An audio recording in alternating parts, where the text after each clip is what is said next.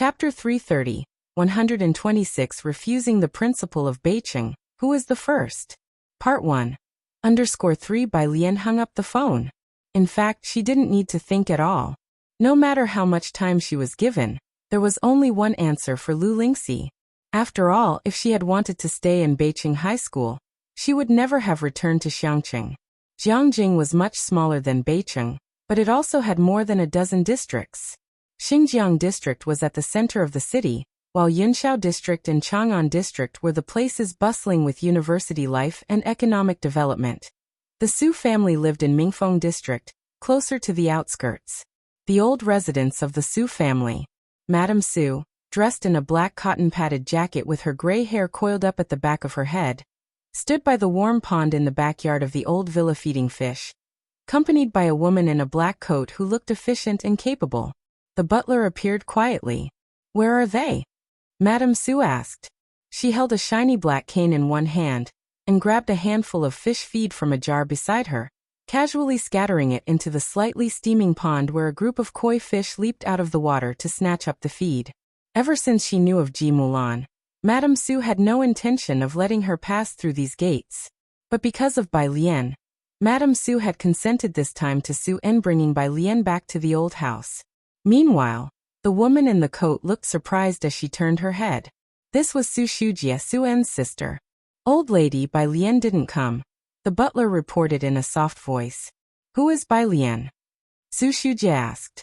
The butler explained to Su Shujie, Ji Mulan's daughter. Su Shujie was surprised. She wasn't very familiar with Ji Mulan, but she had taken the time to come back for Su En's remarriage.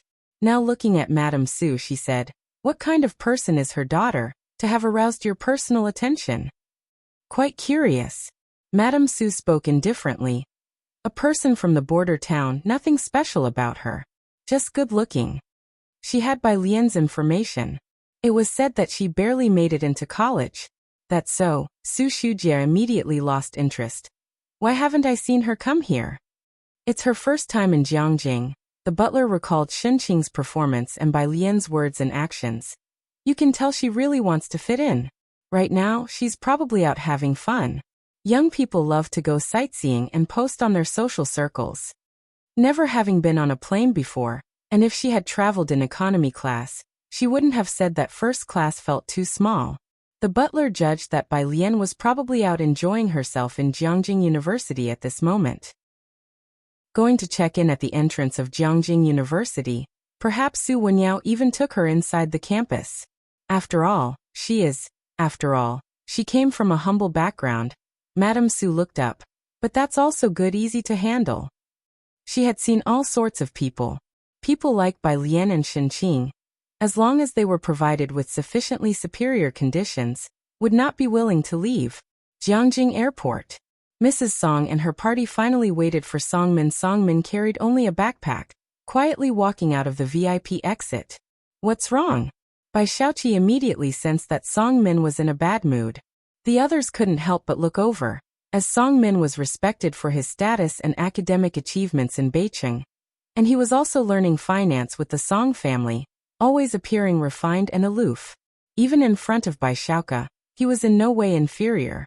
The young man had a strong sense of pride. This kind of subdued mood was rare. "Weren't you waiting for your results?" Mrs. Song smiled as she looked at Songmin. Could it be that there was a mistake in math again? Everyone present knew that Songmin had scored second in math last time, which is why he had put a lot of effort into math in the last 2 months. Mrs. Song guessed that Songmin might not have achieved his desired result in math again. "It's nothing." Bai Xiaoqi also guessed this, and after asking about the results, Songmin hadn't replied to her messages. "A temporary slip-up is no big deal. Don't put so much pressure on yourself. You're always first. Why compete with yourself?" Mrs. Song and Bai Qiming both nodded in agreement. Songmin had dominated the entire high school scene in Beiqing for more than 2 years, never failing to come first in every major or minor exam. Therefore, no one present thought Songmin would fall to another rank. The ever-silent Songmin finally looked up. "I'm not the first this time." "Ah. Then which place did you get?" Mrs. Song stopped, incredulous. "If not you, then who else could it be?" Bai Qiming looked at Songmin, a thought crossing his mind. Could it be Xiaoqi? Songmin. I don't know, I'm also waiting for a message from our class teacher. It was at that moment when the class teacher sent over the results for the first place. Chapter 331, 127 meets Songmin at the training camp, second update. _1 After the results came out, the school checked the international class students' scores immediately. Songmin originally only wanted to know whether he was first in math, but to his surprise, not only was he not first in math, he was second in overall score too. Looking at the entire class, there was no first place either, which could only mean one possibility. The first place belonged to a student from another school. They didn't know the scores from other schools, but fortunately, his school could access and review the score reports. Songmin was anxious to get to Jiangjing, and had told his homeroom teacher to inform him as soon as there was news about the first place. Finally, he received the results for first place. Songmin quickly opened his phone to check. Homeroom teacher. Total score 692, a student from Xiangqing No. 1 High School, 1 point higher than you. Songmin stared at the 692. It was only a 1-point difference, and he breathed a sigh of relief. Thankfully, it wasn't as suffocating as a perfect 150 in math. 1 point higher in total score, this person is, Songmin began, furrowing his brows, from Xiangqing No. 1 High School. Because of Bai Lian, he had a very negative impression of Xiangqing. Xiangqing No. 1 High School? Bai Qiming, upon hearing it wasn't by Xiaoqi, was somewhat disappointed. Then upon hearing the word Xiangqing, his face turned cold. Mrs. Song's expression also changed. Off to the side, Mr. Yin was surprised, attempting to lighten the mood with a smile. Just Xiangqing No. 1 High School, why the long faces? Bai Xiaoqi glanced at Bai Qiming, whose face had darkened, but did not respond. It wasn't until they got into the car that Mrs. Song spoke in a low voice to explain to her brother.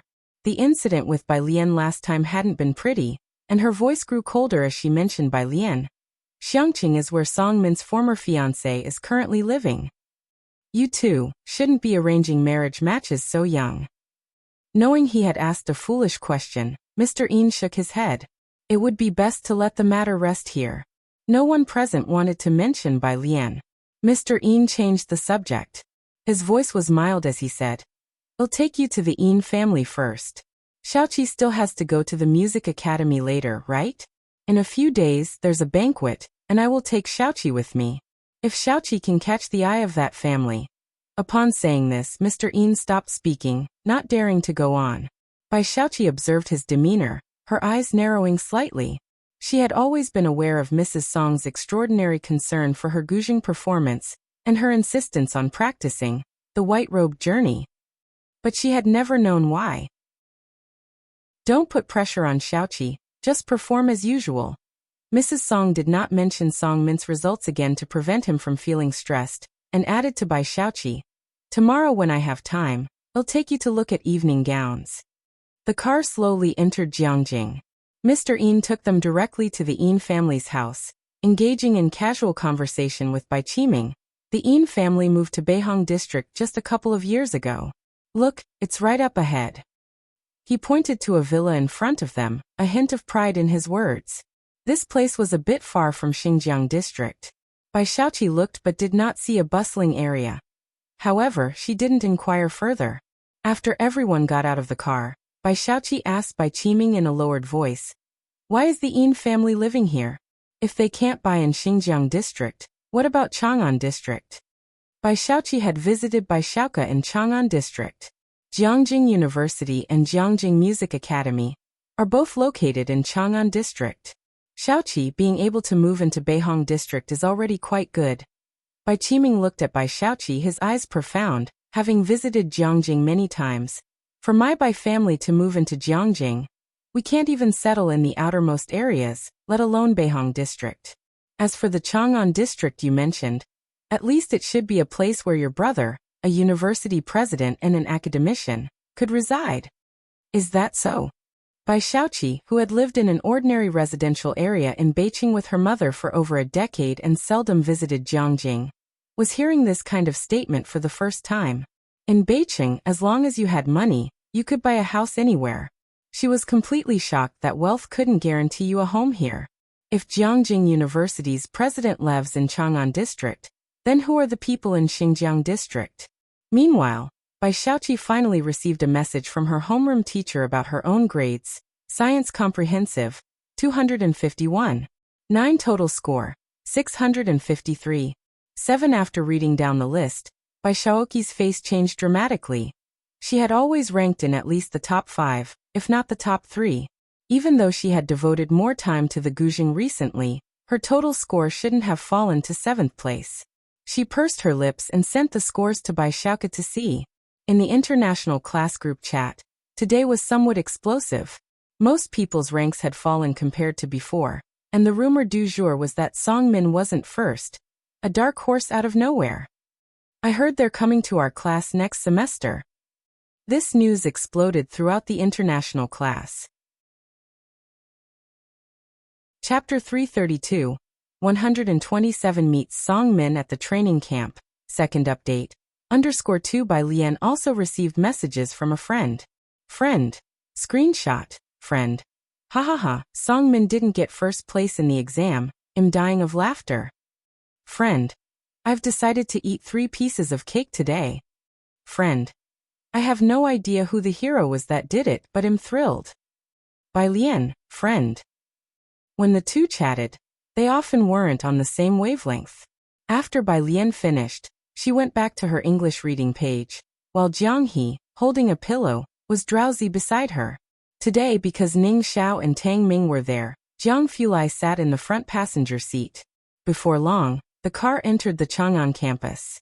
As soon as the car stopped, they could see the towering sign at the entrance of the training camp, Buyuan Base. This is a summer camp gathering point established by Mr. Ji himself, Jiang Fulai explained as he got out of the car, putting on a mask and leading the way in. It's for providing mathematical thinking training for high school and college students. High school students participate in special training to experience university courses in advance. And for college students, it's for guaranteed postgraduate opportunities, and also to experience top-tier academia. Of course, no matter which stage, applying for Buyuan Base is quite difficult. First, you need a compelling resume. Second, you need a recommendation.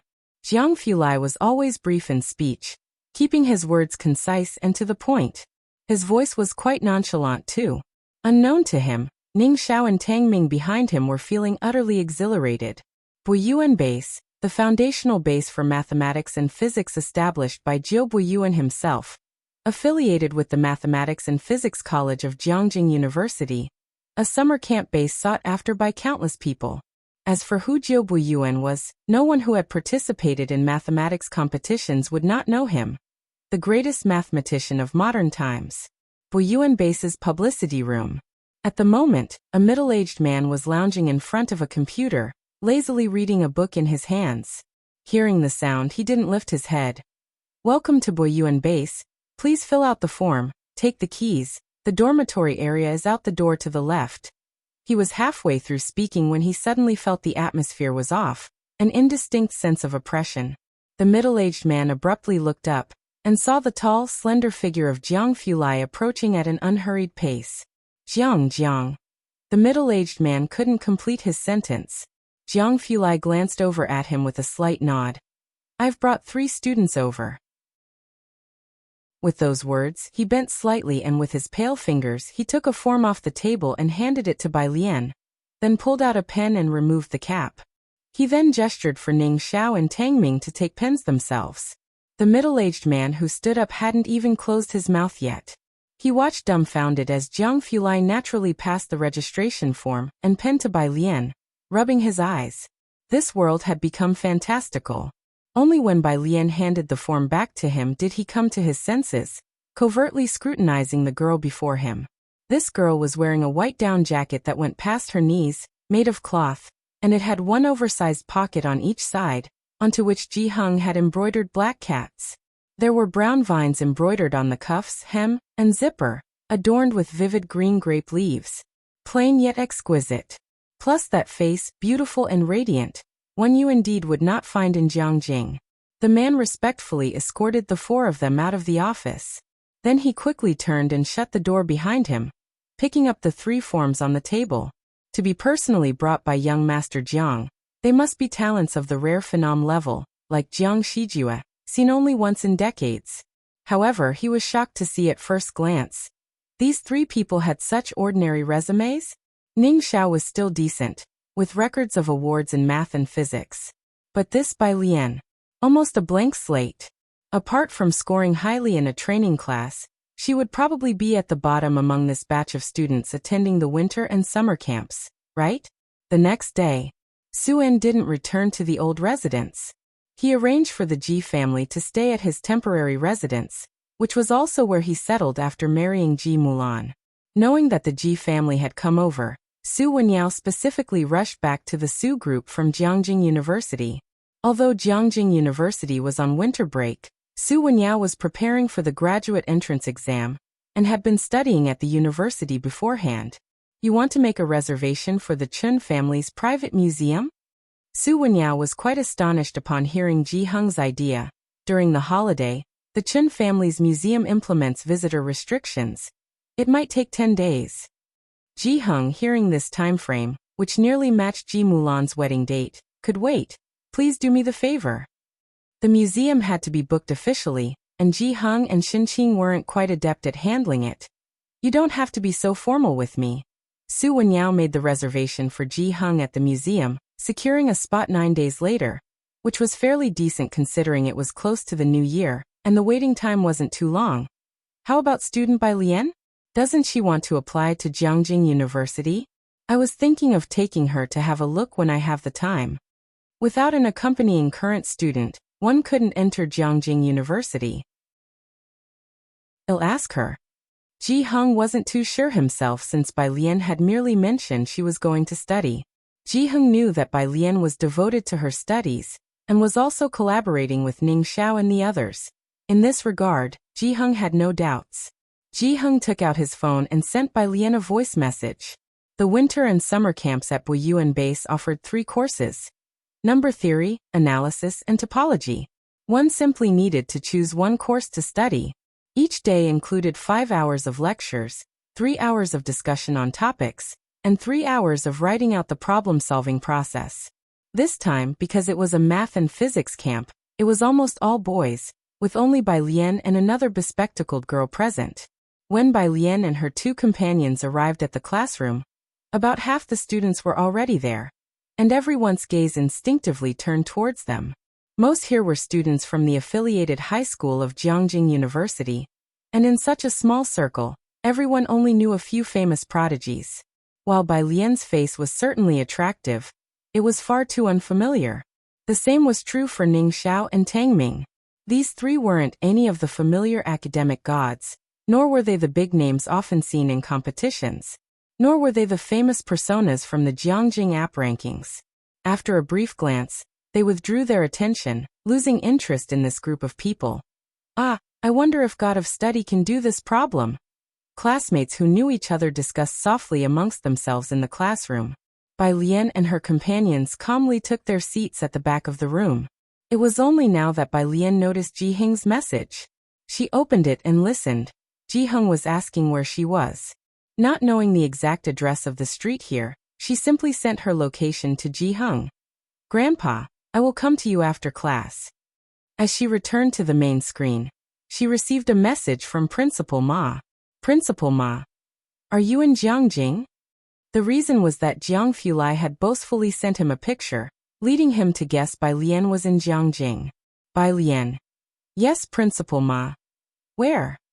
Meanwhile, at the classroom door, a cold, elegant figure walked in carrying a backpack and books, earning a flurry of glances, which quickly turned indifferent and looked away. Yet another unknown individual, uninteresting to them. For the first time, Song Min, who was usually the center of attention at school, encountered such a situation, though he had anticipated it. This was Jiangjing, a place full of talent. With a calm demeanor, he scanned the classroom with his backpack in hand, looking for an empty seat to occupy. As he scanned the room, his gaze landed on the girl sitting at the last row.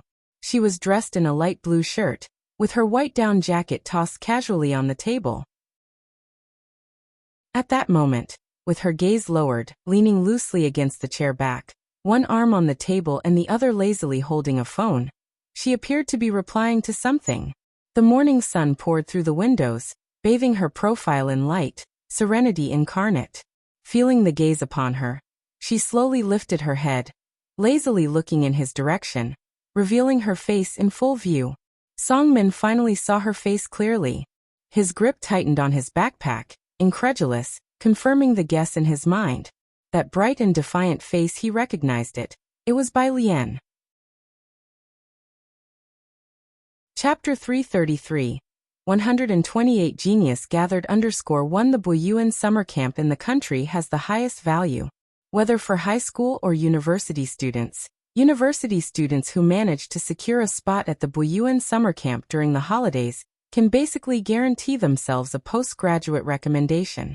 It's second only to the Ross summer camp, but the Boyuan only admits middle school students from within the country, with international students accepted only at the university level.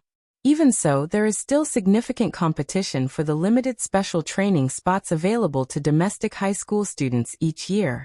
Each session only accepts 30 to 40 students, almost 30 of whom are from the affiliated high schools of Jiangjing University, with the other 4 major cities only being allocated 4 or 5 spots each.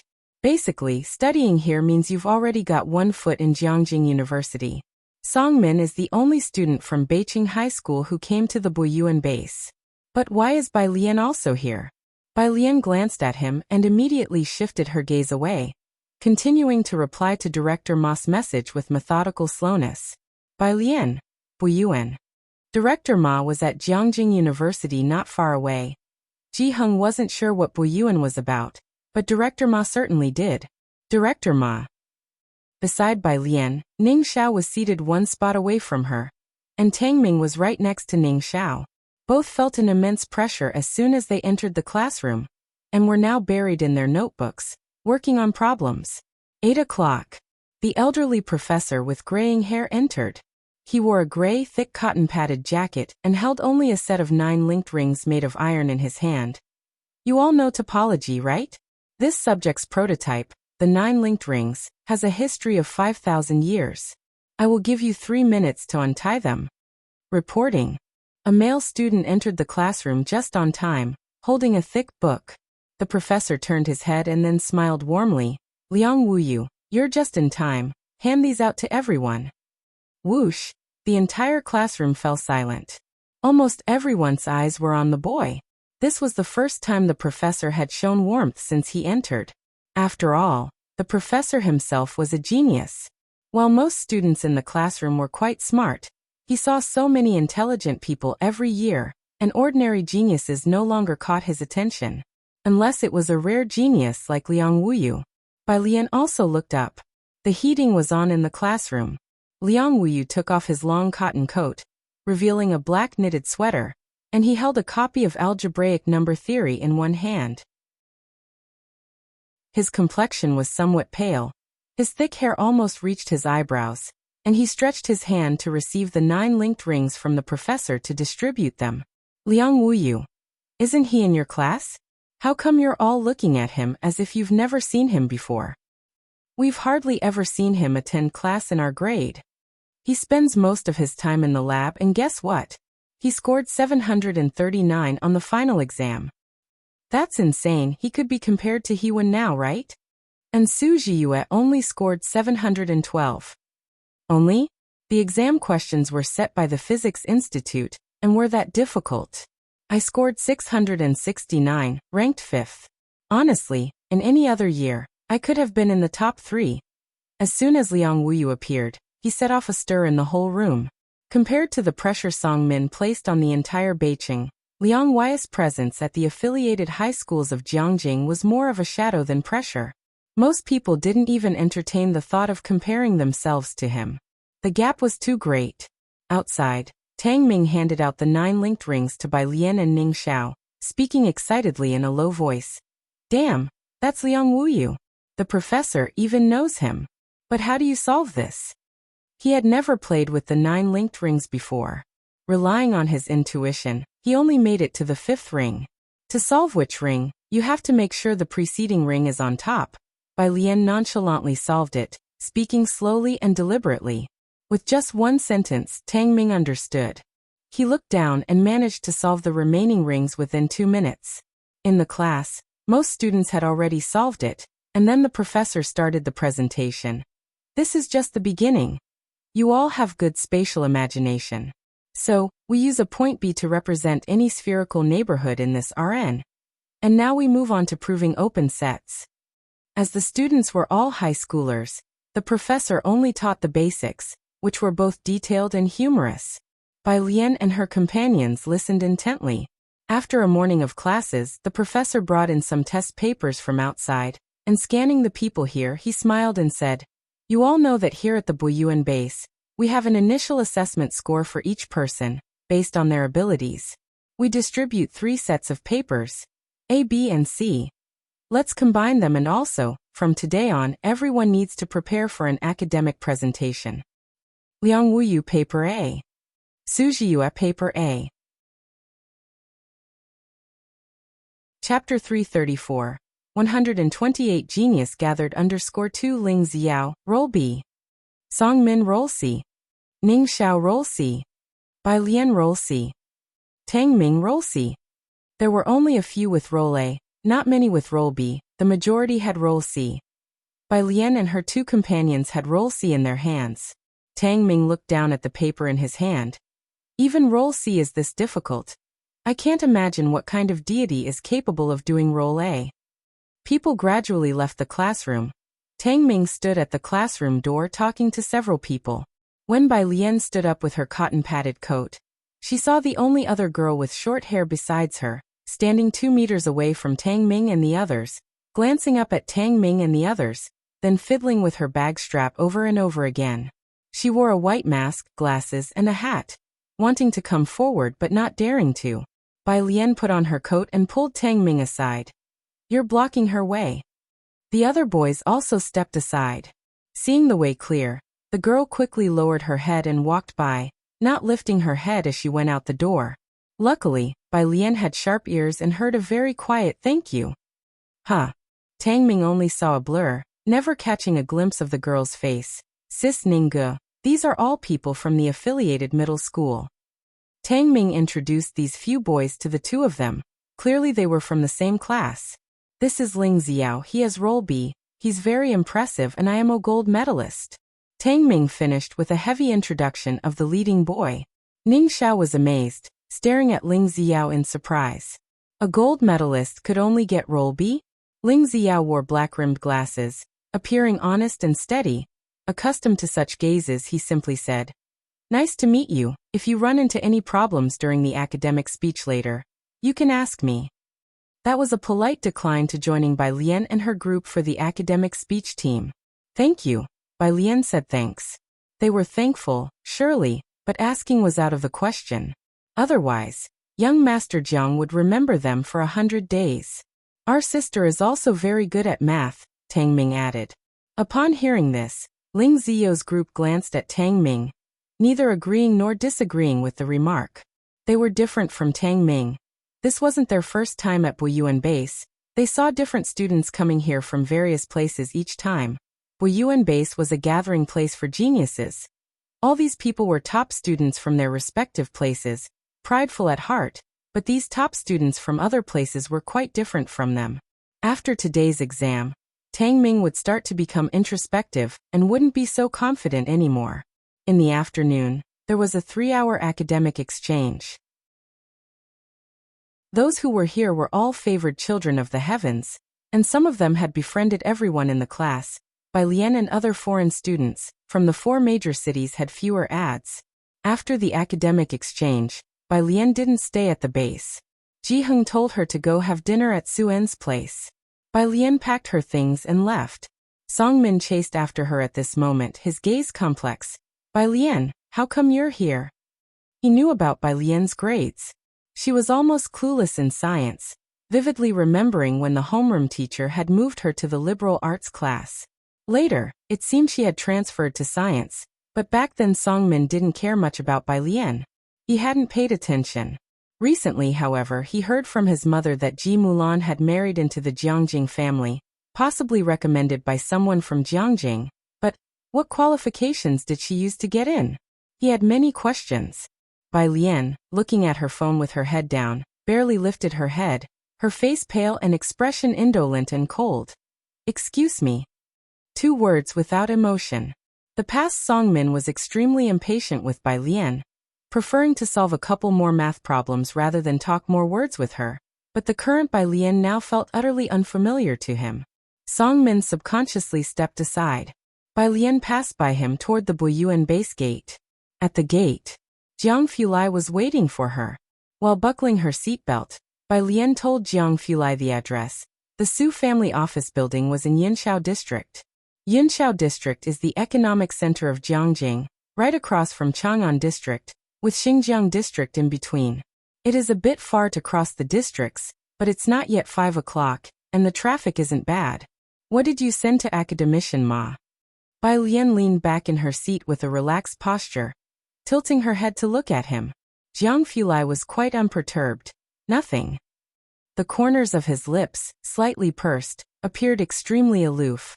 If it were someone else, they wouldn't dare to glance at him at this moment.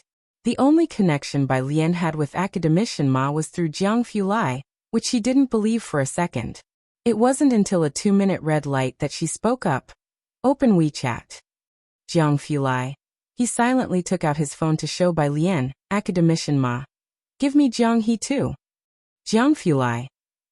Academician Ma. It would be best if you come along. Jiang Fulai didn't pay him any attention. Academician Ma. Bai Lian is also studying quantum mechanics, did you know? Academician Ma. Odd, she actually isn't studying dark matter. Jiang Fulai. Smile. Jiang Fulai. Photo. Jiang Fulai. I'm going to help her get clothes now, don't bother me. Academician Ma. Bai Lian, having read the entire conversation. Much to her relief, young Master Jiang was quite polite.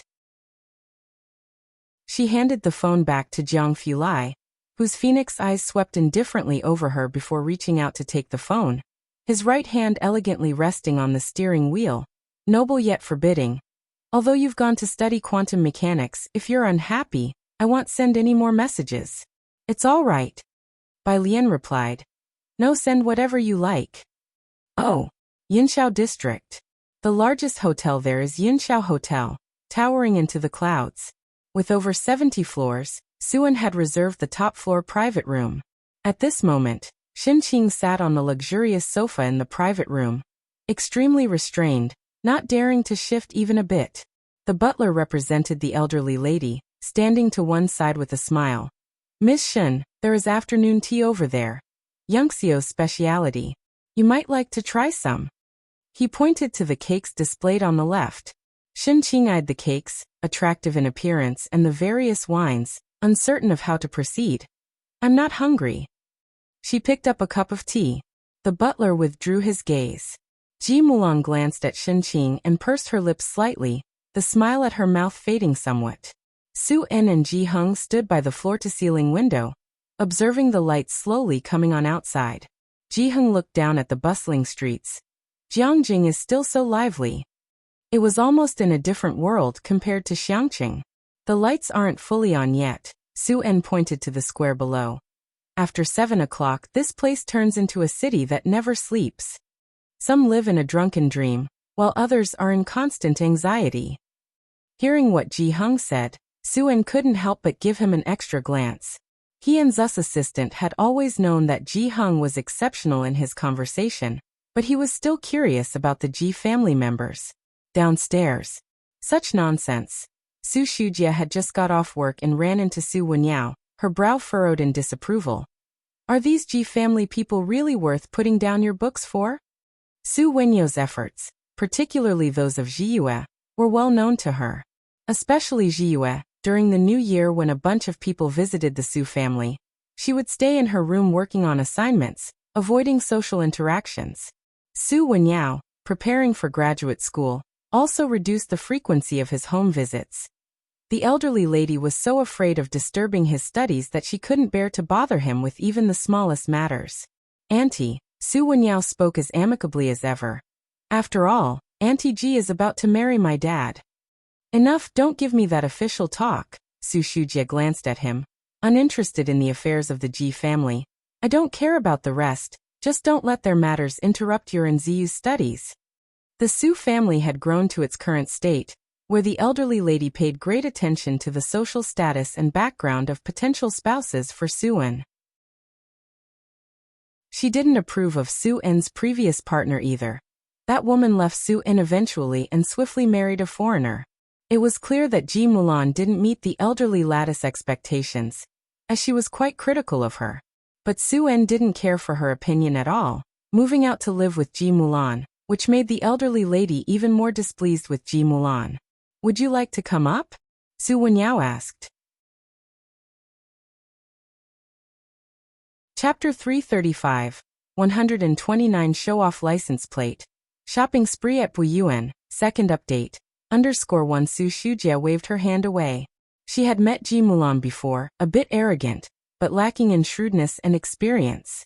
I won't go. She had no expectations for the Ji family, just waved her hand dismissively, then lowered her voice. I heard that the Chun family is moving into the pharmaceutical field. They've just entered the industry. There's a lot of opportunity. Su Wenyao paused at the mention of the Chun family. Then he bid farewell to Su Shujie and went upstairs. Su Shujie got into her car and instructed the driver to head to the intersection ahead.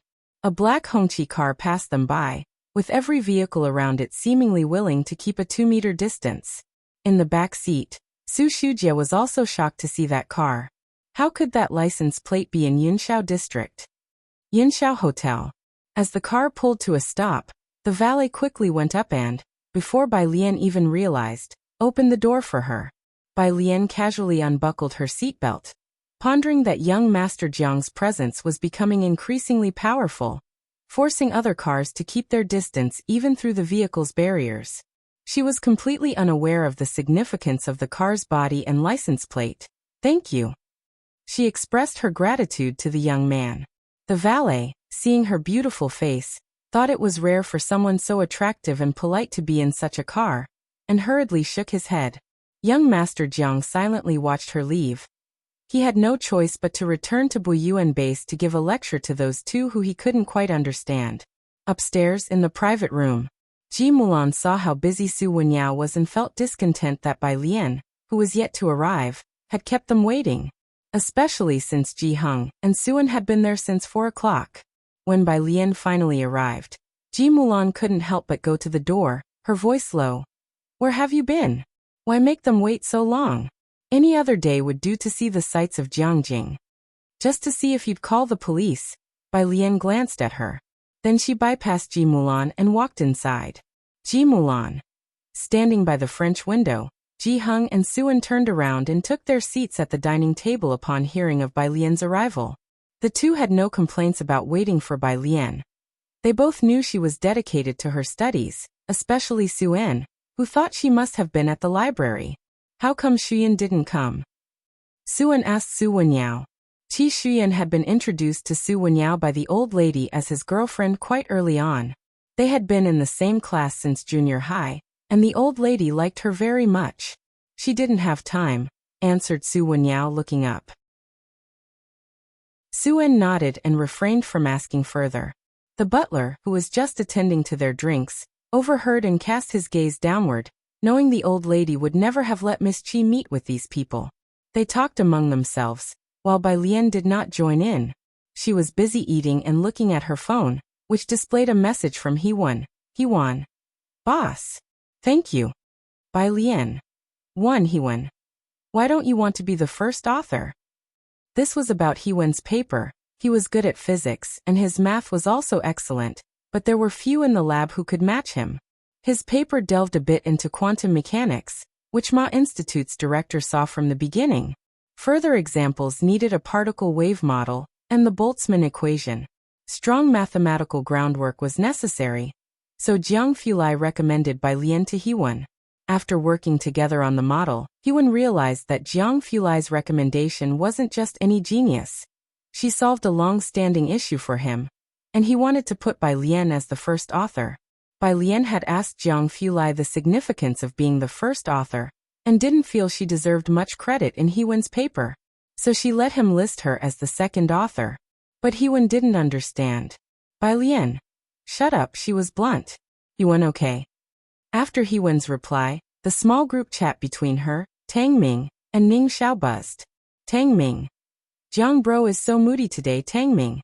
Sis, when are you coming back? Tang Ming. Crying, crying, crying. Bai Lian. Just be smart about it. At the side, while others were chatting casually, the butler glanced at Bai Lian, who was still engrossed in her phone. Ji Mulan noticed it too. She really wanted to say, don't play with your phone while eating. But she feared Bai Lian might retort with a forthright, I will play in front of everyone. She dared not utter the words. Do you want to visit Jiangjing University? Su Wenyao was seated next to Bai Lian and struck up a conversation. I'm heading back to school in a bit. I can take you there. Upon hearing this, the butler cast a glance at Bai Lian. He had anticipated this and was not surprised, though his brow furrowed slightly. He and Su Shujia thought alike, feeling Su Wenyao was wasting too much time on this family. Chapter 336, 129 Show-Off License Plate, Shopping Spree at Boyuan, Second Update. _2 Bai Lian placed her phone on the table. Upon hearing the words, she lowered her eyelashes and responded, Not going for now. She said she was not going for the time being. Su Wenyao was taken aback, then smiled. All right, just let me know when you're going, you have my number. Bai Lian stayed at Yunxiao Hotel with Shen Qing, returning to Boyuan base early the next morning to take today's C paper. The difficulty of C paper was apparent, and Bai Lian had roughly figured it out during the 3 hours that afternoon. She took a pen and began to write down the process on a blank sheet of paper. She was downstairs early the next morning. She was an early riser. But Jiang Fulai was up even earlier. After Bai Lian got into the car, she remembered what Tang Ming had said last night about the sourness of Jiang Gongzi's demeanor, and took another look at him. His expression was cool and detached, no different from before. Jiang Fulai slowly drove onto the main road and arched his eyebrows at her, as if asking why. It's nothing. Bai Lian turned on the Bluetooth and connected to the car speakers. English essays began to play softly inside the car. When they reached Boyuan base, it wasn't even 7 o'clock yet. Bai Lian went straight to the lecture theater. Although it was still early for the 8 o'clock start, most people were already there, making Bai Lian's arrival relatively late. This learning culture added pressure to the people from the other 4 major cities. Except for Ning Xiao and Tang Ming. When Bai Lian arrived, Ning Xiao and Tang Ming gave up their seats inside and introduced her to the others. These are students from the 4 major cities. This is Pei Qin. This is Song Min. Boyuan base did not have a grading system, but there would be an academic presentation. Generally, groups with more than 5 members could research and produce something. Local students from Jiangjing naturally stayed together and did not team up with outsiders. Each year, people from the 4 major cities would automatically form a team. And this year was no different. Song Min sat calmly in front of Tang Ming, not speaking to Bai Lian. The two acted as if they did not know each other. I am good at number theory, the boy with the buzz cut raised his hand. I can handle the number theory part. Pei Qin, my main research in the competition is on fluid physics, said Pei Qin sparingly. Everyone began to explain their specialties and their roles in the team. All these individuals had participated in similar activities before, so their arrangements were all quite rational. Physics, said Ning Xiao. Mathematics, said Tang Ming. Lass was the only female in their group. Bai Lian sat down, took off her coat, and said, everything. Normally, people had their own strengths, but Bai Lian was actually studying both mathematics and physics, so she just compromised. The others were taken aback. In fact, they had all heard a bit about one another. Pei Qin and Song Min were famous geniuses in their respective provinces and cities, each with their specialties. Only the 3 including Bai Lian were unknown to the others. Studying everything meant there was nothing she excelled in particularly. But the expectations for the only female in the group were not that high. Song Min just frowned and glanced at Bai Lian. Hey, the buzz-cut boy laughed. He was the lively sort, just like Tang Ming. Do you guys know who's coming to lecture us today? Bai Lian looked down and continued reading her book. The rest were very curious. Who? Gao Jiachen, Dr. Gao, the boy said mysteriously. My uncle by marriage told me it's a surname Gao. One had to have strong personal capabilities as well as a certain family background to be here, as not just anyone could be a recommender. Hence, they were privy to lots of information. Ning Xiao and Tang Ming, unfamiliar with the Jiangjing scene, did not speak up but listened intently. Dr. Gao. Song Min looked up in astonishment, obviously recognizing the name. Yes, the genius almost as famous as Senior Hewan. Pei Qin also spoke up. You know about Hewan, right? The elite student of Jiangjing University. It's said that he's now in that lab. Their voices were filled with mystery. This made Ning Xiao and Tang Ming curious as well. Xiangqing was almost cut off from the world, and their information was far less extensive than that of the others. Upon hearing the name Hewan, Bai Lian was taken aback, then lifted her head up. Though this female student appeared indolent, she gave off an air of being hard to approach. Now that she finally seemed interested, the buzz-cut boy proudly said, That's right, Hewan from Xiqing, who got into Jiangjing University on his own merit. He talked on and on. Bai Lian was surprised. Is he that impressive? The buzz-cut boy. As the conversation continued, someone suddenly turned around from the front row and looked back at the group sarcastically. What, Xiqing? Senior Hewan is clearly from our affiliated high school. Also, stop appraising Senior Hewan. He's not someone you can casually comment on. What dreams are you few chasing? As for whether he's impressive, that's not for you to speculate. Wait until you become elite students of Jiangjing University and have your names engraved on the stone behind the statues of famous people, then talk. Jiangjing University had a long history, with its founder Liang Zuan leading the way, followed by his disciple Bai Xiangjuan, and then a succession of talented historical figures. Behind the statues was a large stone where only the names of elite students from Jiangjing University could be carved. This was the dream of everyone who got into Jiangjing University. But having one's name alongside the statues of historical figures was exceedingly difficult, and a new student might not even make it in a year. Most of the names engraved were offspring from scholarly families, with Hewan being the only one who rose from humble beginnings to great prominence, a textbook example. Those in academic research revered talents greatly. Hewan's motivational story won him many fans in the academic world. Stop it! Tang Ming signaled to the boy with the buzz cut and Bai Lian to cease their discussion. Bai Lian furrowed her brows, looking towards the person who had spoken. Calm down. Tang Ming's internal alarms went off, and he quickly grabbed Bai Lian's arm. Harmony, democracy, civility, rule of law. Bai Lian withdrew her gaze. Her phone on the table lit up. She glanced at it. Headmaster Ma. Location. Headmaster Ma. What a coincidence, I ended up at Buyuan Base while out shopping. Chapter 337, 130 Prestigious Families, A Fortunate Encounter _1 Bai Lian pondered for a moment. She knew that Academician Ma was over 70 years old, and couldn't imagine how he managed to go shopping with Pu Xiaohan. Bai Jian. Academician Ma, be careful since Board Road is slippery. Don't fall down. The weather in Jiangjing was colder than in Xiangqing, and parts of the smaller paths in Buyuan had iced over. Given the advanced age of some individuals, a fall could be significant, so she reminded Academician Ma. Academician Ma. Academician Ma was ignoring her, but Bai Lian didn't mind. She took out a notebook from her backpack and a black pen, then used her free time to organize the shorthand music score. It was only the second day, and clear cliques had already started to form among the classes at the special training camp.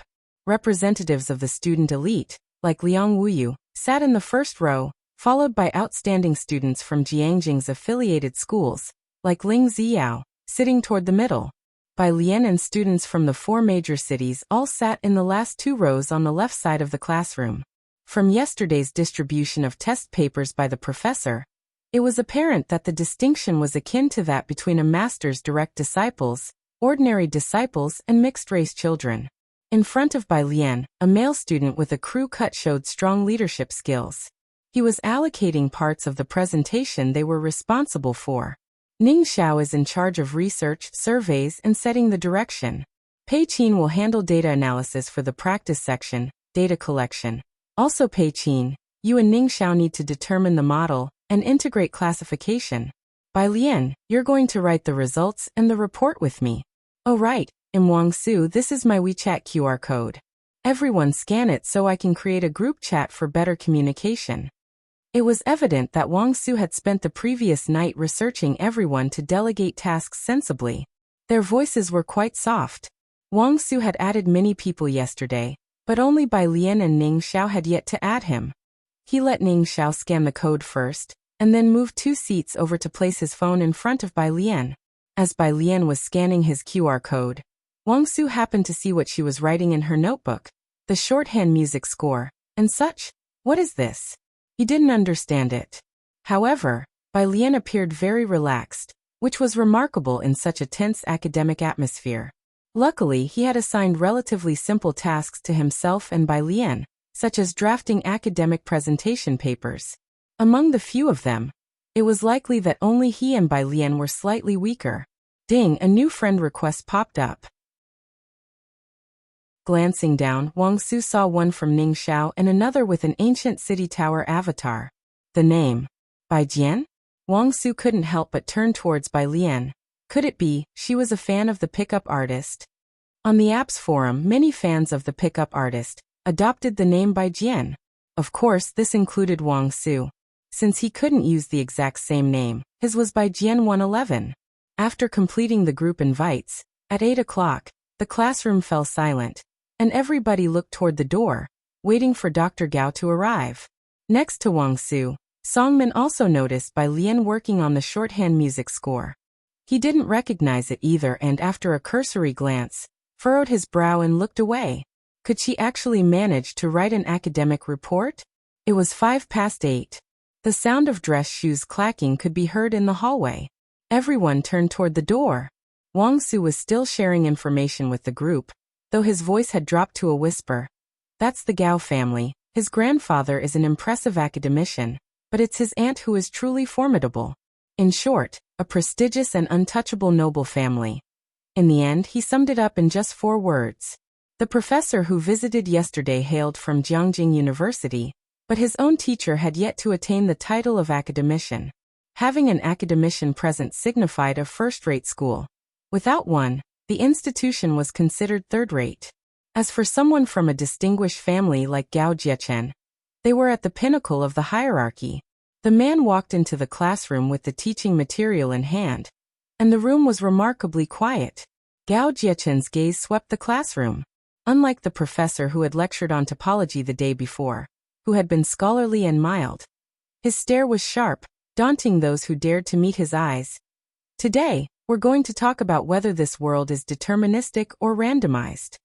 People like Pei Qin and Wang Su unconsciously looked away from his gaze. Not just them, most of the students from the affiliated schools also dared not meet Gao Jiechen's gaze. When Wang Su averted his gaze, he saw Tang Ming and Ning Xiao seated behind him, who did not look away. He couldn't help but give them a thumbs up. Tang Ming looked back at him, puzzled. Of course, what Wang Su didn't know was that these two had faced Jiang Fulai's deadly stare for so long. Gao Jiechen's influence was like a sesame seed in comparison, and even less oppressive than Jiang He. Compared to yesterday, today's lecture was more profound and difficult to understand. Liang Wuyu from the first row raised his hand to ask a question. Liang, you have a query? Gao Jiechen obviously recognized the widely known Liang Wuyu, as he was a hot candidate for top honor at Jiangjing University. What is your question? Chapter 338. 130 Prestigious Families. A Fortunate Encounter _2 Dr. Gao. Does this mean that we are still unable to perform general computing and can only tackle specific problems? Where is quantum superiority manifested? Gao Jiechen glanced at Liang Wuyu, gestured for him to sit down, and said, its principle isn't much different from the photoelectric effect. Dr. Gao. Ling Xiao in the middle also wanted to ask a question. Without looking back at Ling Xiao, Gao Jiechen continued his lecture, which discouraged others from speaking up with their questions. Just then, someone knocked twice on the classroom's front door. Gao Jiechen frowned and looked at the door with an unpleasant expression. Everyone's attention was drawn to it. The door opened. It was an old man wearing a black velvet hat, only the white hair at his temples visible. His dark eyes bore the weight of years, and his face, crisscrossed with deep lines, exuded authority. Academician Ma? Gao Jiechen recognized the elder. His displeasure vanished, and he was very excited. Are you here to attend my lecture? Upon hearing Gao Jiechen's words, the quiet classroom instantly erupted. As previously mentioned, the highest honor in the country is the title of academician. Having an academician means being a first-rate school, but even among first-rate schools, there are differences. Academician Ma was a standout among them, his achievements not even needing mention. Within the elite circle of academicians, he was top tier. Many coveted the chance to participate in his research projects but could not. Present students like Song Min and Ning Xiao, still unfamiliar with the scientific research community, did not know who Academician Ma was, but they could infer his significance by observing Gao Jiechen's attitude towards him. A scion from a well-known family. Academician Ma looked at Gao Jiechen. No problem, you keep on lecturing. I'm just wandering over here for a casual visit. As he spoke, his gaze swept across the class. In the entire classroom, there were only 2 female students, one of which was Su Jiyue in the middle, wearing glasses and dressed in her affiliated high school's uniform. Academician Ma turned his attention to the second girl. She too was looking at him. In her hand, she twirled a pen, while her left hand lazily rested on a printed document. No need to think, it must be her. Academician Ma took note of the empty seat next to Bai Lian, and calmly sat down behind her, under the watchful eyes of everyone. Because of Academician Ma's presence, Gao Jiechen lectured with renewed passion. The 4-hour-long lecture ended swiftly. Academician Ma left 5 minutes early. As soon as he left, Gao Jiechen also hastily packed up his things and followed out. Our first academic seminar is in 6 days. If you have any questions, find me at my temporary office. Academician Ma, please wait for me. Once both their figures had disappeared, the classroom buzzed anew. It's Academician Ma, I actually saw him in person, exclaimed a student from the affiliated high school. Even my grandfather has never spoken to Academician Ma, and I was sitting in the same classroom with him. Ling Ziyo's face was flushed with excitement. Today, Dr. Gao lectured on quantum computing. Did Academician Ma come to listen to Dr. Gao's lecture? I didn't expect Dr. Gao to be held in such high esteem by Academician Ma. So does that mean he is better than Senior Hewan? These were all top students from the affiliated high school, with inherently good conditions. From their first to the 3rd year, the school had organized many events at Jiangjing University, and having relatives engaged in scientific research, they were quite familiar with the university's celebrities. In contrast, Ning Xiao, Wang Su, and Song Min were less informed. At the moment, Wang Su was asking his aunt about Academician Ma while Tang Ming searched online. Students from the 4 major cities also burst into heated discussions. Bai Lian looked down at her lit-up phone. Academician Ma. Publicity department. Bai Lian thought he had just wandered this way and came to see her by chance. Bai Jian. She packed her things and went to the publicity department to find Academician Ma. Seeing that Bai Lian was leaving early, Wang Su quickly spoke up. Where are you going? Join us for lunch at the cafeteria, and we can discuss academics while we eat. I'm looking for someone, Bai Lian thought for a moment and then told them. Just save me a spot, I'll be back very soon. Looking for someone? After Bai Lian left, Wang Su rubbed his head and looked to Ning Xiao and Tang Ming. Do you guys know people here in Jiangjing too? Ning Xiao bowed his head and started to pack up his things. Song Min watched Bai Lian's retreating figure. Knowing that Ji Mulan had married into Jiangjing, he assumed Bai Lian went to find someone from the Su family. The publicity department was near the entrance. By the time Bai Lian arrived, she had just passed Gao Jiechen on the main road. He was proud and aloof, looking down on even Liang Wuyu, fearing only the Liang family's clout. As for the others, he didn't even spare them a glance, so naturally he did not recognize Bai Lian. Chapter 339. 130 prestigious families. A fortunate encounter _3 just as he brushed past her on the road. He noticed Bai Lian's extremely attractive face and took a second glance. Others often looked bulky in down jackets, but Bai Lian appeared unusually slender in her white cotton coat embroidered with delicate vines and cats. Her tall figure, pale skin, and her face was beautiful without being coquettish, her gaze lazy. Who is that? Gao Jiechen turned his head to take another look. The staff by his side looked back, probably a student participating in the training camp. Gao Jiechen nodded. Bai Lian arrived at the publicity office, just as a group of people also reached the school gate. Almost at the same time as her. The publicity office. The person in charge and academician Ma were both there. The room was heated, and Bai Lian went to close the door without thinking. Academician Ma put down his teacup and raised his hand. No need to close the door, come in and sit. Bai Lian didn't close the door. Seeing that the person Academician Ma was waiting for was Bai Lian, the person in charge of the publicity office wasn't surprised either, having seen more surprising things before. Student Bai, have some tea. He poured a hot cup of tea for Bai Lian. Thank you. Bai Lian expressed her gratitude to him. The person in charge waved his hands in a hurry. Don't mention it. He sat back down and observed Bai Lian discreetly, wondering what was so special about this student that he wasn't aware of, as both young Master Jiang and Academician Ma seemed to treat her quite uniquely. Why don't you study dark matter? Academician Ma was forthright with Bai Lian, as they had been communicating on WeChat for several months. Both were academic elitists. The person in charge complained internally.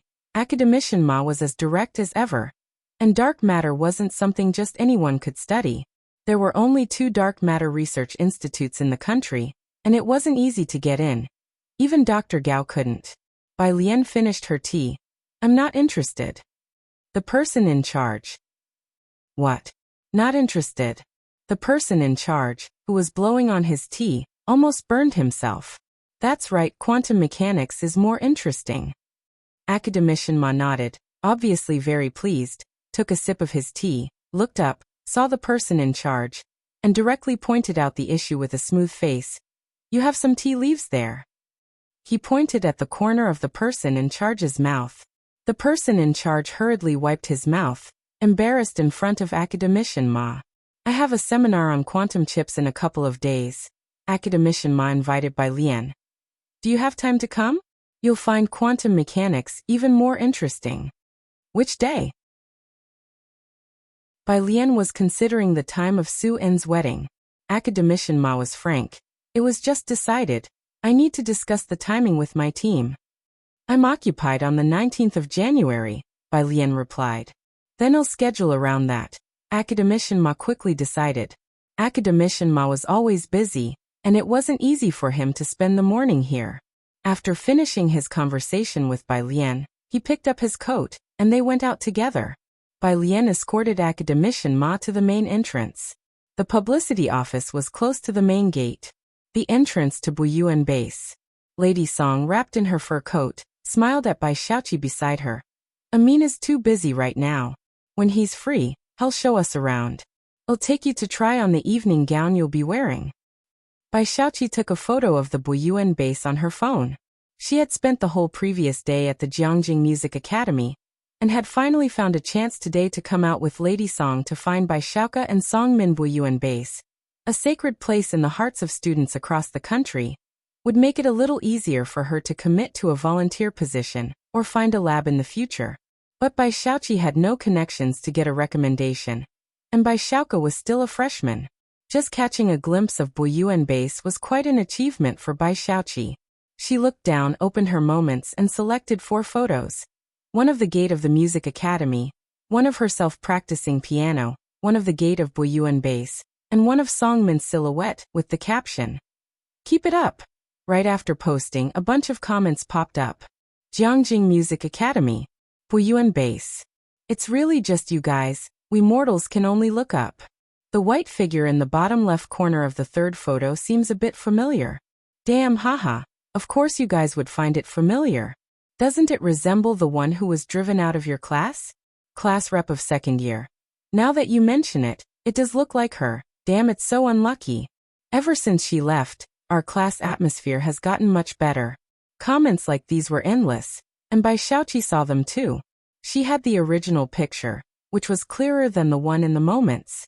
She enlarged the original, and the figure in the picture wasn't very clear, only the side face was captured, but the person's temperament and appearance stood out so much that she was noticeable in a crowd. However, the difference from the dissolute Bai Lian and Bai Xiaoqi's memory was too great. She wasn't sure. Bai Xiaoqi turned back and looked in that direction, where she could still see that white figure that hadn't gone far. By her side, seeing her suddenly stop, Lady Song was somewhat surprised and turned to look as well. Is that? Lady Song was stunned. Bai Lian. Chapter 340. 131 Lanji's exclusive spot. Second update. _1 Lady Song had met Bai Lian once before in Xiangqing. That time, Bai Lian had almost overturned the image Lady Song had in her mind, and now with just one glance she was sure this was the real Bai Lian. Her demeanor was almost no different from the last time she had seen her. Is it really her? Bai Xiaoqi squinted at the figure of Bai Lian. What is she doing here? Song Min was always silent and hadn't told them about Bai Lian being here. Lady Song wouldn't think that Bai Lian, previously rejected by the science class, would be at Buyuan base for special training. She considered for a moment. Don't worry about her. Though that's what she said, Lady Song shook her head internally. With her mind full of thoughts, she couldn't help but speculate that Bai Lian was here to find someone. Who could she know at Buyuan base? It could only be Song Min. What Lady Song could think of, Bai Xiaoqi could naturally guess. She withdrew her gaze from Bai Lian. She wasn't surprised by Bai Lian's actions. After all, in the past, Bai Lian indeed used to chase after Song Min. Bai Xiaoqi bowed her head and unlocked her phone, replying to one person. Looks like it's her. WTF? What's she doing there? What else could she be doing? Haha. She's there for Song Min, of course. Cafeteria. Buyuan base wasn't large, and with the winter and summer camps along with the training sessions underway, the students from college, high school, and middle school, as well as the staff, added up to several hundred people. The dining hall offered a variety of dishes, all for free, with long dining tables. Bai Lian picked up her tray and grabbed some food at random before looking for Ning Xiao and Tang Ming, who had saved a spot for her in the middle. Song Min was sitting opposite Tang Ming when he received a text message and glanced up at Bai Lian. Bai Lian was eating while listening to the division of labor being explained by Wang Su. The phone by her plate lit up. Dog friend. Image dog friend. Is that you? Bai Lian opened it and replied with one hand.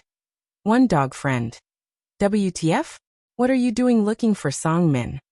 Bai Lian. Question mark. Bai Lian. I'm here to participate in a special training camp.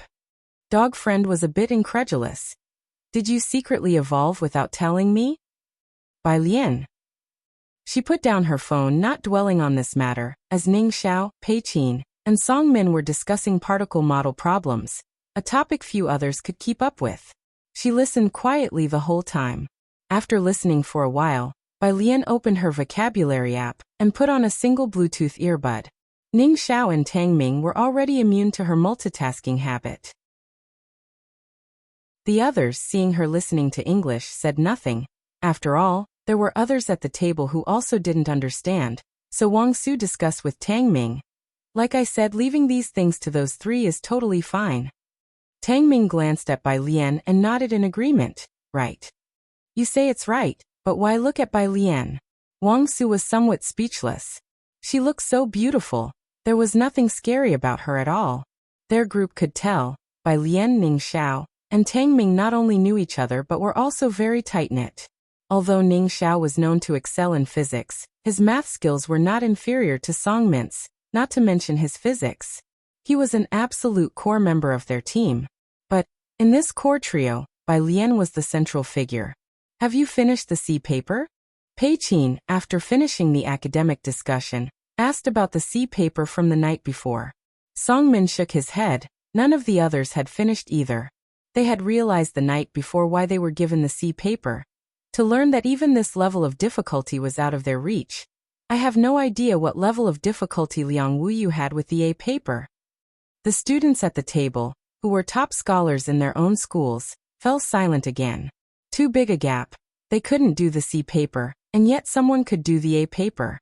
At that moment, Wang Su noticed Ning Xiao and Tang Ming glancing at Bai Lian again. Bai Lian lazily tapped the table with her hand. Wang Su. Before he could express his thoughts, Tang Ming spoke. We have finished it. What? Wang Su exclaimed, standing up sharply. The others looked up, Song Min's gaze intently focusing on Tang Ming across the table. Take a look. The homework was mentored by Jiang Fulai, so Tang Ming naturally would have consulted Bai Lian's opinion. He retrieved the previous night's answers from his backpack hanging on the back of his chair. Processes were filled on A4 papers. The others didn't speak, simply taking out their phones to take pictures of the answers, intending to head to a study room right after the meal to thoroughly go through them. Song Min naturally took a photo as well. With Tang Ming's answers on their minds, their eating pace quickened, hastily finishing their meals to head to the classroom to analyze the answers. It's actually correct. An hour later, Pei Qin looked at Song Min in astonishment. How did he do it? Chapter 341. 131 Lanji's exclusive spot. Second update. _2 Song Min also wasn't clear. After trying on the gowns, Bai Xiaoqi and another person returned to the Yin family home. Bai Qiming was chatting with President Yin, and the two had discussed a partnership. It wasn't so easy for the Bai family to establish a presence in Jiangjing. Have you two returned? Ever since Bai Xiaoqi had entered Jiangjing Music Academy, President Yin had become much warmer towards her. Did you visit Amin and student Xiaoka? Brother is still in the lab, he can't come out, Bai Xiaoqi said as she sat on the sofa, neither humble nor arrogant. President Yin felt a little regretful. Once he has vacation, I'll definitely have him come over. Lady Song found an opportunity to speak with Bai Qiming. I saw Bai Lian today at the Buyuan base. Her. Bai Qiming frowned. Upon mention of Bai Lian, naturally, one would think of her disobedient actions. If it hadn't been for the later opportunity to meet with Ding Jian, Bai Xiaoqi would surely have been delayed.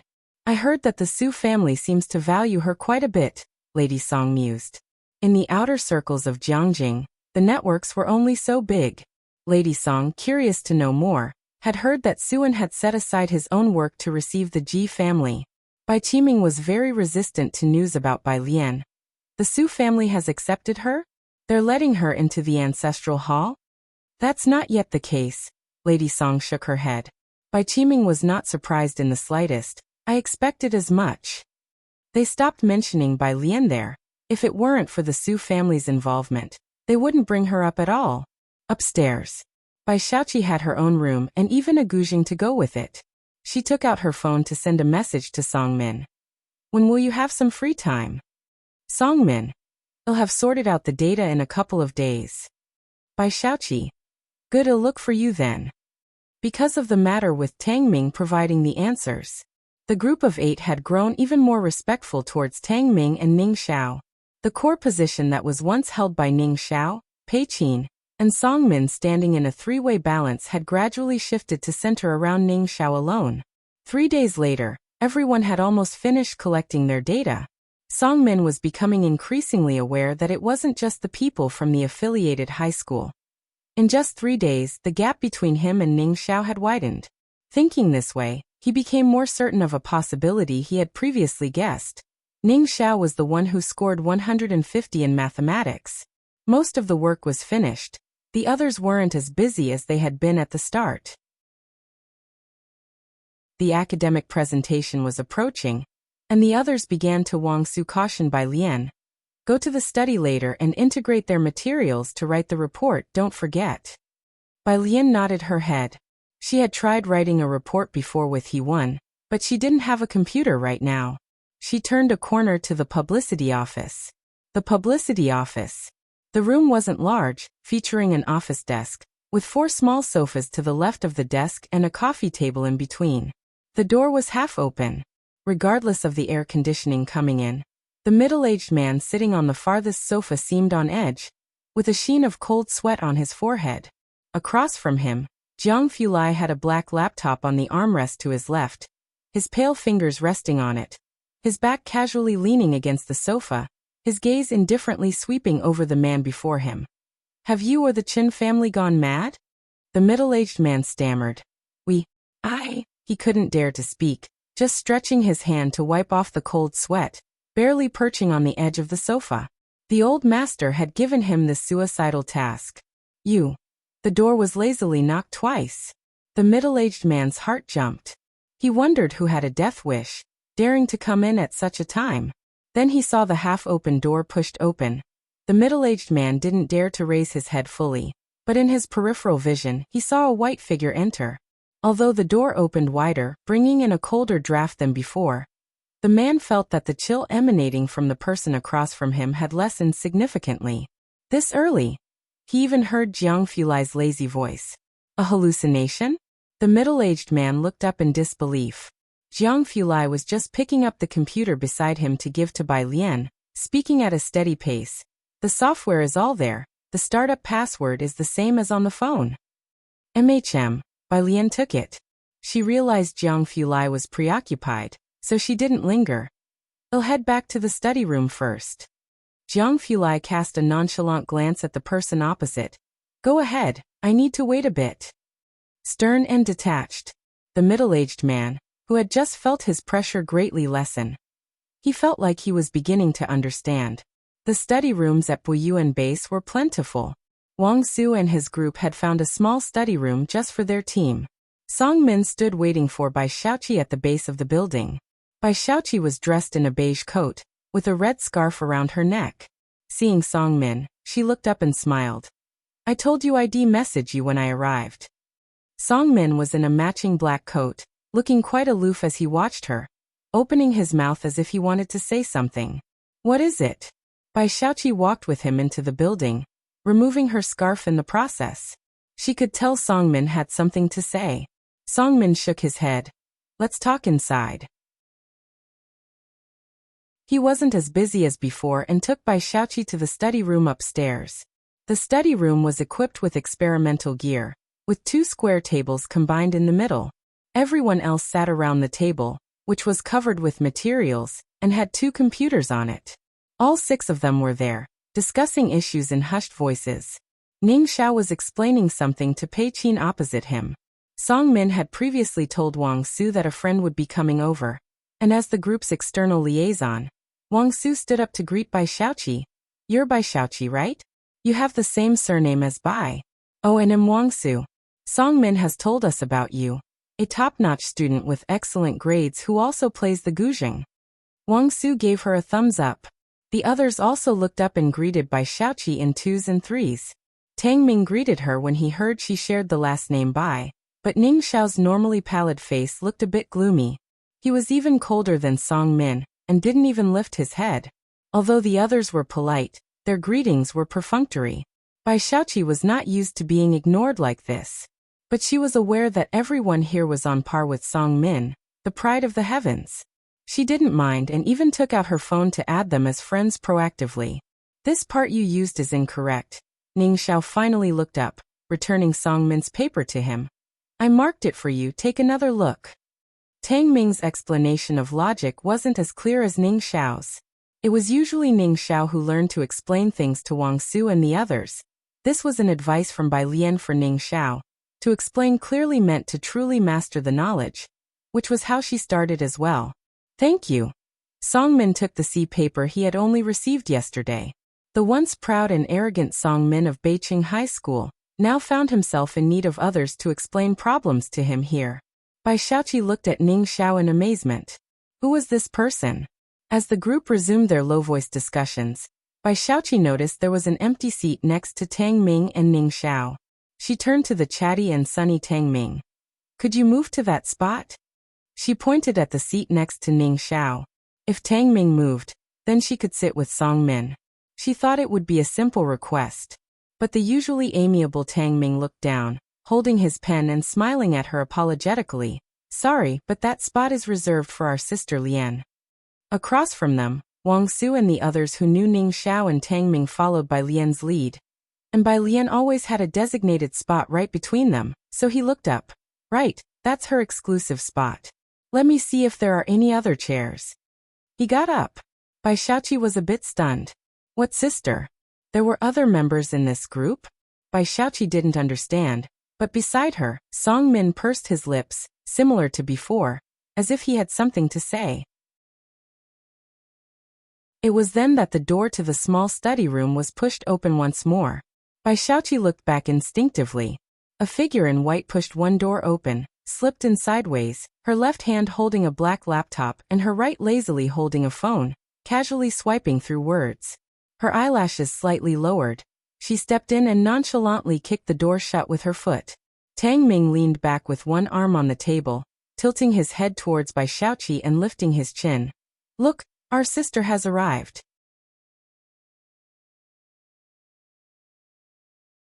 Chapter 342. 132 Bai Xiaoqi's astonishment.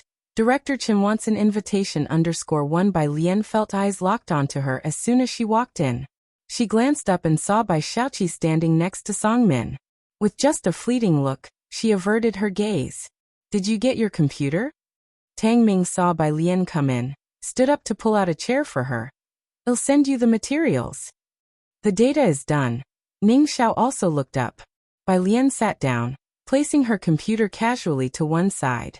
She took off her coat, opened the computer, and clicked on a document and some software.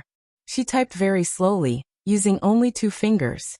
The first time he saw her type, Tang Ming fell silent for a moment. He almost said, "Let me do it for you." Thinking about Bai Lian's perfect 150 score in Chinese, Tang Ming knew he was not worthy, but he really wanted to become a typing machine. Wang Su also happened to bring a chair over, placing it next to Song Min.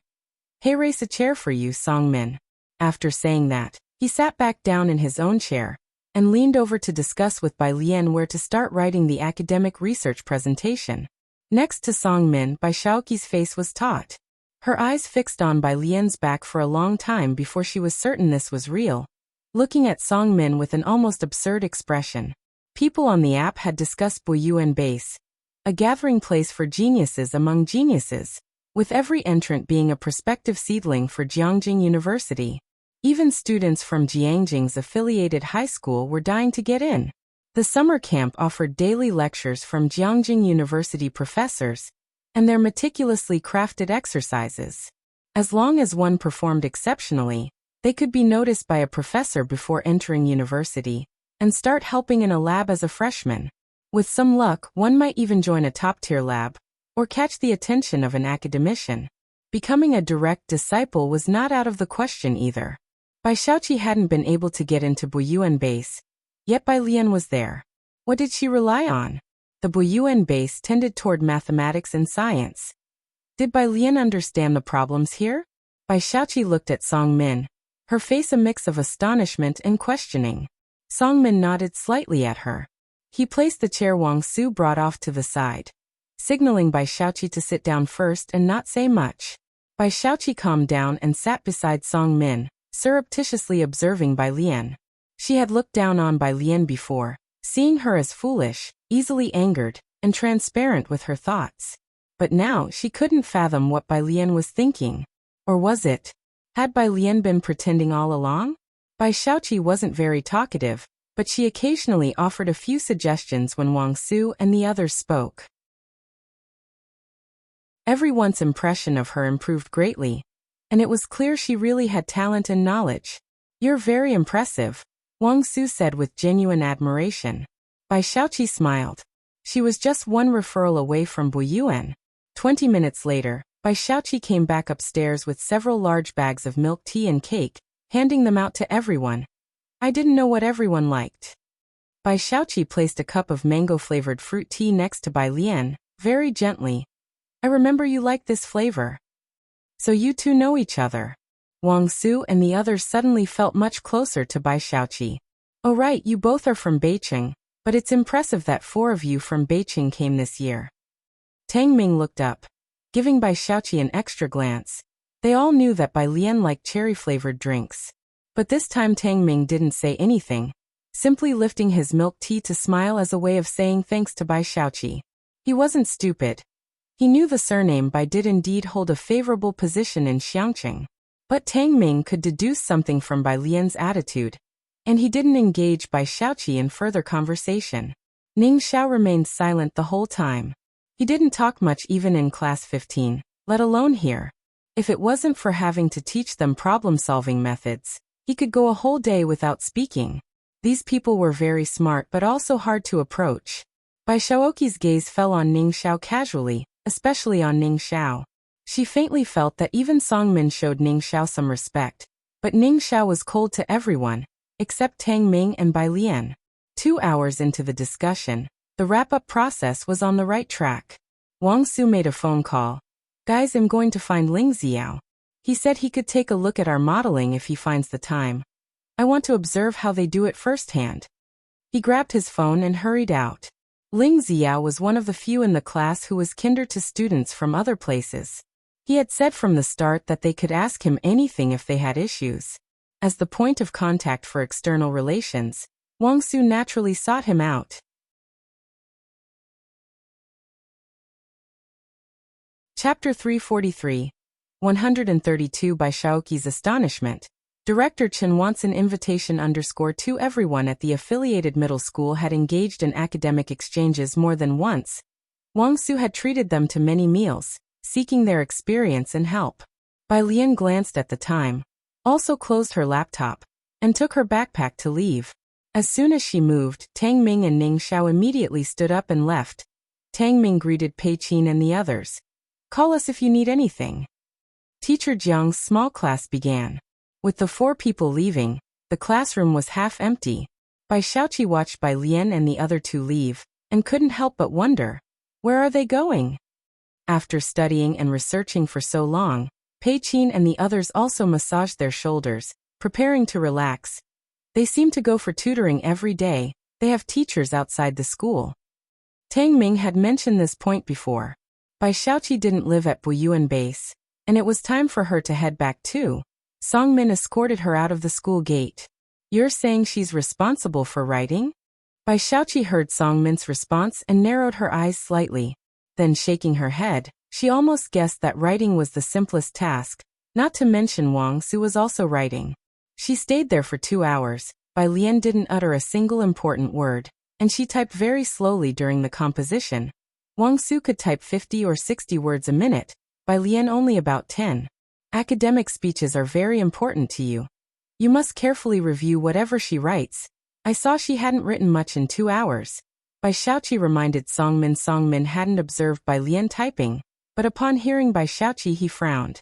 In another classroom, Jiang Fulai stood beside the chair, looking down at Bai Lian typing. Bai Lian was just getting familiar with the keyboard, typing a bit faster than initially, but still slower than the normal speed. Jiang Fulai's computer was self-assembled, to avoid the issue of his code writing speed surpassing the processing speed. His computer operated very quickly. At this moment, he watched Bai Lian typing letter by letter. The black ultra-thin computer seemed a bit wronged. Bai Lian lazily jabbed at the keyboard with 2 fingers. Seeing Jiang Fulai's gaze, she looked up with an expressionless face. Do you need something? No, your typing is very accurate. He paused, then spoke. Sincerely, Bai Lian. Jiang Fulai glanced over and saw where she had written up to. Their academic report contained many formulas, and Bai Lian, new to computers, was not familiar with the editor. She was studying the formulas. The formula is here, Jiang Fulai couldn't help but point out. He bent over slightly, his cold white fingers tapped on the triangle tag.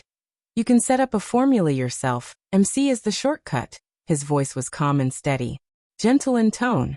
Once Bai Lian got the hang of the basic functions, her speed of writing formulas also picked up. Tang Ming opposite her felt a bit touched. If only he had 1/10 of this patience when teaching them, that would be great.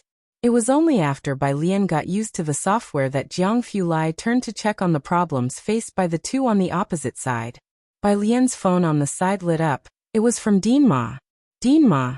The time is set, January 17th in the afternoon. He was talking about the time for the speech, the 17th, which didn't coincide with Su En's wedding nor Boiwan's academic presentation. It was just right for Bai Lian, not too rushed. Bai Jian. There was also an unread message from Chief Chen. Miss Bai, is Mr. Zu's wedding on the 19th? By Lien. Yes, Chief Chen. I can get back before the 19th, just in time when I'm free. May I attend? Chief Chen always had proper discretion. Suen actually wanted to bring it up to Chief Chen, but Chief Chen knew his attendance at the wedding was for someone else's sake. Thus the invitation should naturally come from Bai Lian and Ji Hung's side, not from the groom's side. Bai Lian. Bai Lian had no objections. Ji Hung got along well with Chief Chen. The next day, at the Su family's home, Grandma Su didn't meddle in Su En's wedding arrangements, only instructing the butler to report to her if necessary. He booked 100 tables at Yinshao. It was the first time Grandma Su heard about Su En's wedding plans and found it utterly ridiculous. He fully booked 3 floors of the banquet hall. Just hearing about the extravagance, considering Su En's arrangements, nearly 10 million yuan was spent. Were the people of the Ji family worth it? The butler kept his head down, not daring to speak. He must be out of his mind. Grandma Su pressed her brow. Have the invitations been sent to the Yu family? The butler quickly responded. They have been sent long ago, and I see the young master has also sent several invitations to the Qi family. The Qi family? Grandma Su scoffed, letting the Qi family people and Xian attend their wedding. Ji Mulan really thinks she's that important.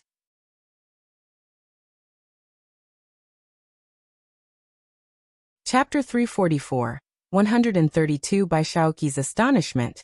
Director Chen wants an invitation _3. Meanwhile, on Su En's side. Office. These days, he and Ji Mulan were busy with the wedding preparations while entertaining the Ji family members. And he also had to plan company affairs. President Su, at the conference table, Director Wang smiled and extended his hand. I wish you a happy marriage in advance. I'll be going abroad on the 19th to visit my aunt, so I won't be able to attend. Suen had announced half a year in advance that he would marry at the end of the year. The invitations had also been sent out 2 months early. If one really wanted to, they could manage to squeeze in a day. But Director Wang and the others had received their invitations early and had seen Ji Mulan in the company. She didn't have much of a background. Most of the people Su En invited were also from the grassroots level of the company. Director Wang and his peers knew that Madame Su didn't quite agree, and fewer clan members from the Su family were attending. So naturally, they were not willing to set aside an entire day specifically to attend the wedding banquet. For them, it was enough as long as the gift money was sent. Your matters are more important. Su En raised his hand, not surprised by this. President Su. After the others had left, Assistant Su spoke softly in his ear. Your uncle and Chief Qi and the others have prior engagements on the 19th, so only a few of the younger generation will come. The absence of those from the Su family was expected by Su En. It's fine. Su En, holding a file, walked toward the lounge. Ji Hung and the others were waiting for him in the lounge. Brother, Su Shujia, with a file in hand and dressed in a business suit, hurriedly approached Su En for a signature. Where are you off to? Su En took the file. Seeing the pen passed over by Assistant Su, he signed the document while walking towards the lounge. Going to see Uncle Ji. Su Shujia knew that Uncle Ji referred to Ji Hung. She raised an eyebrow. He's at the company? Yes. Su En finished signing, closed the document and handed it back to Su Shujia. Then remembered something. You'll be free on the 19th, right? Of course. Su Shujia took the file away. Although she wasn't interested in the Ji family, she would definitely attend Su En's wedding. As she spoke, she entered the lounge with Su En. Su Shujia never wasted time on other matters and didn't think much of the Ji family. In her view, it remained to be seen whether Su En and Ji Mulan's marriage would last. However, since Ji Hung came to the company, Su Shujia decided to meet him as well. Inside the lounge, Ji Hung wore a black Chinese-style long jacket, holding a smoking pipe with bright and dim sparks of Mars inside. Shen Qing was carefully eating cake, while Ji Xiaojun was on the phone. Su Shujia swept a glance across the room, and then withdrew her gaze. Su En first introduced Su Shujia to them, and both parties greeted each other politely but distantly. Uncle, Su En treated Ji Hung with great respect. Assistant Su mentioned you didn't want to visit the old street? Su En had specially arranged a sightseeing itinerary for Ji Hung and his party, even assigning Assistant Su for this task. Hearing that Suan had instructed assistant Su to take them shopping, Su Shujie couldn't help but take another look at Ji Hung and his party. Ji Hung slowly exhaled a ring of smoke and stood up. His eyes were deep and his tone was mild. You and assistant Su are busy, no need to bother with us. Today we're going fishing with Xiaojiang, just letting you know. Xiaojiang? Suan was taken aback, unclear about which Xiaojiang it was. How could Ji Hung find fishing buddies everywhere? Xinqing faced Su In with more composure. Her hair hadn't grown much, and she was still wearing a velvet hat. You and Mulan are busy, don't worry about us. These few days, we've been hanging out with Xiaojiang. When you're free, let's go fishing with them. Ji Xiaojun didn't speak, merely nodding toward Su In. After the wedding, I'll join you for fishing. If you need anything, be sure to call me right away. Su In hadn't fished much before, but after a few attempts with Director Chen and others, had gotten the hang of it. But now he was too busy. With Madame Su not helping, he had to take care of many things personally and simply had no time. He personally escorted Ji Hung and the others down to the lobby. Su Shujie accompanied him. Once they had left, she then looked at Su In. Does the Ji family have acquaintances in Jiangjing? She was a bit surprised. Su In was even more surprised. Director Chen was still in Xiangqing, and he didn't know who Ji Hung and his party were fishing with. Not sure. Su Shujie shrugged and pressed the elevator button. She didn't ask any further. She had merely asked casually, and naturally didn't think the Ji family would know anyone significant from Jiangjing. The two headed to the conference room together to catch another meeting. Su En's mobile phone rang in his pocket. He pulled it out to look, and quickly stopped to answer. Su Shujie was startled by Su En's demeanor. She had never seen him treat any client this way. Who was on the other end? Alien. Su En softened his voice, his face carrying a smile. Alien? Su Shujie didn't have much impression of the Ji family members. It took her a moment to recall that this must be the Bai Lian mentioned by Su Wenyao. Uncle Su. Bai Lian was very polite. Do you still have an invitation? I need one. Oh, not one too, I need two.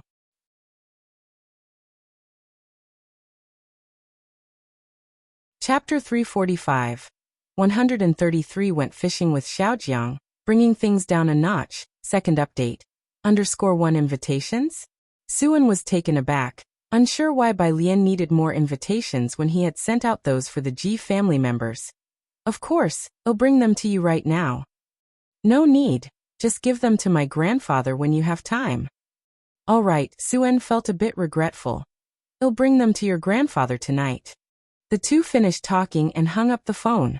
On the other side of the phone, at the entrance to the Buyuan base, Jiang Fulai was wearing a cashmere coat, leaning slightly against a roadside withered tree, his figure tall and slim, his pale face showing faint expression. He exuded a strong presence, with even his tousled hair catching the cold frost of the wind. But those light eyes were staring at Bai Lian with a brooding look. Bai Lian. I said two. But you mentioned only one before. Jiang Fulai calmly pointed out her error. Wasn't it because only Director Chen had spoken to her about it?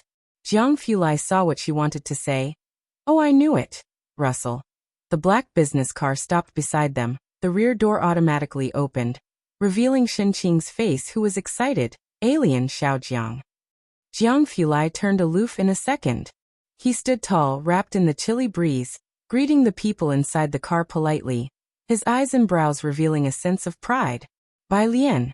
6. Only after Jiang Fulai got into the passenger seat did Xinqing turn to Bai Lian. Alien, aren't you coming ice fishing with us? Bai Lian lazily waved her hand. Next time you guys go ahead, I haven't finished my report yet. The passenger seat's Jiang Fulai opened the car door, shaking his phone at Bai Lian, meaning he recorded it. Bai Lian reached to close the car door. Jiang Fulai didn't have her strength and was forced to settle down. Only then did Bai Lian smile at the driver. Have a safe trip. Without looking at Jiang Fulai, the driver was startled by her action. Too frightened to say much, only daring to steal glances at Bai Lian with his peripheral vision, and caught sight of Jiang Fulai's cold face, shivering again. Scary, so scary. The black car drove onto the main road. Xinqing noticed the roads growing wider, the cars fewer, the buildings taller, and realized they were not heading to the outskirts. The center of Jiangjing City had restrictions, so there were far fewer private cars than other areas. Where are we going? Xinqing asked with some confusion. She whispered her question to Ji Xiaojun. Ji Xiaojun didn't know either. Only Ji Heng sitting by the window knew, as he observed the route, and after seeing a particular building, he couldn't help but look up and study Jiang Fulai, who was in the passenger seat. 20 minutes later, the car gradually entered a cobblestone road section, and finally stopped at an arched stone gate. It was obviously a back entrance. Xinqing looked up and saw 3 bold and vigorous characters next to it, Jiayu Lake. Walking through the archway, a black-clad manager came to show them the way, leading them along the spacious concrete road flanked by pine trees and plum blossoms, with a faint scent trailing. Occasionally, sparrows flew by, and a few passers-by strolled along the road. Soon, they caught sight of the frozen lake, a spectacular scene Xinqing had never witnessed before. Jiang Fulai let the manager take her around, while he went fishing with the other 2. Ji Heng and the others fished all day. They didn't return until after dinner. Jiang Fulai dropped them off at the Yunxiao Hotel entrance. This is a card for Jiayu Lake. If you want to go ice fishing later on, just head straight there. Jiang Fulai courteously handed a black card to Ji Heng. Ji Heng, holding his pipe, glanced at Jiang Fulai. Dad, why don't you take it? Xinqing took it for Ji Heng and then handed it to him. Today's fishing spot was great. Ji Heng. Ice fishing had been a rare experience. Even Xinqing, who disliked fishing, had patiently stayed the entire day. She carried a black bag. The fish inside were still jumping. She smiled broadly as she said goodbye to Jiang Fulai. They were staying on the 56th floor. While waiting for the elevator, they happened to meet Su-en and others coming out from it. Su-en had been upstairs checking the wedding venue setup and tasting the menu. Ji Mulan's face beamed with a smile. Beside her, members of the Su clan were speaking with Su-en. I've arranged that spot for you to look at with Zu's assistant. Remember to give me a list when the time comes. He had gone up with Su-en to see the table arrangements. With so many people, the seating would need to be carefully planned. Su-en nodded his head. Looking up and seeing Ji Heng, his eyes lit up. Uncle Ji, how was today's catch? Ji Heng showed him the bag. Next to him, Ji Mulan was surprised. You actually caught fish? Yes, do you want to take a few home? Ji Heng was not one for many words.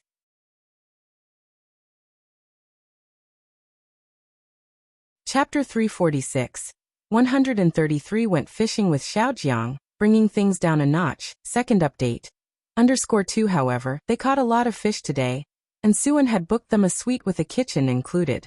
Xinqing said he would make fish soup for Bai Lian, so they brought the fish back with them. Sure, Su-en replied with a smile. Fish soup for breakfast tomorrow morning. By the side, a member of the clan glanced at the black bags in Ji Heng and his companion's hands and declined politely. Thank you, but I don't like fish. Su-en took a bag of fish from Ji Heng, his eyes lighting up. Is it that easy to catch?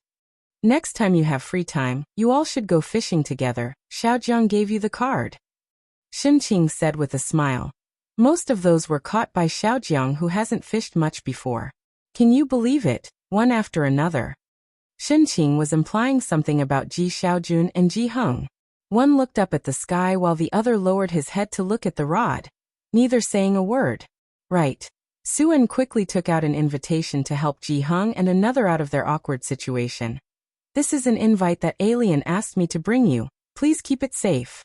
Bai Lian had already mentioned this to Ji Heng, who took it from him. I don't fish, said a person from the Su family clan, uninterested in fishing. He preferred to spend the time attending more gatherings to meet new people. Mr. Su, I'll be leaving first then. You can find me if you need anything. With that, he left the hotel. Su-en waved him off, and continued to discuss ice fishing with Ji Heng. Ji Mulan was also indifferent to their fishing, merely watching on the side. She found it odd how well Su-en got along with Ji Heng and the others. Su-en escorted Ji Heng and the others to their room before returning with Ji Mulan. Puiyuan base. Wang Su and Bai Lian were writing a report. Beside them, Pei Qin, who was discussing with Ning Xiao, was very impressed. Your ideas are so ahead of their time. Are you really the one who did the sea roll? Everyone in the group knew that the heart of this paper relied on Yaning. His research ideas were very clear. Ning Xiao. He was somewhat eager to see Bai Lian. All of these were ideas he had discussed and refined with her, and had been validated by Jiang Fulai. How could they not be clear? Oh right. Songmin suddenly remembered something important. Looking at Wang Su, has Ling Ziao and his team finished the modeling?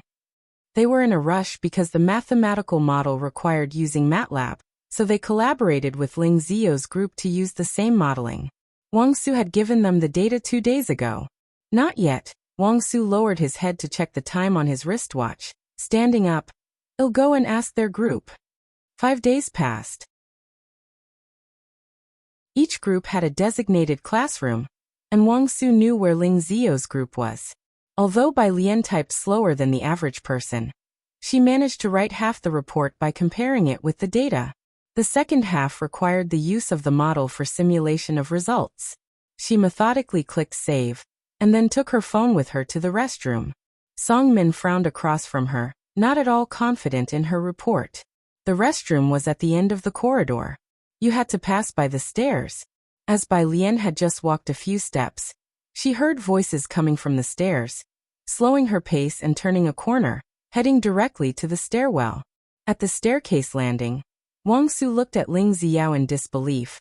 "Didn't you say we were responsible for the data and you for the model?"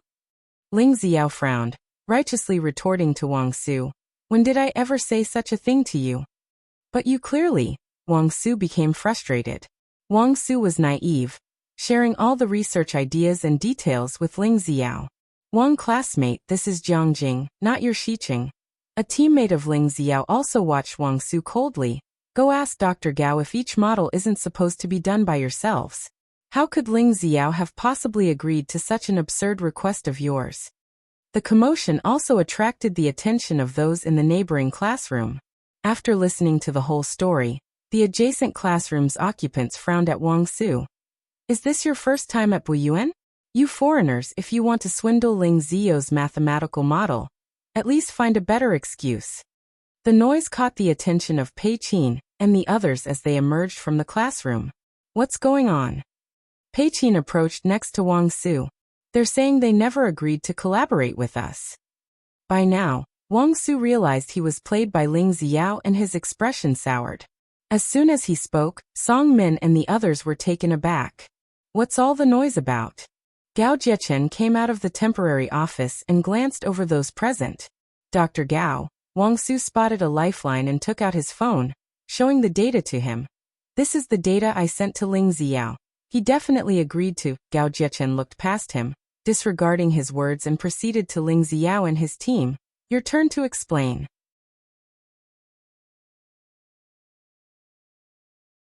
Chapter 347.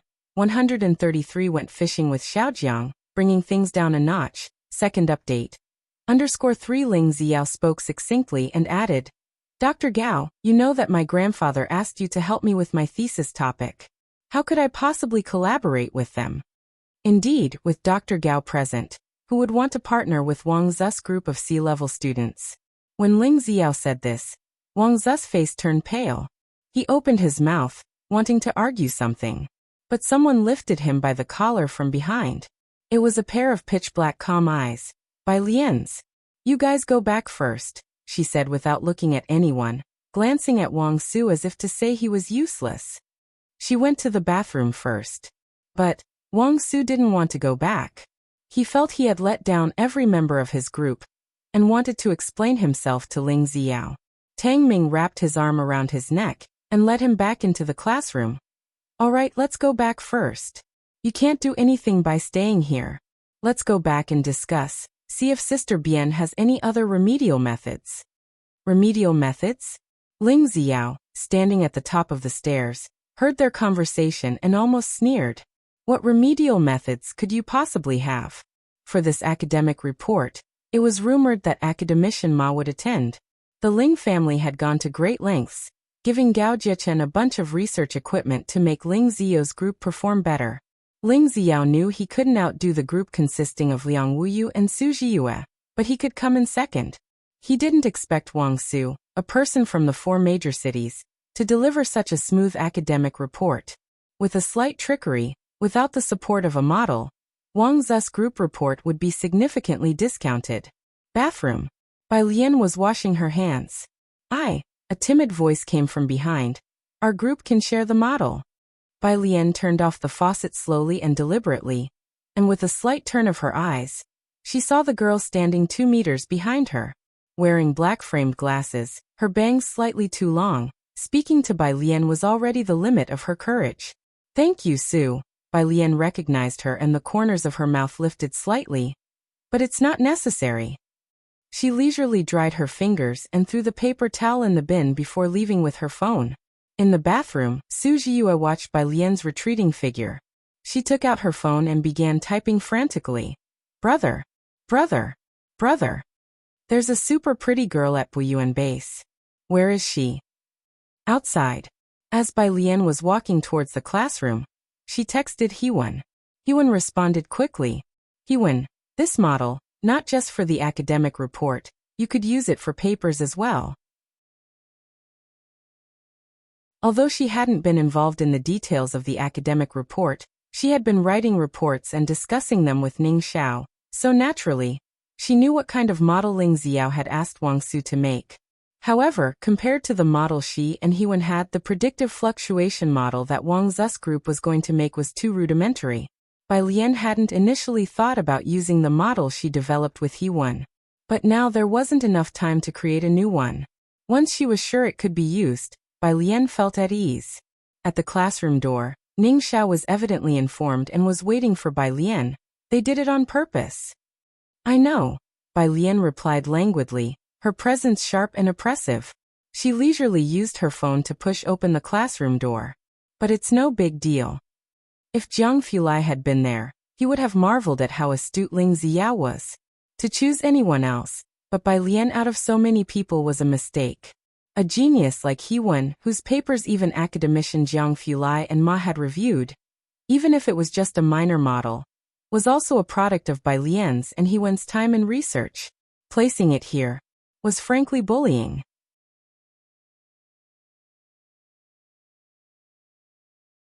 Chapter 348. 134 A Miraculous Reprieve. Su Wenyao brings food to alien_1 in the classroom. A few members of the group were speaking in low voices. Wang Su sat at the edge of the table, elbows propped on it, covering his face with his hands, while the computer screen in front of him still displayed his report page.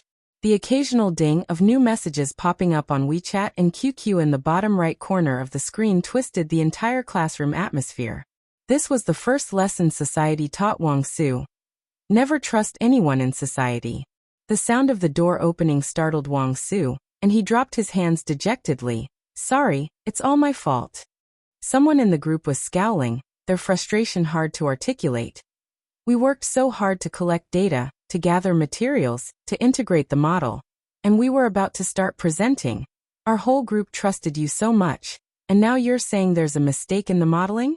Does that do justice to all the effort we've put in these past days? The opportunity at Buyuan Base was so precious. Everyone had given their utmost effort.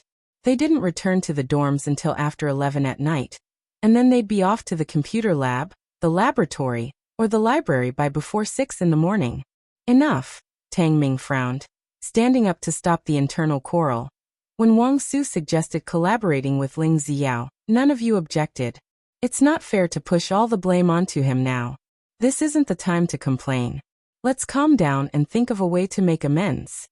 Not many in the group had participated in mathematical modeling, and with the data support, choosing problem C in the National Math Modeling Contest would take at least 3 days. So that was why they had thought of collaborating with Ling Xiao. The data they obtained were to establish a model that would explain and predict the actual problems in their academic report. That person snorted coldly, turning their head away, a hint of despair in their voice. What can we do now? Where can we get an analysis model from? A cloud of gloom enveloped the entire classroom. The silence was suffocating. Songmin also clenched his fists, took over Wang Zu's computer, closed the document, and opened MATLAB. We'll rush the modeling now. With only 1 day left, it was impossible to finish the model. Some members numbly watched Song-min work on the model, while others helped him organize data. When Bai Lian sat down at her desk, the classroom was still oppressive and somber. Tang Ming looked at Ning Xiao and then Bai Lian, noticing their expressions were the same as always. Their emotional stability was frightening to Tang Ming. Bai Lian sat down and opened her chat with He-won, scrolling through the conversation they had about preparing the model and making assumptions, interspersed with a lot of papers. Bai Lian read fast, helping him integrate a lot of reference materials, confirming the expressions. It was only after a few exchanges that she saw the compressed file He-won had sent, a model. She clicked download, then forwarded it to the group chat. Just as she was about to exit WeChat, a message from Suin came. "I've given the invitation to your grandfather." Image. "Do you like this room design?" Bai Lian clicked to look. It was a room design, slightly Chinese style. She didn't understand much about design, but felt the space was large and looked comfortable. Bai Lian. "It looks nice." Suan. Gritted teeth, "That's good." Then came a message from Ji Xiaojun. "I will bring you fish soup tomorrow morning. Do either of them dislike fish soup?" Ji Xiaojun knew Tang Ming and Ning Xiao were there. She tilted her head, whispered quietly, asking the two, "Do you guys drink fish soup?" Ning Xiao had already downloaded Bai Lian's compressed file in the group chat and was installing the decompression software. Hearing the question, he nodded. Tang Ming hadn't expected Bai Lian to bring up eating fish at such a serious time, but he also nodded. Yeah. Their voices were not loud, but it distracted Song Min, who was trying to calm his mind. Bai Lian had also been there, clearly aware there was a problem with the model, and yet had the mood to discuss food now? He looked up, his irritation hard to articulate. "Even if you can't help, can't you at least stay silent?" Song Min's gaze swept over the computer page Bai Lian had opened, where she had written less than half as much as Wang Su. At this moment, he couldn't help but think of Bai Xiaoqi. If she were here, she'd surely be working on the model with him, instead of being like most of the others, choosing to give up. Song Min even thought, it would be so much better if the spot belonged to Bai Xiaoqi, rather than Bai Lian, who seemed oblivious to the situation, and probably couldn't even make sense of the papers. Bai Lian put down her phone, her back lazily resting against the back of the chair. Casually opening software on the computer screen with her fingertips, she glanced at Song Min. "If I'm silent, can you finish it?"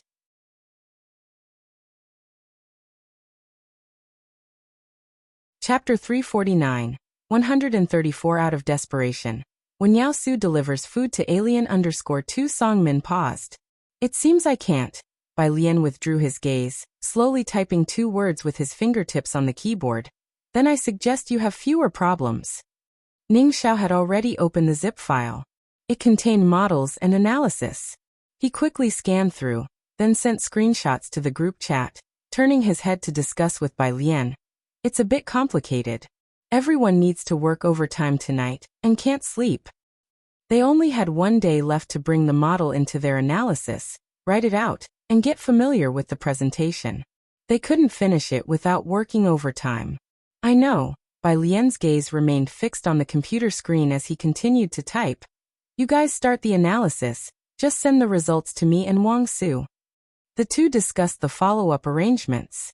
Wang Su likewise saw the screenshots Ning Xiao sent to the group chat, gradually changing from despair to shock, and finally to delight. "Ning Xiao, you guys are incredible. Where did you get the model from?" The others also picked up their phones, opened the screenshots sent by Ning Xiao, and downloaded the zip file Bai Lian posted in the group chat. Ning Xiao didn't reply, simply looked towards Bai Lian. Wang Su and the others instantly understood that the model came from Bai Lian. They exchanged glances and finally realized why Ning Xiao and Tang Ming followed Bai Lian's lead. "Bai Lian, you are my savior." Wang Su slammed his fist down hard on the desk. "From now on, your business is my business." Bai Lian. Savior? Who exactly is taking advantage of whom? At this moment, to call it a life-saving situation wouldn't be an exaggeration. Everyone sat down to start downloading the zip file. Wang Su walked over to Song Min, casually rubbing his right fist before reclaiming his computer. After catching Song Min's glance, Wang Su lowered his voice. First, take a look at the messages in the group chat. Bai Lian has found us a model. Songmin looked down at his phone. The model Bai Lian and Hewen created was no small matter. The more one understood about mathematical modeling, the more they could see its value. Songmin could also tell that the model was vastly different from the one they were planning to build. Like everyone else, the more he looked, the more astonished he became. Was this the model Bai Lian brought out? Songmin turned his head to look at Bai Lian's profile. Where did she get the model from, and who exactly did she know? Did the Su family have such wide connections? Forget the fish soup. Pei Qin also looked up at Songmin. If she wants to drink phoenix soup, I'll go back and have my family think of a way. Wang Su nodded in agreement. Exactly, riding to class on my back tomorrow wouldn't be a problem for her. Reminded by Pei Qin's words, Songmin couldn't help but recall their earlier conversation. For the first time, the usually aloof and arrogant Songmin from Beijing felt embarrassed. He had been self-congratulatory about working on the model, even thinking the other party lacked awareness and didn't understand the situation, failing to contribute to the team. Looking back, trying to make an impossible model in one day was the real foolish move, wasn't it? So, where exactly had she gotten this model from? Songmin resettled into his seat, but his heart remained somewhat unsettled. Su En's residence. I have a feeling she would like this style. He handed back the blueprint to Ji Mulan. Aren't you expecting other classmates? Didn't you say you have an old acquaintance in Jiangjing? The clan had reserved a study table for Ji Mulan, but Ji Mulan hadn't invited any classmates, only members of the Song family. Bai Lian, on the other hand, had invited 2 classmates. Ji Mulan took the blueprints back. No. She turned and returned to the study. Behind her, Suen looked at Ji Mulan's retreating figure, quite surprised. Having moved out to live with Ji Mulan in a 3-story house, he had prepared rooms for Su Wenyao, Su Jiyue, and Bai Lian.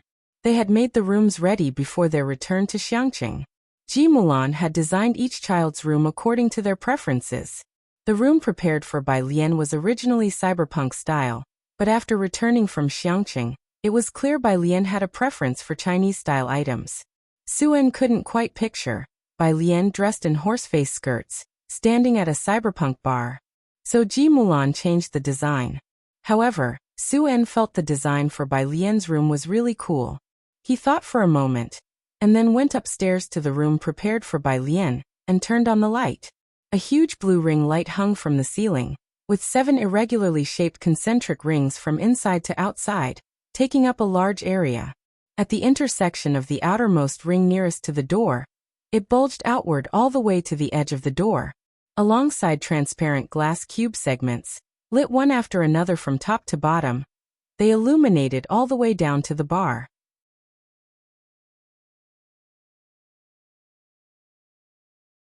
Chapter 350. Life-saving help from a desperate situation. When Yao Su brings food to alien_3, the Rubik's Cube edges hung from a metal rod that extended down to the floor, beside which was an irregularly shaped white single-seater sofa. Beside the sofa stood a white robot. Although it was not the first time he had seen it, Suen was still amazed by the design. The Ji family was born for art. It was strange, though, how Ji Xiaojun, who drew so well, had no fame, whereas Ji Mulan's planning and design for Xiangqing were mentioned as a part of key projects. Yet amongst designers, she hardly made a splash. He opened his phone to take a picture and sent it to Bai Lian. This is what it looks like now, compared to the recent new Chinese style. Which do you prefer? Right after sending it, a call came through, from Su family's residence.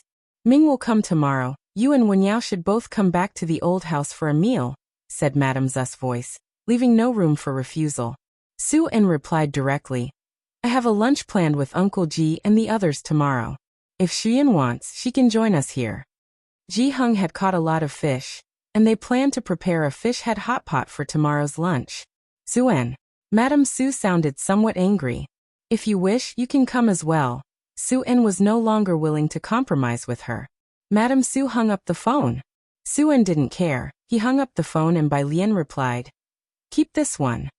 She wanted Su En to keep the cyberpunk style, which was unexpected yet understandable. The next day, Xinqing and Ji Xiaojun crossed 2 districts early in the morning to deliver fish soup to Bai Lian. Ning Xiao Tang Ming. Xinqing looked at their dark circles, hesitated to speak, then moved beside Bai Lian, lowering her voice to ask, "What's with them?" Bai Lian sat in her seat, with her cotton-padded jacket set aside. She wore only a white cashmere sweater, the cuffs and collar embroidered with pale yellow, her hair gathered back with a wooden hairpin. Her face was enveloped by the mist from the soup, looking ethereal but sharp. They haven't slept all night, might be a bit of yin deficiency. Despite the lack of rest, she was still lively and spirited. I see. Xinqing looked at the 2 men's complexions, considering picking up some velvet antler to stew into a soup on her way back. You're really not coming for the fish head hot pot at noon? Xinqing asked again. After finishing her soup, Bai Lian placed her chopsticks neatly before answering. I have to give an academic report tomorrow, no time.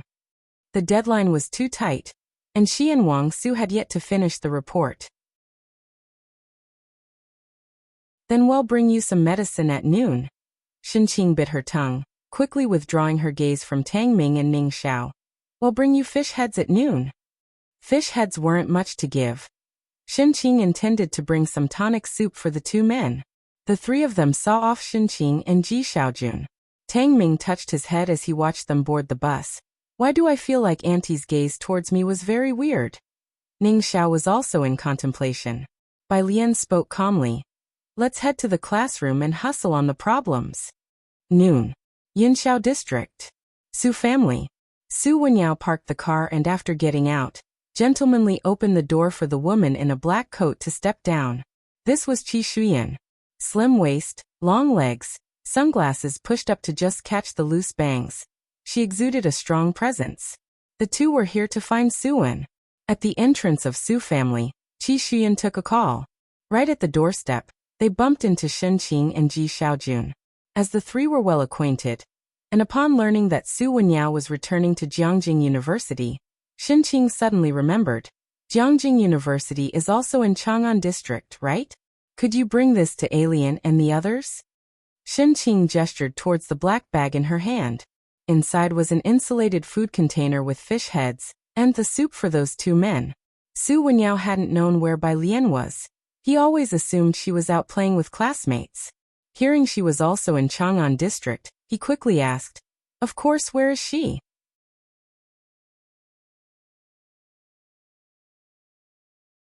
Chapter 351. 135 Face Slap, second work by Bai Lian, second update. _1 Xinqing opened her mouth, but before she had a chance to answer, Qi Shuyan, who had just finished her phone call nearby, came over. Wenyao, my dad said, Ma Institute. She glanced at Xinqing and Ji Xiaojun. Xinqing was wearing a cotton-padded jacket and a somewhat irregular velvet hat, a terrible aesthetic. Qi Shuyan hooked her arm with Su Wenyao's. And these 2 are. Su Wenyao paused slightly but remained as gentle as ever on his face as he introduced Xinqing and Ji Xiaojun to Qi Shuyan. Upon hearing that the 2 were relatives of Ji Mulan, Qi Shuyan dismissively withdrew her gaze. You give me the lunch box and Alien's address, then I can drop it off at her school on my way back, said Su Wenyao to the 2. Hearing that Su Wenyao would deliver the meal to Ji Mulan's daughter, Qi Shuyan glanced at them slightly, her tone still gentle. But Wenyao, my dad is waiting for us at the university, and you really wanted to attend Academician Ma's lecture, didn't you? It won't delay us. Su Wenyao tried to control his tone, reaching out to take the lunch box from Xinqing's hand. He was stopped by Ji Xiaojun. It's all right, Wenyao. Ji Xiaojun patted his shoulder, unbothered and smiling. You take care of your business, we were just planning to go shopping anyway. Whenever you're free, take us to Jiangjing University for a visit. Su Wenyao watched Xinqing and Ji Xiaojun leave. How much time do you have? Qi Shuyan turned to Su Wenyao. You live in the library and don't even have time to date with me, but you still deliver food for her. Is she that precious? Can't she pick it up herself? Have you forgotten you also wanted to attend Academician Ma's lecture? Su Wenyao pressed his brow. The usually gentle expression on his face now showed signs of fatigue. It's different, she is studying too, and they are guests. If there's a next time, I hope you can respect my wishes. Studying? Can her studies be more important than yours? Chi Shuyan pressed the elevator button. Isn't Uncle Sue still planning to buy her a spot at an international school? Coming from an educational background in the Chi family, and with Suan having sought their assistance in Xiangqing, Chi Shuyan naturally knew all about it. How audacious! To expect them to deliver meals? Chi Shuyan thought the Ji family was really audacious. Even her dad wouldn't dare to make her run errands for others. On the road, Ji Xiaojun also reminded Shenqing, you should keep some distance. Does Wenyao look like someone who should be delivering takeout to us? I didn't say anything, he was just on the way, Shenqing quietly said. Ji Xiaojun got along well with the Su family, and since Su Wenyao was respectful and polite, she felt just as comfortable with him as she did with her own family. Not only Su Wenyao, but she also frequently had Bai Lian run errands for her. Seeing that Su Wenyao was also going to Chang'an district, she mentioned it casually. If it were Xiaojiang, who knows how happy he would have been. Ji Xiaojun knew that Su En's attitude had clouded Shenqing's judgment, but Su En did not represent the entire Su family. Treat them like how you used to treat the Ren family, with just a third of that politeness, and don't be so informal. Shenqing brought plenty of soup. Ning Xiao and Tang Ming didn't finish drinking theirs, so they shared a bowl with each member of the group. Only Bai Lian didn't have any. After drinking the soup, the group members were energized as if injected with new vigor, and finished the academic report that afternoon. At 8 in the evening classroom, Bai Xiaoqi still brought snacks for everyone. Glanced casually at the people in the classroom. Bai Lian isn't here? She had something to do and went out. Song Min responded calmly. This reaction made Bai Xiaoqi feel odd. Song Min had surprisingly not commented about Bai Lian, and everyone else seemed to be getting along happily. You really are tolerant, Bai Xiaoqi remarked. She has already played her part, Song Min said indifferently, having no issue with Bai Lian after she brought the model yesterday. Writing the report doesn't require her, so it's okay if she's not there for what comes after. Bai Xiaoqi wanted to say something more, but just then, Wang Su sent the full report to the group. This is the report written by Bai sister and me, everyone take a look.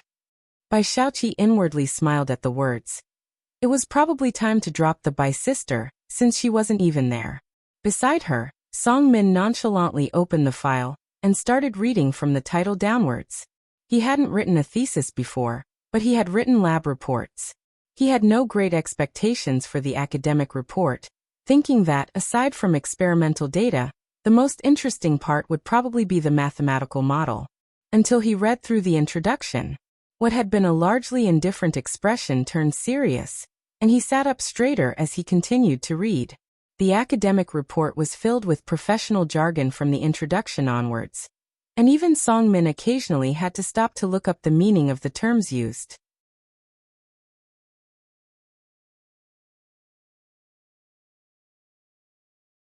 Chapter 352, 135 Face Slap, Second Work by Bai Lian, Second Update, _2 The other people present weren't much different from him.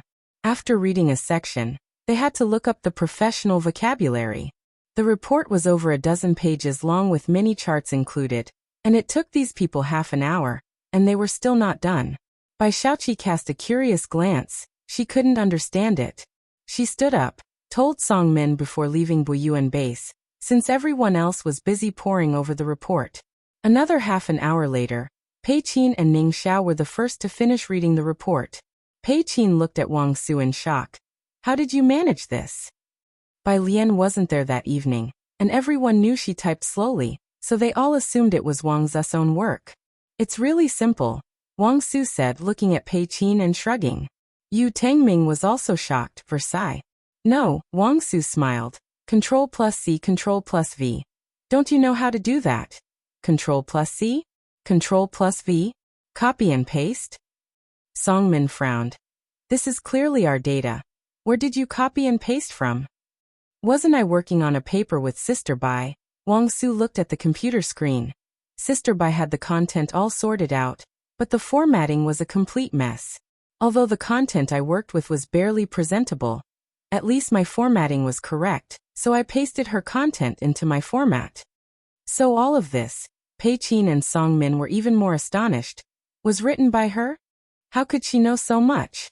On site, probably only Ning Xiao remained composed.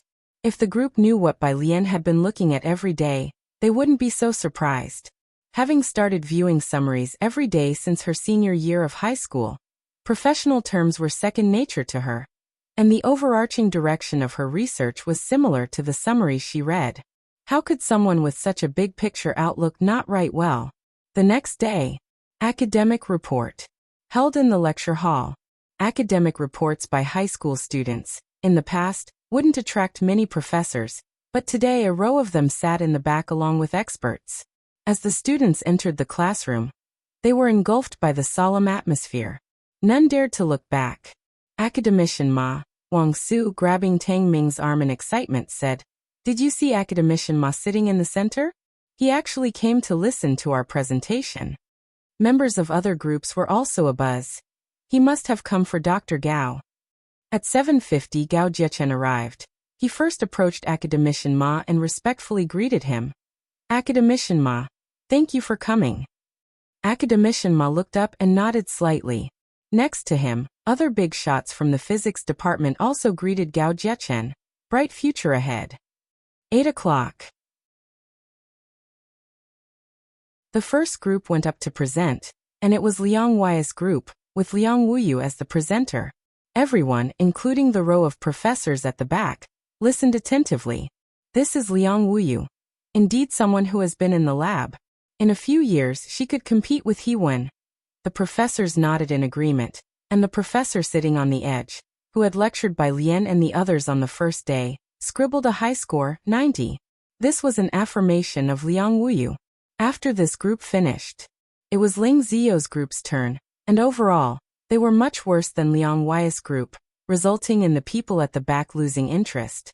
Gao Jiechen, as their training teacher, gave a score of 81. Subsequent presentations were worse than the one before. Director Huang, the professor sitting on the edge, whispered to the middle-aged man next to him, "Do you think your teacher really came for Gao Jiechen?" They hadn't found anything particularly noteworthy in this academic report after so long. Only Liang Wei's group had been somewhat impressive. The middle-aged man paused before glancing at the director sitting in the center. Well, if maybe the teacher just wanted to see the new generation in action. It's the last group now. Let's listen first. He straightened up. Someone handed out the last group's paper report to each professor. Although Director Huang spoke of listening to the presentation, he hadn't actually flipped through the report, and neither had the other professors. Truthfully, they hadn't bothered to look at the papers after the first group. Accustomed to Jiangjing's group of graduate and doctoral students' papers, and having seen countless SCI papers, the reports by these high school seniors were riddled with too many flaws, with nothing worthwhile to explore. The more they read, the more they felt the need to cleanse their eyes, and it was troubling. Director Huang's colleague casually tossed the report aside, and then looked up to see a girl stepping onto the stage. The classroom was well heated, and the girl wore a somewhat thick white cross-collared shirt with dark bamboo leaves embroidered on it, paired with a black and gold brocade horseface skirt that rippled with gold as she moved.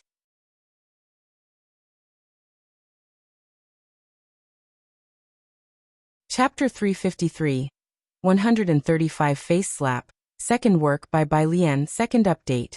_3 A black wooden hairpin was at the back of her head, and her hair was all tied up, revealing a long, slender neck. She went up with a USB drive and bent over to open their group's PowerPoint presentation. The speaker was Bai Lian, because only she was familiar with these professional terms. Wang Su had created the PowerPoint, and Bai Lian had already gone over it several times before. In the middle, Ling Ziao glanced at Wang Su, looking at Bai Lian and the others with a sarcastic gaze. Wang Su glared back coldly at Ling Ziao. Song Min was somewhat distrustful, an expression of skepticism that he had harbored towards Bai Lian all his life. Letting her present, "Are you sure there won't be any mistakes?" With that said, those who didn't know Bai Lian, such as Wang Su, also quietly asked Tang Ming. "Right, I just heard Liang Wei's voice shaking. Can she handle it?" This, Pei Qin had felt uncertain the night before, but now he was also worried. "If I had known there would be so many people today, I would have let Ning Xiao or Song Min present." They obviously didn't know that the Ma Institute fellows and many professors would be coming. Such pressure was not something ordinarily bearable. While these people were worried, Tang Ming just smiled. If she can't handle it, then no one else here can. His tone was somewhat proud. Song Min looked at Tang Ming in surprise. On the podium, after the PowerPoint appeared, Bai Lian bowed to the professors and students before starting today's presentation. We adjust parameter space using Berry phase and Berry curvature to achieve lossless quantum bit transitions between different energy levels. She hardly glanced at the PowerPoint behind her. Standing slightly to the side at the podium, she held the USB drive in one hand, casually pointing at the PowerPoint behind her. Each time the USB drive landed, it corresponded with the line of text or the chart she was discussing. The winter sun had already risen, and the golden light streamed through the glass, passing through the air filled with drifting dust and shining upon her. Holding the USB drive, the girl spoke with ease, as if what lay beneath her fingertips was not the PowerPoint nor her own paper, but a vast expanse of territory.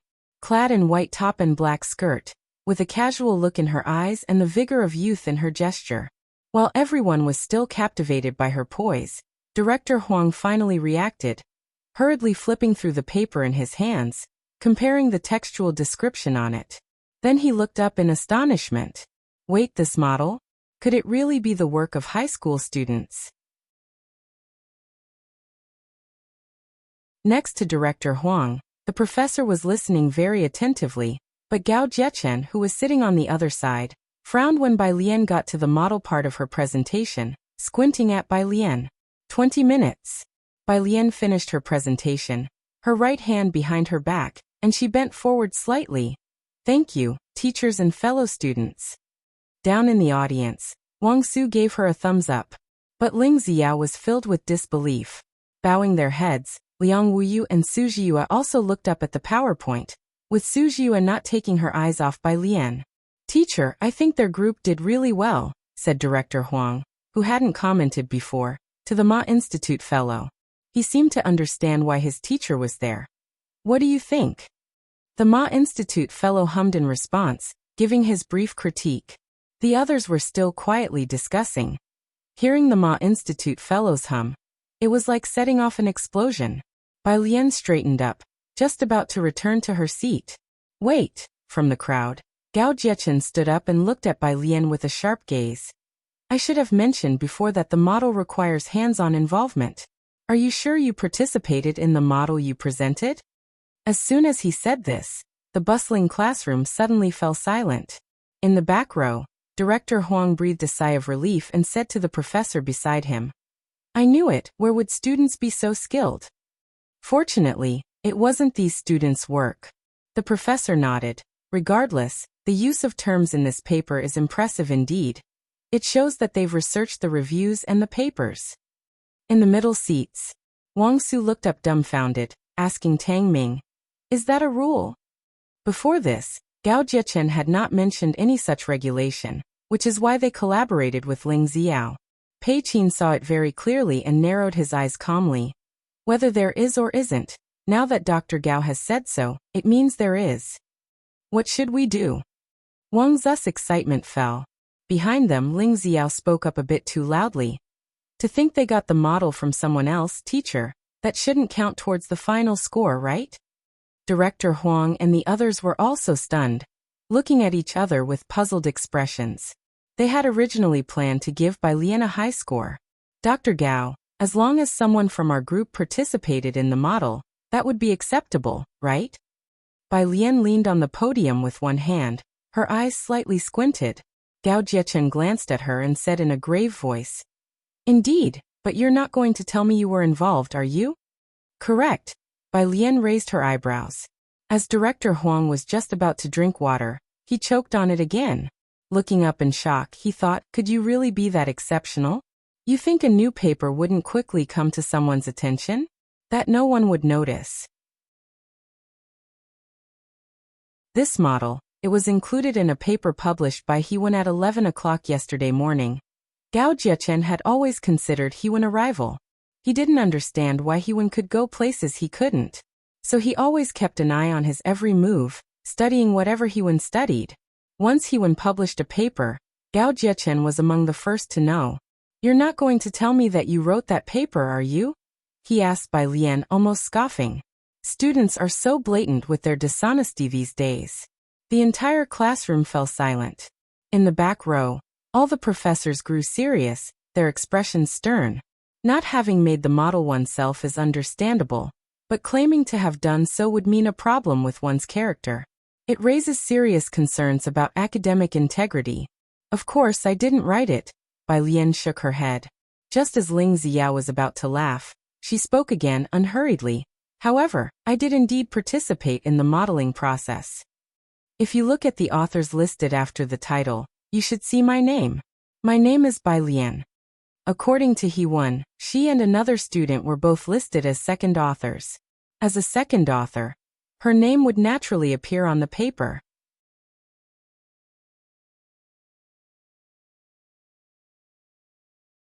Chapter 354.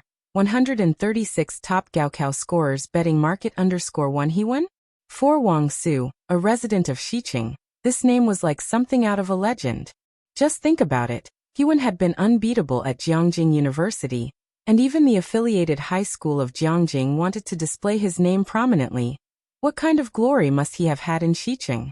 In the middle row of seats in the classroom, Wang Su, Pei Qin, and Song Min, among others, were all staring blankly at Bai Lian, who was lazily leaning against the lecture podium. Bai Lian knew Hewen, and they had worked on a mathematical modeling project together?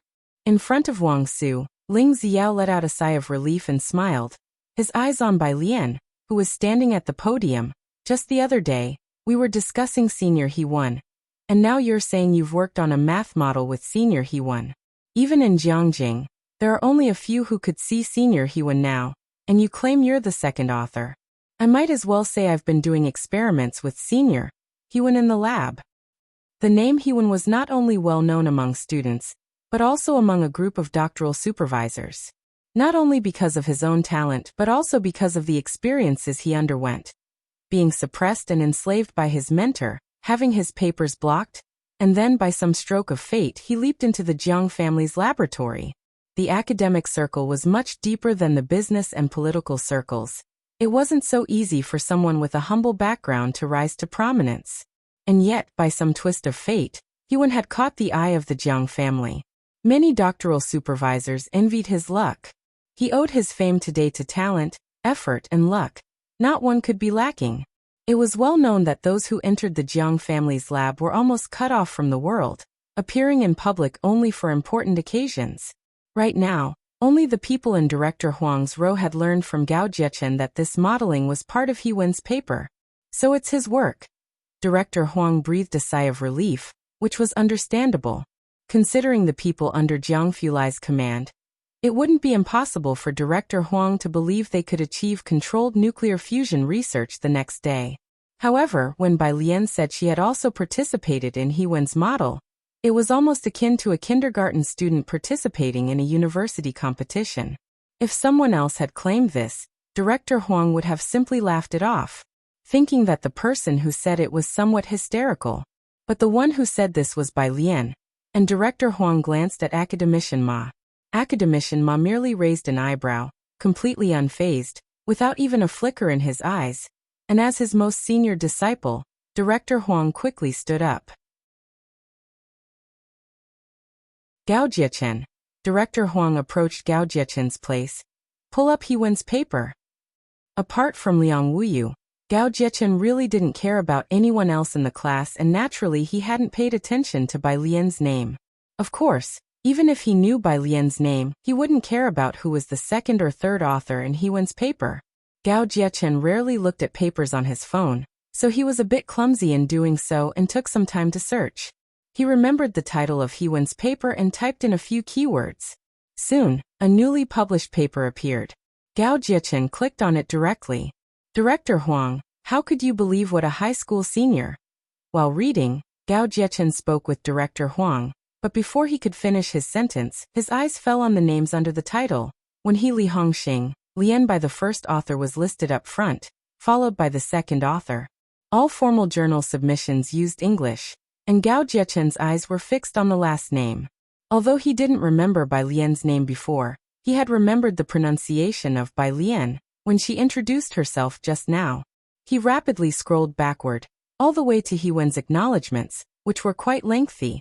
In the laboratory, Xing Lihong taught me how to use the experimental equipment, helped me record data, and luckily there was the model variable thinking provided by Bai Lian, which allowed me to.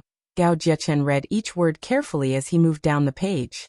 Bai Lian's name was not only listed as the second author, but the content in the acknowledgments also matched what Bai Lian had claimed. Director Huang had had some guesses even before seeing this paper, and now with his suspicions confirmed, he let out a long breath. Damn it, this model really did involve a high schooler's work. Dr. Gao. Bai Lian looked at Gao Jiechen's reaction and guessed he had seen the paper. She stood up properly and politely said, "If you think it might be a case of the same name, you can contact Hewen at any time to verify it." Director Huang took out his phone, just in time to receive a WeChat message from President Ma. It's her ultimately, the speculation was confirmed, and Director Huang gazed intently at Bai Lian before saying, "I have already confirmed with Hewen, and this is not a case of the same name." With that, he nodded to the professors at the back row. "Please score accordingly."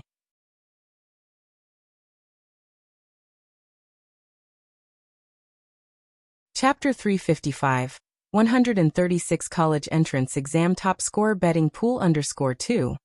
The model was created by herself. The whole report is professional in terminology, logical, 99 points. Amidst the endless reversals, a somewhat numbed professor awarded a high score. The reason for not giving a full score was because everyone still has room for improvement. "Thank you, Professor." Bai Lian bowed in thanks. With that, the last group of students finished their presentation. The professors stood up one by one and started to leave the room. The back door was open, but all the professors exited through the front door, nodding and greeting Bai Lian with kindness as they passed her. This was a student who was able to participate in particle wave modeling as early as high school. She might very well be the next Hewen. Once outside, the professors began to discuss quietly among themselves. Who is she? Why have we never heard of her before? That shouldn't be the case. When Hewen was in high school, he was so exceptional that Jiangjing's affiliate high school even poached him. But Bai Lian truly emerged out of nowhere. Academician Ma. Gao Jiechen finally snapped back to reality. He put away his phone and followed Academician Ma out. All the professors had left. The classroom was still very quiet. No one made a sound, including Ling Xiao. Bai Lian hadn't brought anything with her today. She went to her seat, picked up the down jacket on the chair, and slowly put it on. Seeing that Wang Su and the others still did not react, she gave Ning Xiao a look and then left first. Once she had left, Wang Su finally came back to his senses. He glanced at Pei Qin on his left, then at Tang Ming on his right. Pei Qin, Tang Ming, did you hear anything just now?" Wang Su was grasping Tang Ming's wrist. Pei Qin, who usually had a strong mental fortitude, couldn't help but entertain the same incredulous thoughts as Wang Su at this moment. It felt akin to a friend with whom you eat at street stalls suddenly telling you casually one day that she just talked about a partnership with Bill Gates. Bai Lian, she worked with your idol on a mathematical model. The one we're using is the very model they collaborated on. On the main roadway of Buyuan Base, Gao Jiechen followed Academician Ma out. "Academician Ma, are you leaving already?" Seeing that it was him, the professor next to Academician Ma smiled and made room for Gao Jiechen. "Do you have something to discuss?" Academician Ma stopped. The majority assumed that Academician Ma had come for Gao Jiechen himself included. He blurted out subconsciously, "Weren't you here specially for the academic presentation today?" "Of course not." Academician Ma slightly furrowed his brows. "I was here to inspect Buyuan Base." Upon these words, the gaze that the PhD students next to him cast on Gao Jiechen turned peculiar. There had been rumors at Jiangjing University before about Academician Ma visiting Buyuan Base twice for Gao Jiechen's sake. Gao Jiechen's face stiffened, and he gave an awkward smile as he stepped aside. "Professor," Director Huang followed behind Academician Ma. "Before coming here today, I really thought you had the intention of letting Gao Jiechen enter the lab. Academician Ma commented indifferently. Too superficial. Director Huang had to suppress a laugh upon hearing this. In the past 2 years, Gao Jiechen had been quite prominent, and after returning from studying abroad this year, he had won 3 awards. His research projects and papers were on 2 different topics. Academician Ma came alone to the PR office, waiting for Bai Lian. He didn't wait long. Bai Lian arrived within 10 minutes. This is a ticket for tomorrow's lecture. Academician Ma handed a ticket to Bai Lian, 1 o'clock in the afternoon. Okay, Bai Lian received it with her hand. The door of the PR office was open. She stood against the sunlight, her attitude calm and casual. The academic circle is not friendly to women. Before Bai Lian could command everyone's respect with her abilities as he once had, Academician Ma would not thrust her into the limelight, nor did he wish all her subsequent research to be questioned as having the Academician Ma label. It's just that there are too many impetuous people in the circle now. But what he didn't expect was that Bai Lian, a high school senior, seemed to carry an air of lofty disdain mixed with calm composure. He had visited Buyuan twice, and the rumors about his coming to see Gao Jiechen were rampant in Jiangjing University. But not a single piece of information had leaked about the person he was truly observing. She could stand strong on her own without leaning on anyone else's momentum. Have you visited Jiangjing University yet? Academician Ma, showing a rare warmth, looked at Bai Lian. Bai Lian looked up, arching an eyebrow. Not yet. How come you haven't gone? There are many places worth seeing inside. Academician Ma was surprised. Can't you get in? I can get you a temporary pass. I don't. Bai Lian raised her hand in refusal. I want to get in on my own by passing the exam.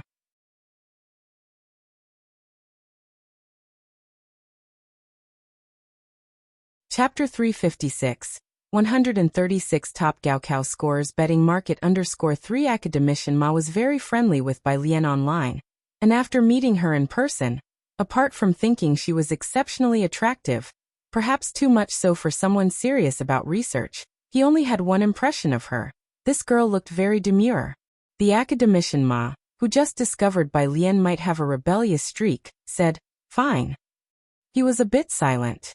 Now wearing a down jacket, Bai Lian only revealed the snow-white collar of her shirt underneath. Academician Ma looked at her for a while and said, "You remind me of someone, but she's from a completely different era." "Who?" Bai Lian asked, stuffing the event ticket into her large pocket. "The head senior," Academician Ma said nonchalantly. "When you get into Jiangjing University next year, you'll meet her. Each year when exams roll around, a bunch of people go to her for last-minute luck. Alright, you should head back now." He waved her off. It would be hard to explain if someone saw her here later. Bai Lian had no idea who the head senior he mentioned was and, after bidding farewell to Academician Ma, left the place. Behind her, Academician Ma watched Bai Lian's retreating figure, muttering to himself, "There are 167 days left until the college entrance exam, and over 240 days until the start of school. I wonder when Jiangjing University will start this coming year. It will be lively when she comes to Jiangjing." Some time after she left, Director Huang returned. He had just gone to check Bai Lian's records. Many professors had already looked up Bai Lian's information on the spot. "Her math is truly impressive," Director Huang exclaimed. "No wonder he once sought her out for modeling. If only her science comprehensive was a bit stronger, then I'd know about her. But it's okay, we have the Wenchong plan. Liang Wuyu and he would excel in all areas. If Bai Lian's science scores were better, she might compare with Liang Wuyu and Su Jiyue." Academician Ma stood by without saying a word, not revealing to Director Huang that a certain someone insisted on getting in on her own merit. But with this year's bets surrounding the college entrance exam top scorer, many people might be up for a rude awakening. Suddenly thinking of something, he took out his phone and forwarded a video sent to him by the Buyuan base's person in charge to Jiang Fulai. On the other side with his phone, Jiang Fulai received Academician Ma's message just as his assistant brought over 10 event tickets. Although Academician Ma's lecture was abrupt, it still caused quite a stir, sweeping up grad students, PhDs and even professors. Some even rushed back from abroad. Event tickets were limited, and Jiang Fulai received 10 tickets sent over by academician Ma. He looked down at his phone. Student by. Image. Student by. Academician Ma just gave this to me, him. Going back, he opened the video from academician Ma. The video was a full-screen recording by Boyu and Bass, from the first to the last group, lasting 2 hours. Jiang Fulai cut out all other segments, except for the final group's presentation before saving it. Next to him, Jiang He, who observed his actions very clearly, said nothing. Jiang He slowly withdrew his gaze, his fingers leisurely undoing and redoing the button knot in the middle of his clothes. It was a sign of his anxiety. Another half-hour passed before Jiang Fulai finally glanced down at him with an indifferent tone. She needs to study. Jiang He was sitting cross-legged on the couch, back to him, poking at his watch. Jiang Fulai continued reading his documents. He was also busy at the end of the year, especially since he needed to carve out a day to visit the Su family, making his schedule even tighter. His phone lit up again. Student by. My grandpa said if you're busy just bring Jiang He over to his place, Teacher Jiang. And me? You have withdrawn a message, Teacher Jiang. Oh, student by. You focus on your work, Teacher Jiang. Was he not quick enough with his fingers? Noon, Su family cafeteria. Taking advantage of the free morning, Su-en brought Ji Heng, Ji Xiaojun, and Shenqing for a tour of the entire Su family building, letting everyone in Su family know that he was Su-en's future father-in-law. Ji Mulan's face was filled with evident joy. Su-en had planned to take them out for lunch, but Ji Heng didn't let him. He said the company cafeteria was just fine. The group walked toward them, running into Director Wang and his party. Director Wang caught a glimpse of Ji Heng holding a smoking pipe, smiled slightly, and knew who they were. President Su, congratulations in advance on your wedding. It's a shame I have to fly abroad tomorrow. He sighed. By Su-en's side, Ji Mulan understood the subtext of Director Wang's words. If it were someone else, if Su Wenyao were marrying Qi Shuyan, Director Wang would make the effort to clear a day to attend the wedding, even if he were busy. Ji Mulan cared too much about others' opinions, and could hardly stand any negative ones. Her expression faded, and when she saw that Shenqing wasn't wearing the elegant hat she had given her, but still that terribly unfashionable velvet cap, Ji Mulan's smile began to freeze. She anticipated that 80% of Su family's upper echelons wouldn't show up for the wedding. Zhang. The uplifting surge of the guzheng sounded. The tense atmosphere was broken. By Su-en's side, Ji Heng switched the hand holding his smoking pipe, digging out an elderly cell phone from his pocket. Xiaojiang, are you there?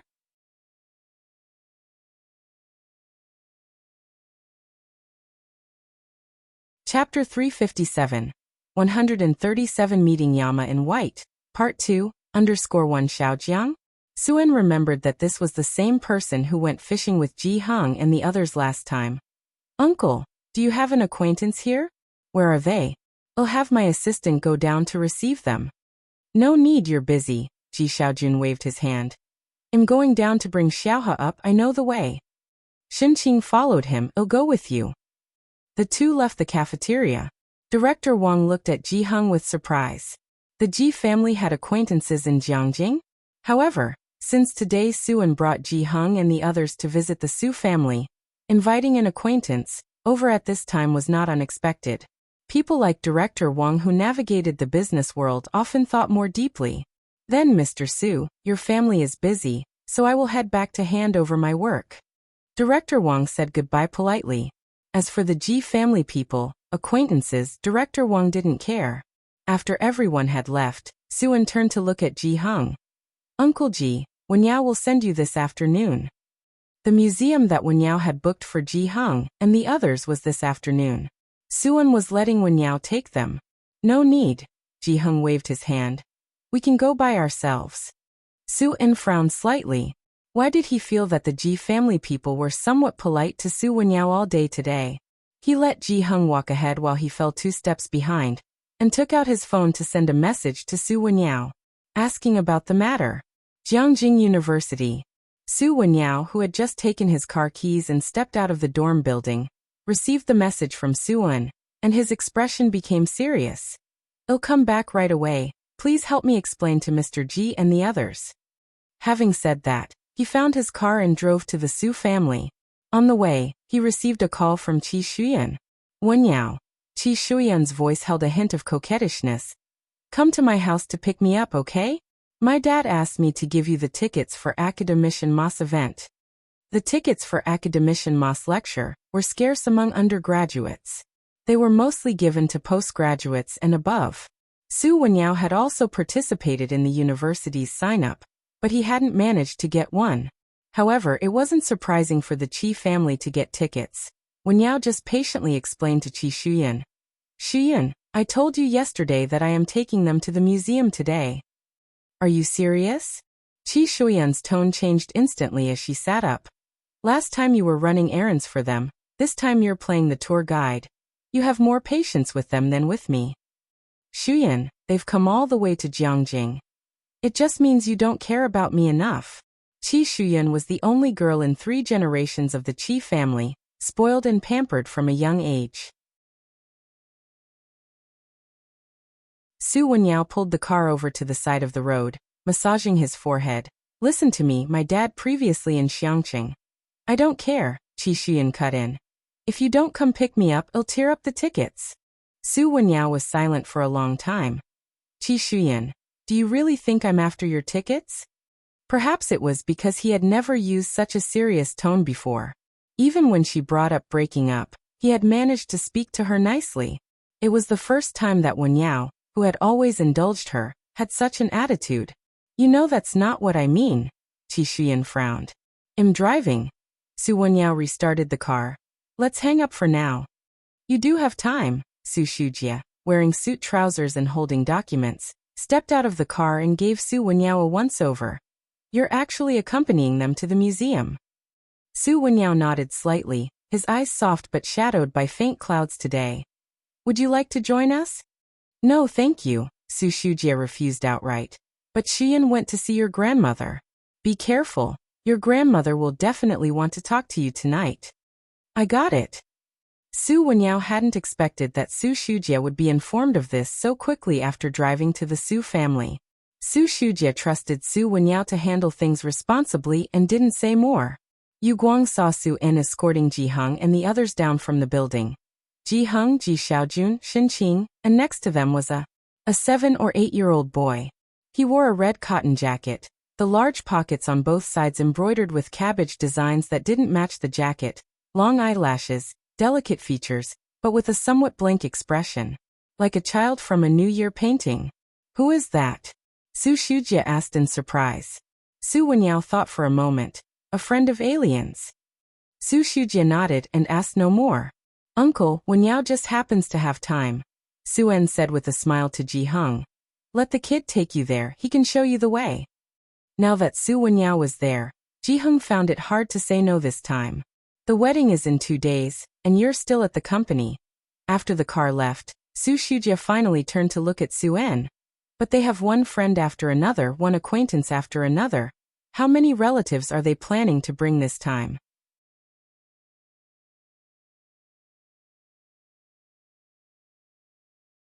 Chapter 358, 137 Meeting Yama in White, Part 2_2, Just one table. Su En glanced at her. Just one table? So few people? Su Shujia was a bit surprised. Ji Heng and the others were visiting the private museum of the Chen family, with a scheduled entry time of 2 o'clock in the afternoon. Su Wenyao parked the car in a nearby parking lot before leading the group to the museum. The museum is located on the very western edge of Xinjiang district, bordering Sherman district. The entire museum is designed in a garden style, with a wide gatehouse at the entrance. They limit the number of daily visitors, and there weren't many people queuing for the reserved slots at that time. The private museum of the Chen family is quite large, and it's widely known that it houses mostly items belonging to the Bai family. It's open to the public for free, yet it only admits just over 1,000 visitors each day. Su Wenyao and the others queued up and entered the spacious museum grounds. Walking along the corridor, they soon saw the first exhibition hall in the center. Right there in the center, within a glass cabinet, lay the preserved armor. You could hear the voice of the museum's tour guide drifting through the microphone. Everyone, look, this is General Baile's armor, weighing 112 jin. Imagine carrying such heavy armor while lunging at the enemy with a spear to strike at their heads. Past the iron armor, everyday utensils were displayed in glass cabinets on both sides, with stairs leading to the upper floors. The museum had 2 more floors above.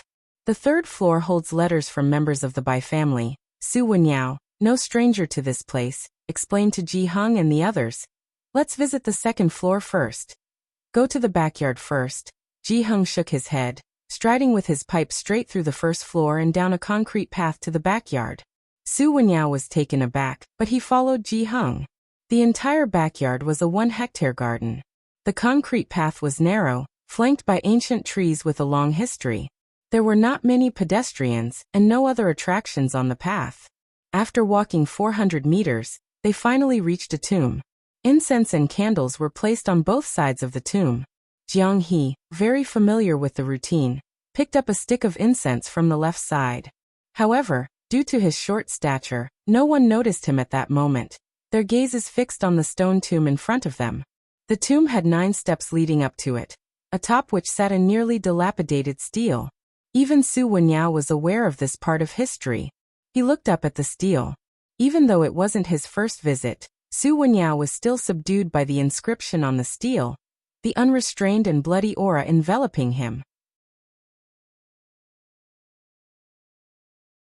Before the last battle, the tomb's owner had engraved their own epitaph, believing they would not return. The epitaph comprised only 10 characters. By Yi Sheng Jian Jin Yan Fan Luo Gue Life in Defiance, in white, facing Yama. This was the epitaph by Xiangjuan left for herself. It was only after Chun Yi later returned to Jiangjing that it was brought back. Su Wenyao couldn't quite imagine what those people were like back then, to have left behind such words. Just looking at the stele, he could envision the figure in white, standing against the wind with a spear in hand, inscribing the characters with gallant determination.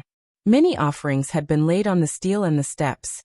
Lollipops, candied haws, pretty butterfly hair clips, one after another of fresh flowers, and stacks upon stacks of photos from around the world. Covered with these tributes, the tomb keepers would clear them away, only for a new batch to accumulate soon after. At such times, Shenqing didn't speak either.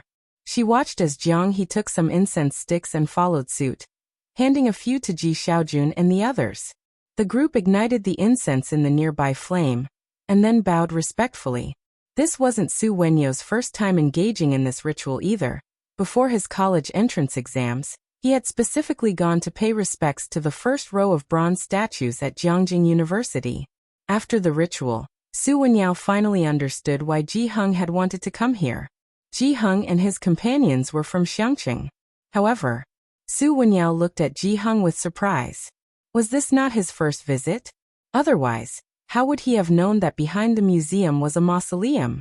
Most people visiting for the first time wouldn't know that behind it lay the tomb of Bai Xiangjuan. After their worship, Ji Hung and the others finished touring the 2nd and 3rd floors before leaving the museum. The parking lot was a bit far from there. Su Wenyao told Ji Hung and the others to wait there while he went to get the car. On his way, he received a call from Grandma Su. "Wenyao," said Grandma Su sternly. "How have you upset Xian again?" Su Wenyao opened the car door very gently. "Grandma, please don't interfere with this if you will.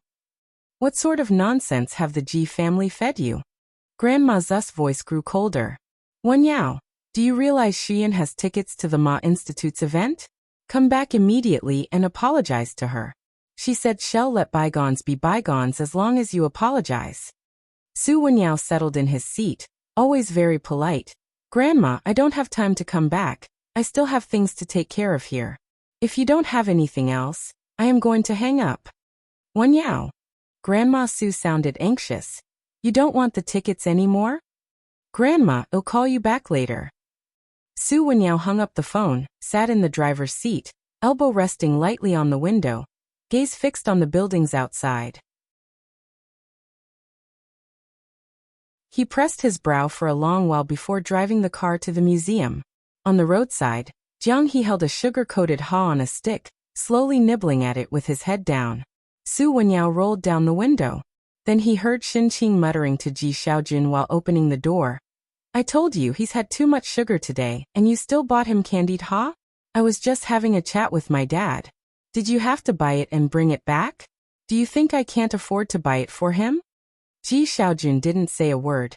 Another sugar-coated ha in hand, silently leading Jiang He into the car. Su Wenyao felt like laughing. The Su family always had many rules and never such lively scenes. Sitting comfortably in the passenger seat, Ji Heng said to Su Wenyao, "Wenyao, just take us to Alien's place. It's perfect since Xiaojun has brought her candied ha." All right. Su Wenyao was also curious about which library Bai Lian was at. He had heard she was in Chang'an district but had never actually seen her. "Please give me the address." The area around Bai Lian's place was complex, with many roads and several forks.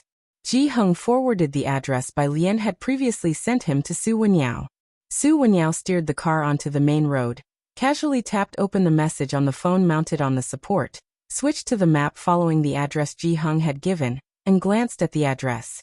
Buyuan Base. He activated the navigation, and just as the car moved a meter, screech. Suddenly, an abrupt stop, and the car parked at the side of the road. Buyuan Base? Su Wenyao slightly turned his head. She's at Buyuan Base now? Behind him, Shen Qing stabilized Jiang He.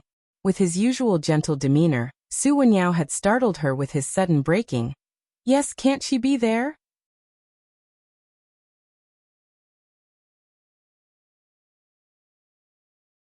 Chapter 359. 138 Found Sisterland's True Score. Director Chen returns _1 Buyuan Base was established by the renowned mathematician Jiu Buyuan, who has significant international influence in Jiangjing. Programs like Buyuan Base and the Wenchong Plan are only known to a part of the top students. Naturally, Shen Qing and the arts-focused Ji Xiaojun have no idea about them. When Shen Qing asked the question fearfully, Su Wenyao also became somewhat confused. Was Shen Qing so nervous because she believed Buyuan to be an unlawful place? If Buyuan Base found out, they would likely feel quite helpless. "No," Su Wenyao turned around, explaining to Shen Qing as gently as possible. Buyuan Base is the most famous summer camp in Jiangjing. Generally only top students can get in. Top students? As Su Wenyao mentioned these three words, Shen Qing was also perplexed. She remembered Bai Lian's persona in Beicheng, a woman of no academic or artistic merit, similar in character to Ji Mulan. When Bai Lian first came to Xiangqing, Shen Qing disdained her. Only later did she find out that Bai Lian was different from Ji Mulan. But what does top student have to do with Bai Lian? Noticing Shen Qing's confusion, Su Wenyao calmed down, started the car again and followed the navigation onto the main road. "So Alien studies there?" The Ji family always said that Bai Lian was studying hard. Su Wenyao and Su En both thought she was at the library since the Jiangjing library is well stocked. Su Wenyao even considered advising Bai Lian to study there. But was she at Buyuan Base? "She studies at Buyuan Base." Ji Heng lowered the car window slightly, letting the cold wind blow in, and also doubted in his mind. Is that really a place only for top students? Their family never brought up grades in front of Bai Lian. Ji Heng and Ji Xiaojun always thought that Bai Xiaoke and Bai Xiaoqi had impacted Bai Lian too much. She even switched to science for them, so they tried to avoid mentioning such sad topics. And as for Bai Lian, the more she learned about modern knowledge, the more she realized how superficial her own understanding was. They didn't ask, and she never told her scores, only Jiang Fulai would ask her. Yes, Su Wenyao nodded. He looked at the rearview mirror quietly, feeling for the first time that even his usually steady family could be unreliable. Asking them wouldn't yield any information. But Su Wenyao suddenly remembered the message Su Jiyue sent him last time, mentioning a very attractive girl at the special training class. At the time, Su Wenyao didn't care about that message.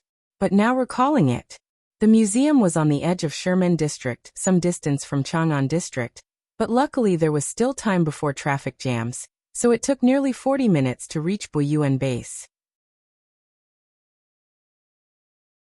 As soon as Su Wenyao parked the car by the roadside, he saw Bai Lian coming out of Buyuan Base. It wasn't just Su Wenyao. Ji Heng and the other three were also quite silent, except for Jiang He, who was watching Bai Lian with shining eyes. Ji Xiaojun handed back the candied ha to Jiang He. then silently offered it to Bai Lian. Jiang He had eaten 3 haws off the stick, revealing its pointed end. When they got on the car, Ji Xiaojun had taken away the candied haw.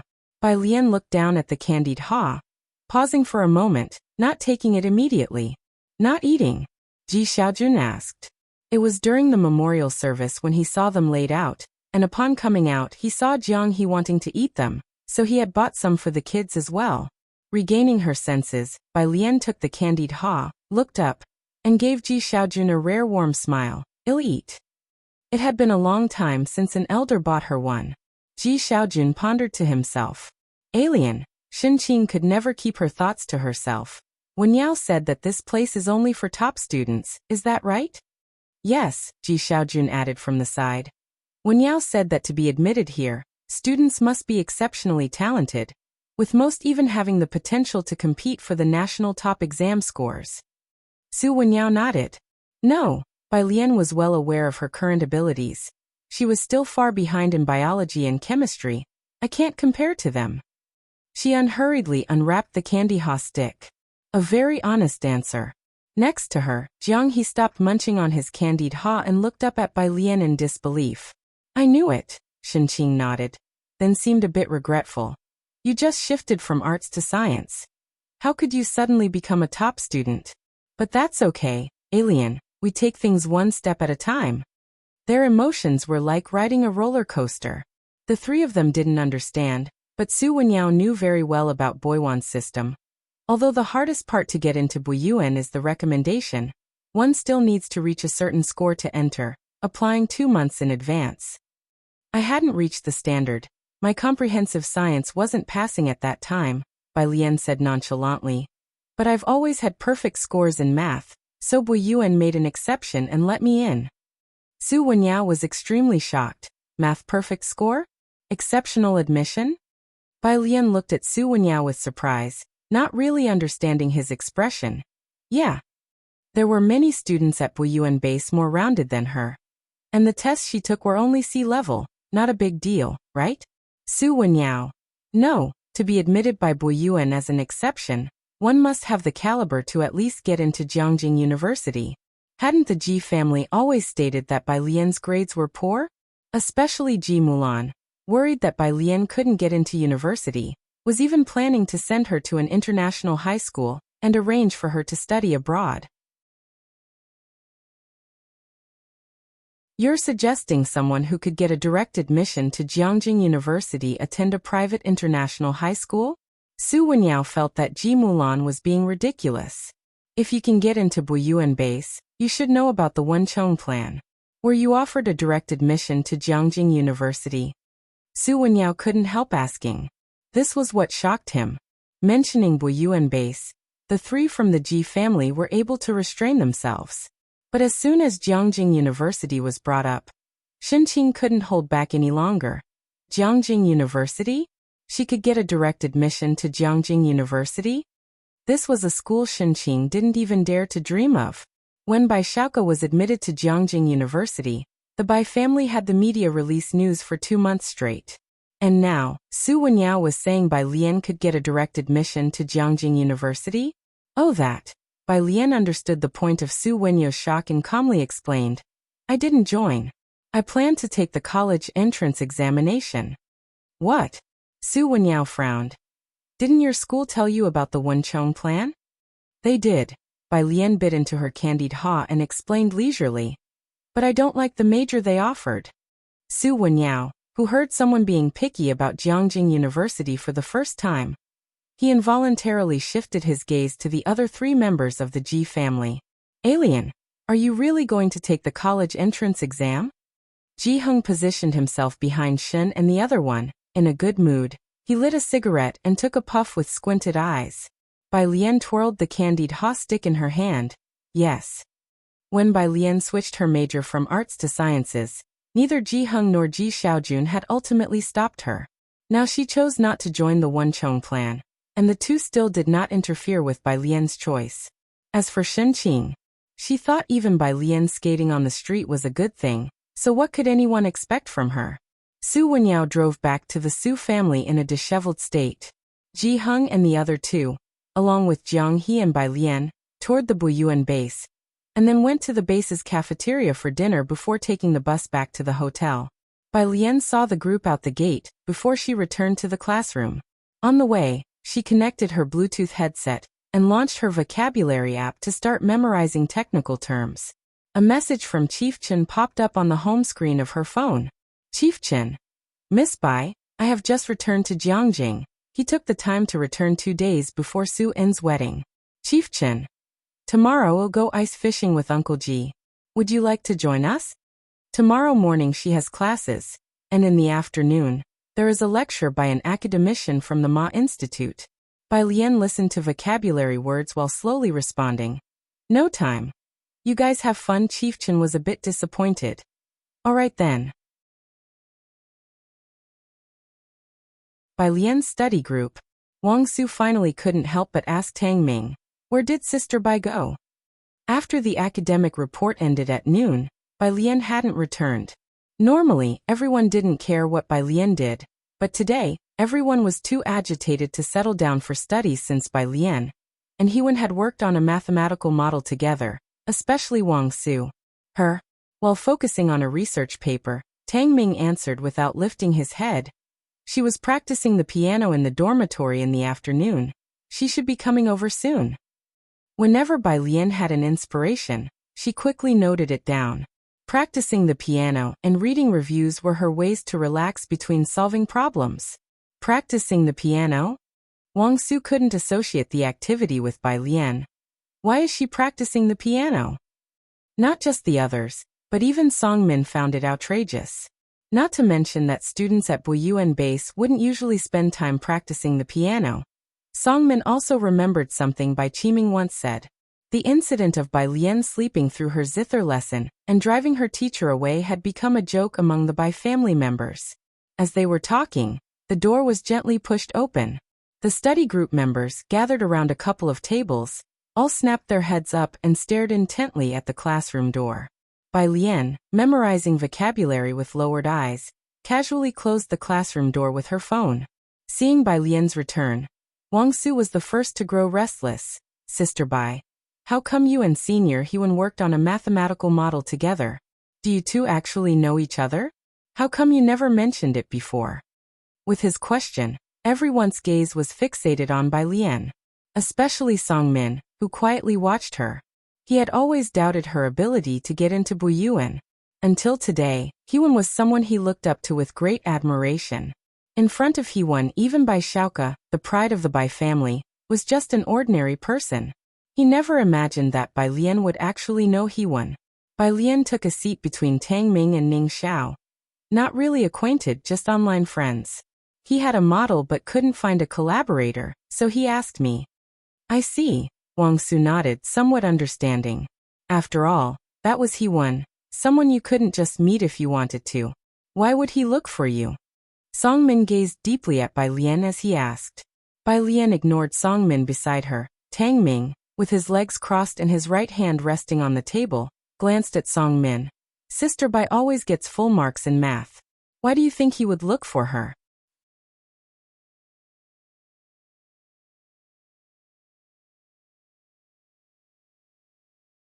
Chapter 360, 139. A sister who has never met before sends tickets to Su Wenyao. Second update.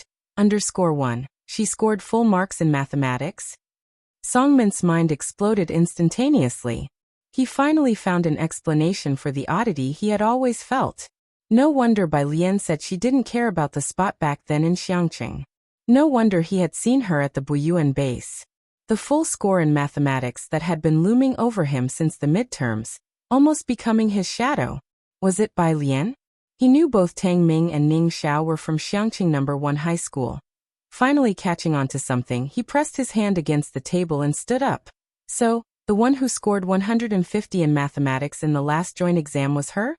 What about this time's mathematics and the science comprehensive?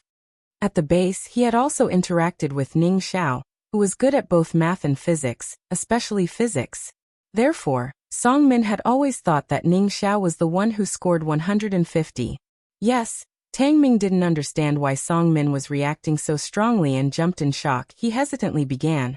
Of course the math was Sister Lian, but the first place in science comprehensive was Ning Xiao. Learning that Bai Lian wasn't first in science comprehensive, Song Min let out a huge sigh of relief. However, the next second, he felt the pressure come crashing in like a tide from all directions. 150 points. Her mathematics was that good? He looked up, staring blankly in Bai Lian's direction. Su family. Director Wang had someone deliver the New Year's gifts to the old lady before saying goodbye. Old Madam, President Su Miss Chi, I have to go abroad tomorrow, and am paying an early New Year visit now.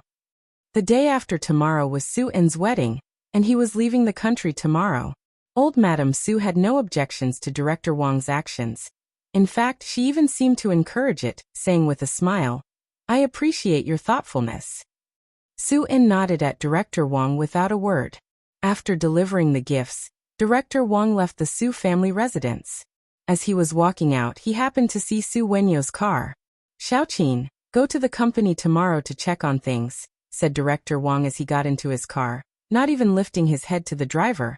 Find out what's going on with the ZUS, and the proposals are revised again and still the same, showing no progress at all.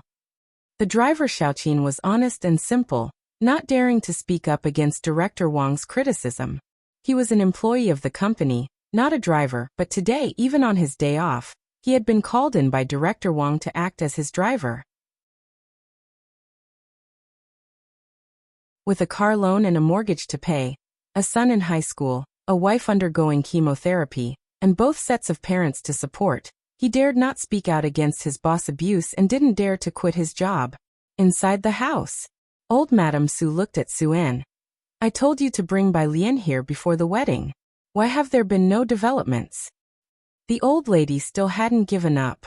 She doesn't have time, Su En replied calmly, though he actually hadn't mentioned it to Bai Lian at all. No time, old Madam Su scoffed. She didn't believe it for a second. Bai Lian didn't have time? But at that moment, she had other things to think about, glancing at Su En. When Wenyao gets here, you speak to him properly. He's not replying to Shuyan's messages, and you've seen how upset Shuyan is getting. As she spoke, she also reached out to pat Qi Shuyan's hand, saying very kindly, Shuyan dear, don't worry, Grandma will handle it for you. Qi Shuyan sat next to old Madam Su, her eyes were a bit red. Su En, however, remained silent. Almost as soon as old Madam Su finished speaking, Su Wenyao returned home. Wenyao. Old Madam Su stood up upon seeing that Su En wasn't saying anything. Now that Shuyan is here, you should apologize to her quickly. What's with all this conflict between young lovers? She laughed, playing the mediator. Qi Shuyan turned her head away, refusing to look at Su Wenyao.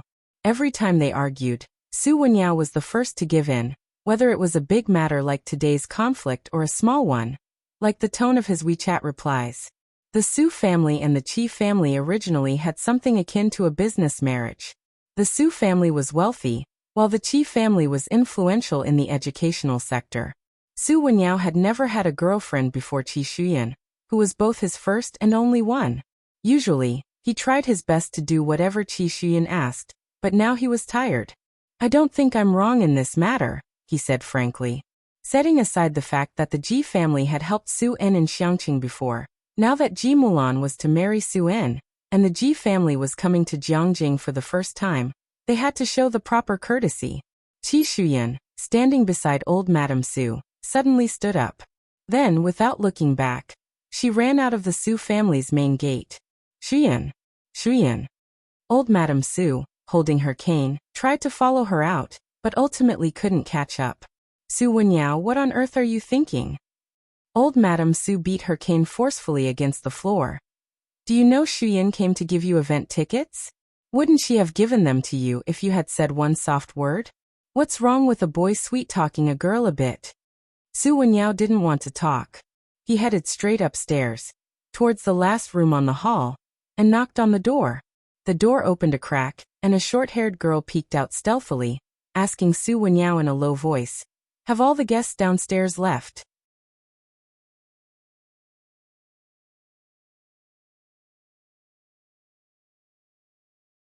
Chapter 361.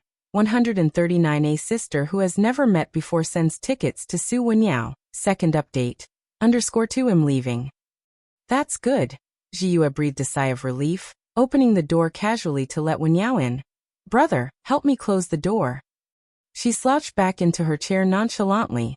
With a bag of potato chips, she watched Perfect Day. Grandma told me not to come back the day after tomorrow. Buyuan base was far from the Su family, and Jiyue had been called back by old lady Su today, who specifically instructed her not to attend the wedding, saying that studying is more important. Wenyao picked up the books from the floor and arranged them properly. So, are you going or not? Of course I'm going, Jiyue replied bluntly. I haven't met the sister I've never seen before. Mulan was kind to both her and Wenyao, so Jiyue was not averse to this sister. Wenyao paused. Maybe you've already met each other. Jiyue turned around. What was the name of that girl from Buyuan base you mentioned last time? Alien. Jiyue remembered her name. Wenyao said. Your unseen sister is also called Alien. Jiyue. The next day, early in the morning, Jiang He had not yet woken up when Xinqing abruptly pulled off his covers. We're going ice fishing today. He rubbed his eyes and got up. Jiheng went to wash up and ran into Xiaojun. He suddenly stopped. Alien, she was exceptionally admitted by Buyuan, right? Xiaojun had talked with Xinqing all night the previous evening, and the two had complained about how Jiheng and Jiang He were both as dull, showing little reaction. Yes. Xiaojun gave Jiheng a strange look. Jiheng grunted and continued to calmly head to the bathroom. Finally, Xiaojun noticed. Jiheng was very composed. Due to the issue between Wenyao and Shuyan, Su En and Mulan came early this morning to bring breakfast for Jiheng and the others. After setting the breakfast, he received a call from Su Shujia. What's wrong with him? Xinqing came out with Jiang He, noticing Su En's furrowed brows. She squeezed toothpaste for Jiang He and gestured for him to go brush his teeth in the bathroom. Mulan knew a little about Wenyo's situation, which seemed related to the Ji family, and she also felt a bit agitated. Wenyo's academic issues, it's no use you asking so much about it. Jiheng looked up. It's related to us? Not exactly. Mulan didn't dare to be perfunctory with Jiheng. He's having a conflict with that girl from the Qi family. Now it seems to be an issue with a lecture ticket, and the Qi family isn't planning to give one to Wenyao anymore. A lecture ticket that important? Xiaojun asked in surprise. The bathroom door was open. Jiang He stood on a stool, slowly watching himself brushing his teeth in the mirror, listening to the adults talk. After breakfast, Jiheng and the others went downstairs to prepare for ice fishing. Su En and Mulan saw them off. At the hotel entrance, Su Shujia hurried over, pausing slightly at the sight of Jiheng and the others holding fishing rods and gear. Xinqing didn't know how to greet Su Shujia and sheepishly said, Are you coming ice fishing with us? Su Shujia stopped mid-sentence, no need. She watched the group leave, and then turned to Su En with a frown. What exactly is going on with Wenyao? At Buyuan base. Today's lecture was given by Director Huang, a student of academician Ma, well known at Jiangjing University, and the most authoritative of all the professors who came to lecture these days. His main research was in physics. Today's lecture was also related to physics. During the break, Tang Ming saw Jiyue sneaking glances at him again. When he looked back at her, she immediately pretended to be reading a book. Tang Ming was somewhat silent as he discreetly spoke to Alien. Alien, why do I feel like that girl is always sneakily looking at you? There were only two girls in the class, Alien and Jiyue. It's quite normal. Wang Su, sitting next to Tang Ming, lowered his voice. That Liang Wuyu has looked over several times, not to mention others. While the other students were obediently listening to the lecture, Alien was already capable of collaborating with Hewan for modeling. Alien was wearing her light blue shirt from before, holding a black pen, her head bowed in earnest scribbling, her eyelashes long and black, slightly drooping, the very image of a diligent student. Her phone lit up. It was Jiang He. She picked it up and glanced at it, then sat up straight, her pale fingers tapping on the screen. After a moment of thought. Where are you? Jiang teacher. At home. Alien student. Are there any tickets left for the event? She was asking about academician Ma's event tickets. Academician Ma was a leading figure in the quantum field, holding cutting-edge technology in this area. Attending his lectures could optimize one's knowledge structure, enhance one's level of awareness, and broaden horizons.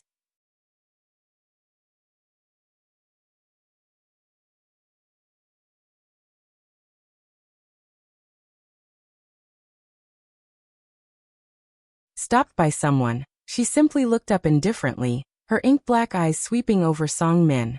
The golden sunlight accentuated her beautiful face, with a look of annoyance. Are you sick? Is it illegal to beat someone up at the Buyuan base? Classmate Bai Lian. Song Min snapped out of it, feeling cold as it was his first time stopping someone. He looked at the Bai Lian who was completely different from his memory. Your mathematics.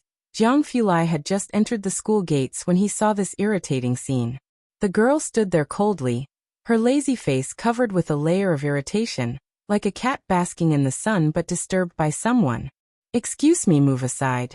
Jiang Fulai said indifferently. Song Min hadn't finished speaking when he felt a cold breeze behind him, followed by an icy voice that mixed with a scrutiny that was hard to ignore. Despite the path being 2 meters wide, Song Min instinctively stepped to the left to make way. Only then did he see the person who had just spoken.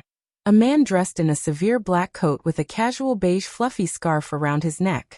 Despite the lack of expression on his face, when his gaze swept over, Song Min felt like an invisible hand had grabbed his insides tightly. It took his breath away. He turned noticeably pale. Ran into a fool. Bai Lian's impatience disappeared as she looked at Jiang Fulai with irritation. Jiang Fulai glanced at Song Min from the corner of his eye and walked away with Bai Lian. Who is that? Bai Lian unconsciously replied. Song Min. Song Min. Jiang Fulai had a good memory.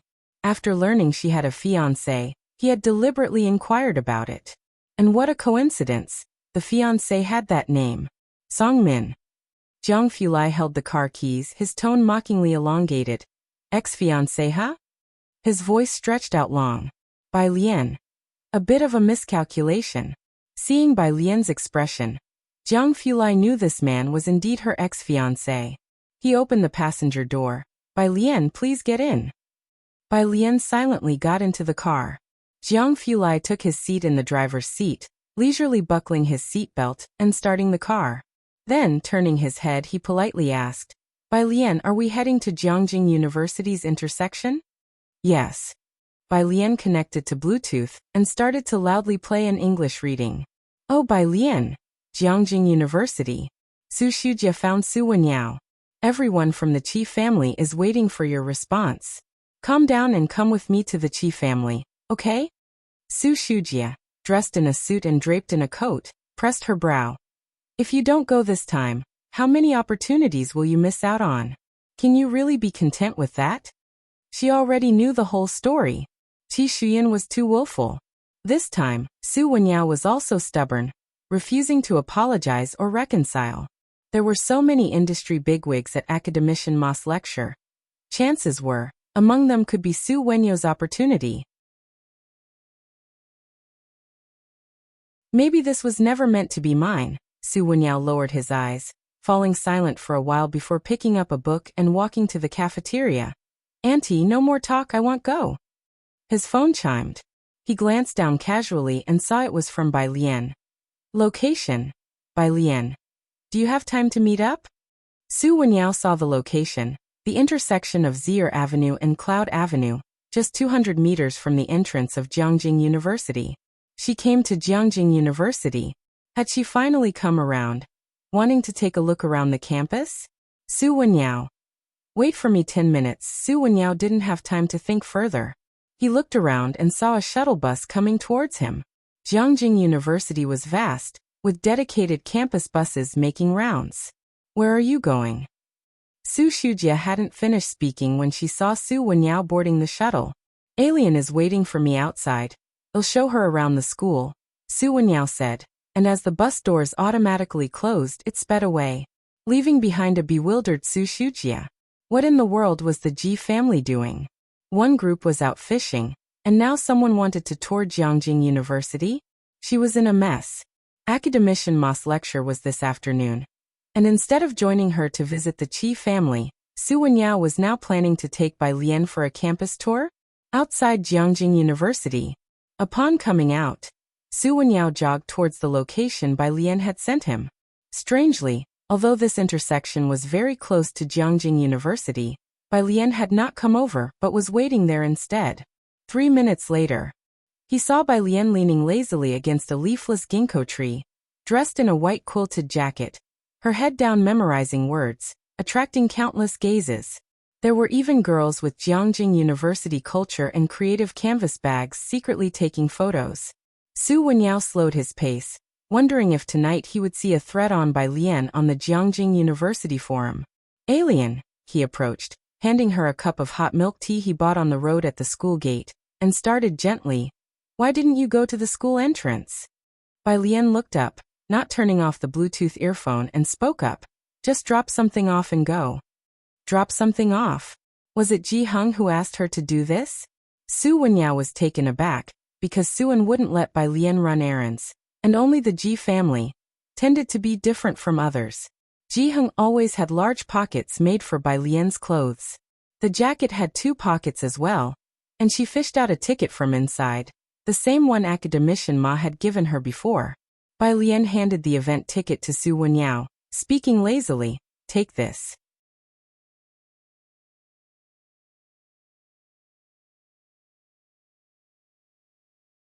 Chapter 363. 140 Su Wenyao's Opportunity. Bai Lian invites President U_1 what? Su Wenyao took the item Bai Lian passed to him in surprise. Due to the conflict, Qi Shuyan hadn't given Su Wenyao a ticket to the event. He had never seen an event ticket before. Su Wenyao looked down curiously. The ticket was 5 centimeters wide, more than 10 centimeters long, overall in a light blue color, with an image of the Jiangjing Science and Technology Museum on the front. He flipped it over. Several lines were written on the back. Quantum and Information Era Lecturer, Ma Tongfeng date. January 17th in the afternoon at 2 location. Lecture Hall, basement level 2 of Jiangjing Science and Technology Museum. Quantum and Information Era. Ma Tongfeng. As Su Wenyao read on, he suddenly realized what this was, and a barely visible tremble went through his hand holding the light blue ticket, his fingertips turning a little pale. A lecture by academician Ma. To say that tickets were hard to come by was an understatement. Any random person at the scene would be a big shot in the industry. Su En and Su Shujia had also put some effort into it, but the tickets couldn't be obtained by simply spending money. Otherwise, Su Shujia and the old lady Su wouldn't take turns persuading Su Wenyao to apologize. And now, Bai Lian just gave him one like that? Where did you get this? He raised his head to look at Bai Lian, astounded. Even for someone as calm as him, his mind was in a daze. He was too flustered to know where to start. Someone gave it to me. Bai Lian was still wearing a Bluetooth earpiece. The wind was a bit strong outside. She put her hands in her pockets and said languidly, "Jiang Xiaoniao said you wanted to attend academician Ma's lecture." Su Wenyao replied subconsciously, "Jiang Xiaoniao?" "Ah." Bai Lian said too fast and misspoke. She tilted her head. "I mean Jiang He, the one you've met." Su Wenyao knew Jiang He. They had gone to the museum together that day. It's just, looking at the unconcerned face of Bai Lian, so beautiful, Su Wenyao really couldn't fathom how she would nickname someone and call them so earnestly by that nickname. "I should go now." Bai Lian nodded slightly to Su Wenyao. There was no parking here, and Jiang Fulai was still waiting for her at that temporary parking spot. She couldn't afford to go back too late.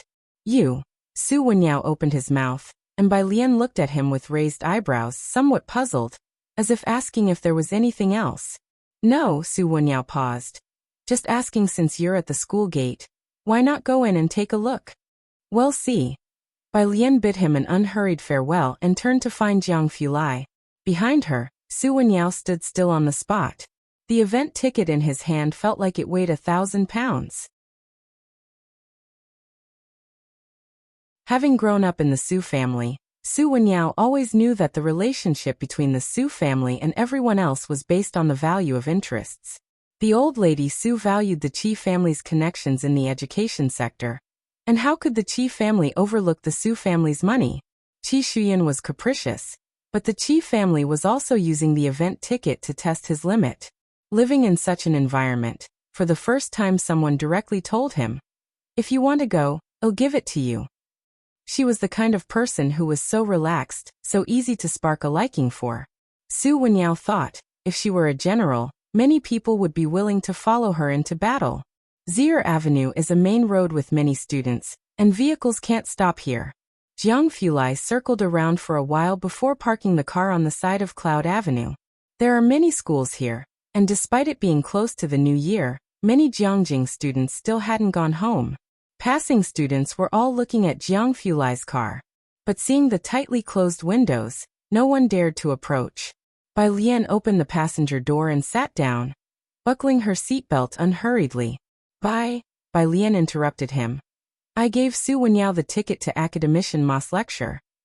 Jiang Fulai, who could change subjects elegantly, with his eyebrows carrying a cool pride and cool white fingers tapping on the steering wheel, spoke seriously. "We'll go eat Jiangjing cuisine for lunch." Okay. The situation was temporarily back to normal. Bai Lian turned the Bluetooth speaker volume down. After lunch, they would still go to the Science and Technology Museum. The museum was located between Chang'an and Xinjiang districts, and Jiang Fulai didn't drive too far, stopping at a private restaurant on the edge of Chang'an district. It was within a small alley, in an ancient building with few people around. Jiang Fulai had ordered the dishes before coming. In a second-floor private room by the window, a small square table next to the window, with a bamboo curtain half rolled up behind it was a transparent glass pane, offering a view of the river below through the glass. Occasionally a small boat would drift by. Bai Lian settled in her seat, pulled up the curtain, and while talking to Jiang Fulai said, "I also saved one for Tang Ming." Jiang Fulai poured her a glass of water with elegance and casually said, "He could benefit from the learning atmosphere." Bai Lian, lounging back, supported her chin and watched the view outside. "That's what I thought too."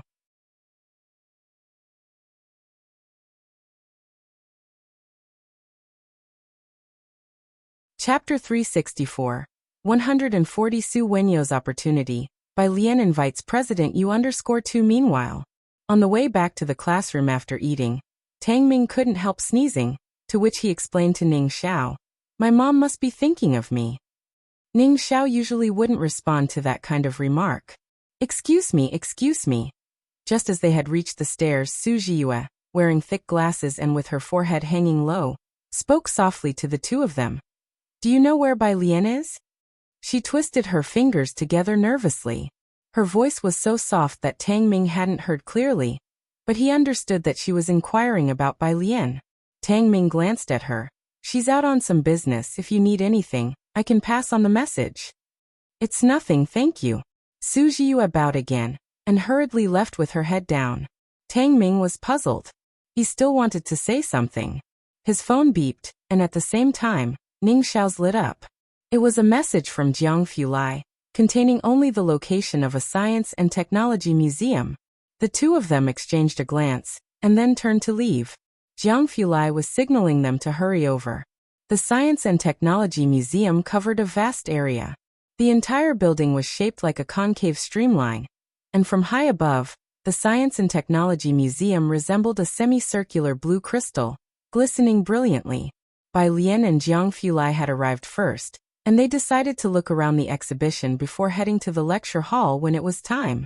The first floor showcased the evolution of science and technology from the modern era to the present, featuring 3D projections and displays about intelligence and co-creation. The second floor was dedicated to the evolution of physics, chemistry, and mathematics. The third floor focused on the universe and aerospace, where Bai Lian even saw a small satellite. The second basement level. A crowd had gathered at the entrance. Most of them were from Jiangjing University. Due to security reasons, the number of tickets was limited, and many without tickets could only gather at the entrance to watch. They might even encounter a luminary from a certain field. The museum had anticipated such a scenario and had deployed over a dozen security guards to maintain order on the second basement level. The lecture was set to begin at 2 o'clock. Su Wenyao arrived early with tickets to secure a good spot. He handed his ticket to the security check, and the staff member gave him a glance after seeing the blue ticket. It was only 1 o'clock, and there were only a few scattered seats left in the lecture hall. Su Wenyao, carrying a stack of books, found a corner seat, sat down, and began to go through problems with his head bowed. Preparing for the graduate school entrance exam?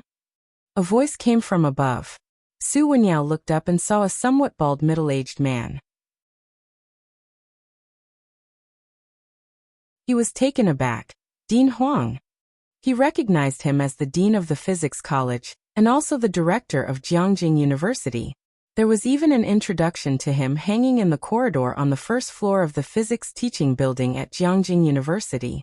Yes, Director Huang glanced at the ticket beside Su Wenyao. There are few students who can get a ticket. This. Su Wenyao looked down at his ticket, his voice softening. It was given to me by my sister. Director Huang seemed thoughtful. What's your name? Su Wenyao. Director Huang narrowed his eyes slightly and recited a string of numbers. This is my mobile number. If you encounter any problems in your research, you can ask me. I'm also planning to take on a student this year, so work hard, and I hope to see your name on the list. He patted Su Wenyao on the shoulder. Su Wenyao was dizzy with surprise, as if luck had literally fallen on his head. Thank you, Dean Huang. He memorized the number. At the Qi family, Madame Su was speaking with Lady Qi. Is Xuyan still angry, refusing to come downstairs? As Su Wenyao hadn't shown up, Madame Su had to make a personal visit. Lady Qi sighed.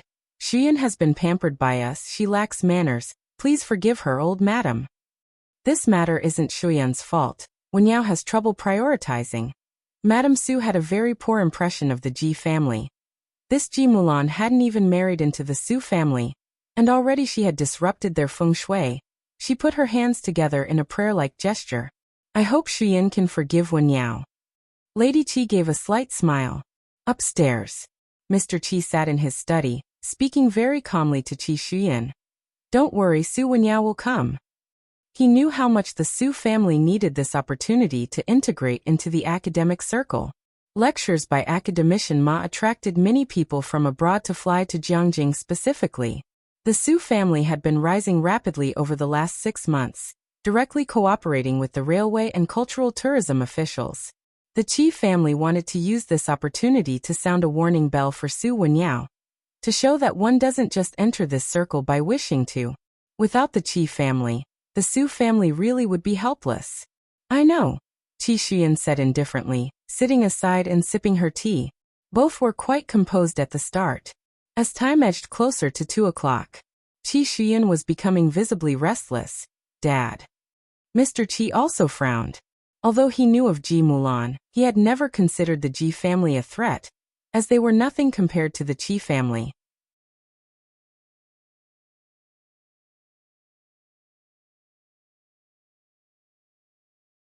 Chapter 365, 140 Su Wenyao's Opportunity, by Lian invites President U_3. He felt that the Su family would know who was truly important to them, and that Su Wenyao would eventually compromise for the sake of the ticket. Just wait a bit longer. Qi father was always able to remain calm. Qi Xuyan had no choice but to sit down again. Ding! The clock in the study struck 2 o'clock exactly, and Su Wenyao still had not arrived, not even a phone call. Dad. Qi Xuyan stood up. Qi father's face also darkened.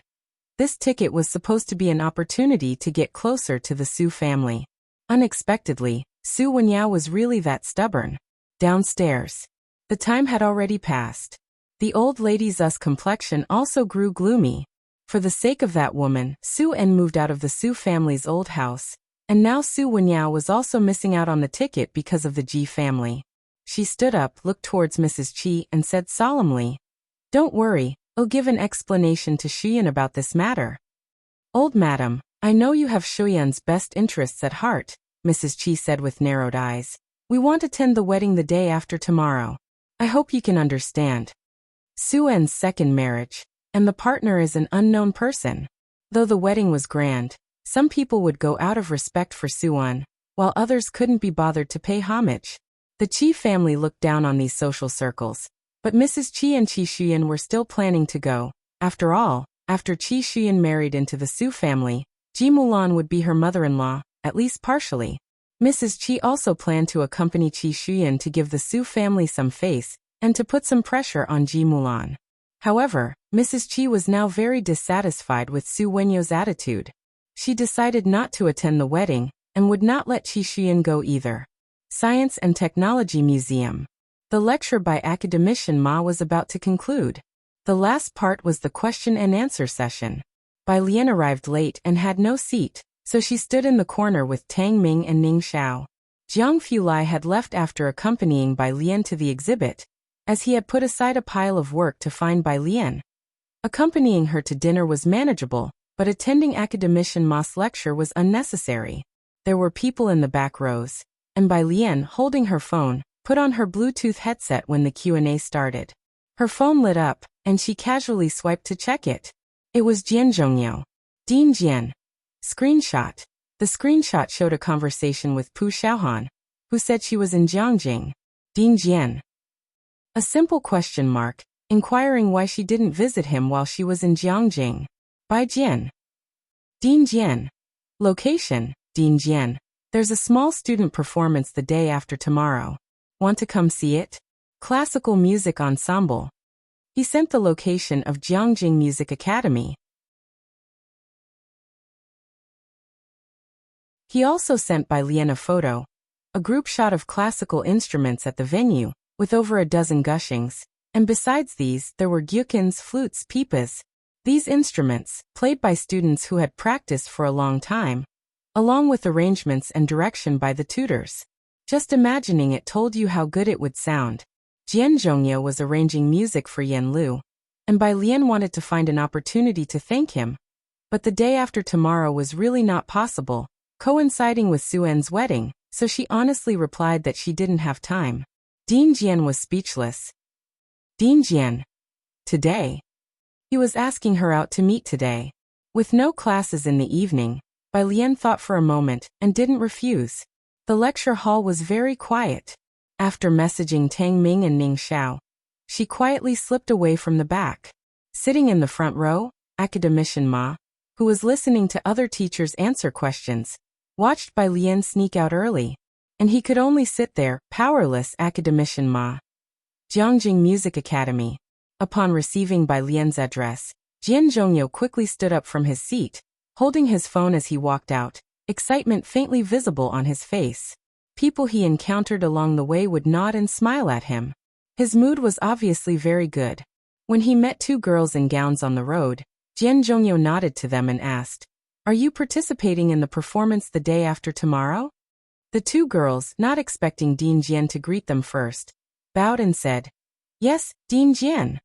Din Jian recognized one of them who played the White Robe Journey. He himself was famous for playing that piece, and the Bai Lian he was about to meet could play it too. He then smiled at her. "Good luck." And with hands clasped behind his back, he hummed an unknown tune as he walked out. After he left, the girl in the purple gown excitedly turned to her companion. She had noticed that the last comment from Din Jian was directed at Bai Xiaoqi. "Xiaoqi, do you know Din Jian? He actually greeted you. Has he been paying attention to you for long? Does he want to take you on as his last disciple?" At the entrance, Mrs. Song, wearing a coat, walked inside, hearing the girl's last remark. "Look at this, what's going on? A last disciple?"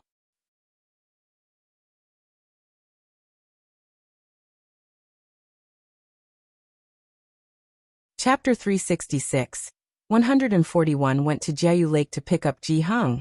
Afraid to become the most explosive news, second update, _1. Bai Qiming had already returned to Beicheng. As Song Min was still at the Buyuan base, Madame Song had not yet gone back.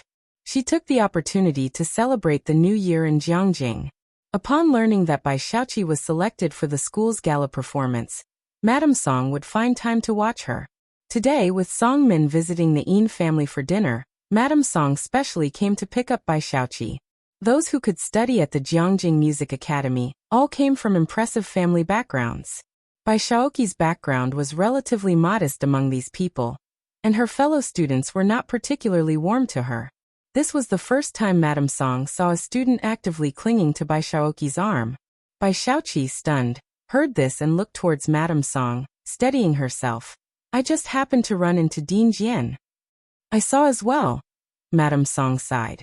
She had seen Dean Jian leaving as she came in, but could not find an opportunity to get to know him. The girl in the purple dress smiled as she exchanged contact information with Bai Xiaoqi. When you become Dean Jian's student, don't forget about me, okay? Having said this, she waved her phone at Bai Xiaoqi and left. You, Dean Jian's student? Madame Song's heart skipped a beat. She looked at Bai Xiaoqi in astonishment. She had assumed they were discussing Dean Jian's disciples because, after all, Bai Xiaoqi had failed to secure her previous academic ambitions. Just now, Dean Jian took the initiative to greet me. Bai Xiaoqi spoke up, her unsettled heart in these past days now beginning to calm down. Madame Song exhaled, pondering silently. She was to pick up Song Min from the Boyuan base and bring him back to the Yin family. Song Min had been very silent on the way, but since he was always aloof, neither Bai Xiaoqi nor Madame Song suspected anything. At the Yin family's home, hearing the news about Dean Jian, Mr. Yin also made a special trip back. Xiaoqi, that's very impressive, he praised with a smile. Bai Xiaoqi went upstairs to change clothes. I will go watch Xiaoqi's performance the day after tomorrow. Madame Song had been struggling with the Su family and Bai Xiaoqi. After all, the Su family had now reached heights that the Song family could not. However, important as the Su family was, it did not outweigh Bai Xiaoqi's position in Madame Song's heart at the moment. Fortunately, she had calmed down and broken off the engagement with Bai Lian at that time. Mom, Song Min, who had been silent all this time, finally spoke up. Bai Lian is also at the Boyuan base. Oh, Madame Song, as usual, responded indifferently to the mention of Bai Lian's name. After saying this, she realized what Song Min meant. She's at the Boyuan base? How did she get in there? Through the Su family. Madame Song was well aware of Bai Lian's past cheating incident in the humanities class. As I mentioned last time, the person who got full marks in math, that's her, Song Min said, looking out the window. Full marks in math. Madame Song thought it was unbelievable. Bai Lian's notorious reputation for lack of study in Beijing was well known. When Bai Lian left the Bai family, Madame Song decisively chose Bai Xiaoqi as a swift solution to the messy situation. Now, with Song Min saying that Bai Lian scored full marks in math, Madame Song's first instinct was that it was impossible. But, Boyuan base, what kind of place is it? If Song Min wasn't certain that Bai Lian had scored full marks, he would never have brought it up to her. Full marks, that means she scored even higher than you? Madame Song asked, still stunned. Song Min's expression remained cool as he added, but she didn't do as well as I did in the comprehensive science section. He was second in comprehensive science, with Ning Xiao in the first place, so Bai Lian definitely wouldn't have scored higher than him. Well, that's a relief. Madame Song felt a slight ease like Song Min before. With just over 100 days left until the college entrance examination, I mean, work hard and don't be careless next time.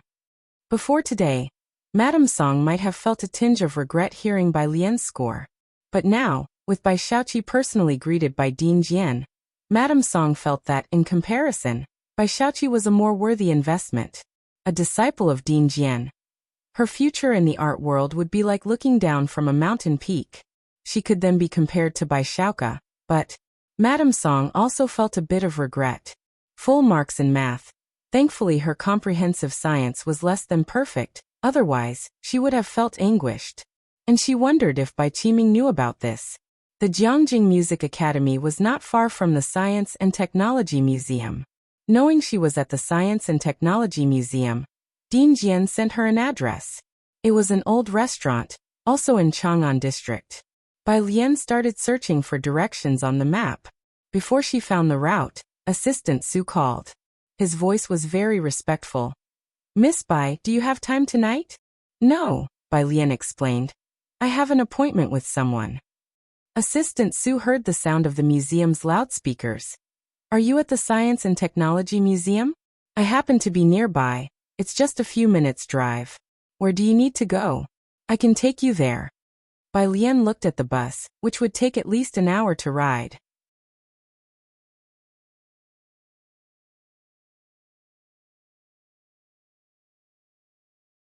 Chapter 367. 141 went to Jeju Lake to pick up Ji Hung. Afraid to become the most explosive news. Second update. _2 She was afraid to keep Dean Jian waiting for long, so she didn't refuse. On the other end of the phone, in the car, Su Shujia, who was sitting in the back seat, was already quite irritable, and now looked at Zu's assistant in shock. You're taking her? Suen's wedding is the day after tomorrow. Su Shujia's usual car had been sent for cleaning and maintenance. Tonight, Suen had gathered the whole family for dinner, and Su Shujia was going too, so she just hitched a ride with Zu's assistant. She hadn't expected that Zu's assistant would actually go out of his way to drop off Bai Lian. Yes, if you have something to do, you can get off. I'll have someone else pick you up, Zu's assistant politely replied. Su Shujia had never met Bai Lian, though Suen had told her about her many times. She didn't have any impression of Bai Lian, but she knew Zu's assistant. He was Suen's close confidant and rarely showed such politeness to other people. Even towards her, his attitude was always proper. Now he was being so polite to Ji Mulan's daughter? Su Shujia found it inconceivable. She lifted her hand, subtly saying, "No need, I'll go too." At that moment, she finally became a bit curious about Bai Lian, and wanted to know why Zu's assistant was so polite to her. Within a few minutes, the car arrived at the edge of the Technology Museum. The Technology Museum was a famous spot for checking in Jiangjing, and Su Shujia figured Bai Lian was probably there to check in. Her gaze swept around, and she immediately saw a girl standing by the road, wearing a snow-white layered woolen vest. Her jet-black hair was loosely tied up with a hairpin, with a few strands swaying in the wind by her ear. She also wore a Bluetooth headset on her ear. Her eyes were cast down, her left hand holding a phone, her right hand casually swiping across the screen. Was she playing a game? The car stopped, and the girl, facing away from the sun, lazily looked up. Her entire face was revealed, and the Technology Museum behind her, shining like a sapphire, instantly became mere background to her presence. Su Shujia had long heard from old Madame Su about Bai Lian. Suen had previously wanted Bai Lian to retake her studies in Jiangjing, and her grades weren't good. Ji Mulan had also spoken briefly about Bai Lian, which led Su Shujia to have a very average impression of her. But seeing her now, she thought that indeed, very few people could resist beauty, and her impression of Bai Lian improved. Zu's assistant quickly got out of the car and very obsequiously opened the passenger door for Bai Lian as she raised her hand. "Miss Bai, please watch your head." His voice was respectful, but he didn't introduce Su Shujia to Bai Lian. After all, even Suen didn't dare to be too presumptuous with Bai Lian, and it wasn't certain yet whether Bai Lian would acknowledge the connection with the Su family, so Zu's assistant didn't dare to introduce her rashly. Su Shujia, who was waiting for an introduction to say a few words to Bai Lian, was speechless. Zu's assistant then returned to the driver's seat. "Miss Bai, where would you like to go?" Bai Lian fastened her seat belt, without removing her Bluetooth headset, leaned back in her seat, tapped on the address sent by Dean Jian and said casually, "Qingxin Building." There was only one Qingxin building in Jiangjing, exclusive to members. Zu's assistant had been there. Suen sometimes met distinguished guests there, so he wasn't surprised by Bai Lian heading there. But Su Shujia, sitting in the back seat, took another look at Bai Lian. Bai Lian, sitting in the passenger seat, was still focused on listening to specialist English terminology, occasionally recalling key points explained by academician Ma. She knew someone in the back seat was watching her, but having been the subject of so much attention, Bai Lian didn't care, and just leisurely swiped on her phone screen. 20 minutes later, the car pulled up outside Qingxin Building. Bai Lian unbuckled her seat belt, got out of the car, and slightly bowed to thank Zu's assistant. "Thank you." "You're welcome." Zu's assistant said something that would make Director Chen want to hit him. "If you need a ride back later, just call me." "Okay." Bai Lian closed the passenger door and walked into Qingxin Building. Qingxin Building was essentially a private club. It was well heated inside. The front desk receptionist, clad in a delicate cheongsam, saw Bai Lian, came forward with a smile, and greeted her with a bow.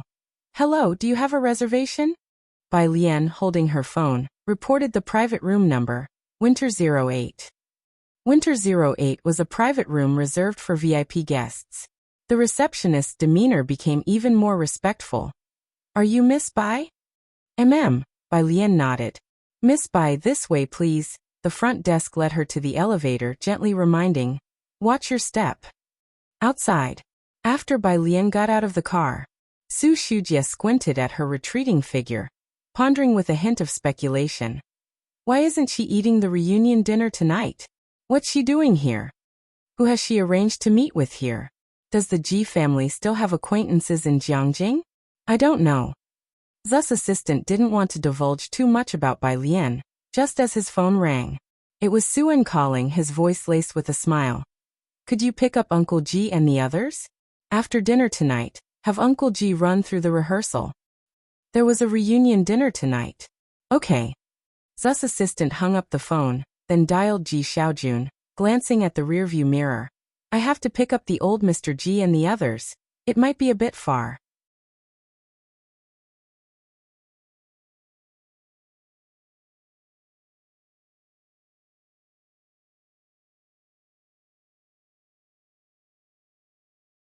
Chapter 368. The 142 Vanishing Pickup God. Honored guest _1 Director Chen was chatting with Ji Hung when Ji Xiaojun thanked Zu's assistant. "Assistant Su, thank you for making the trip."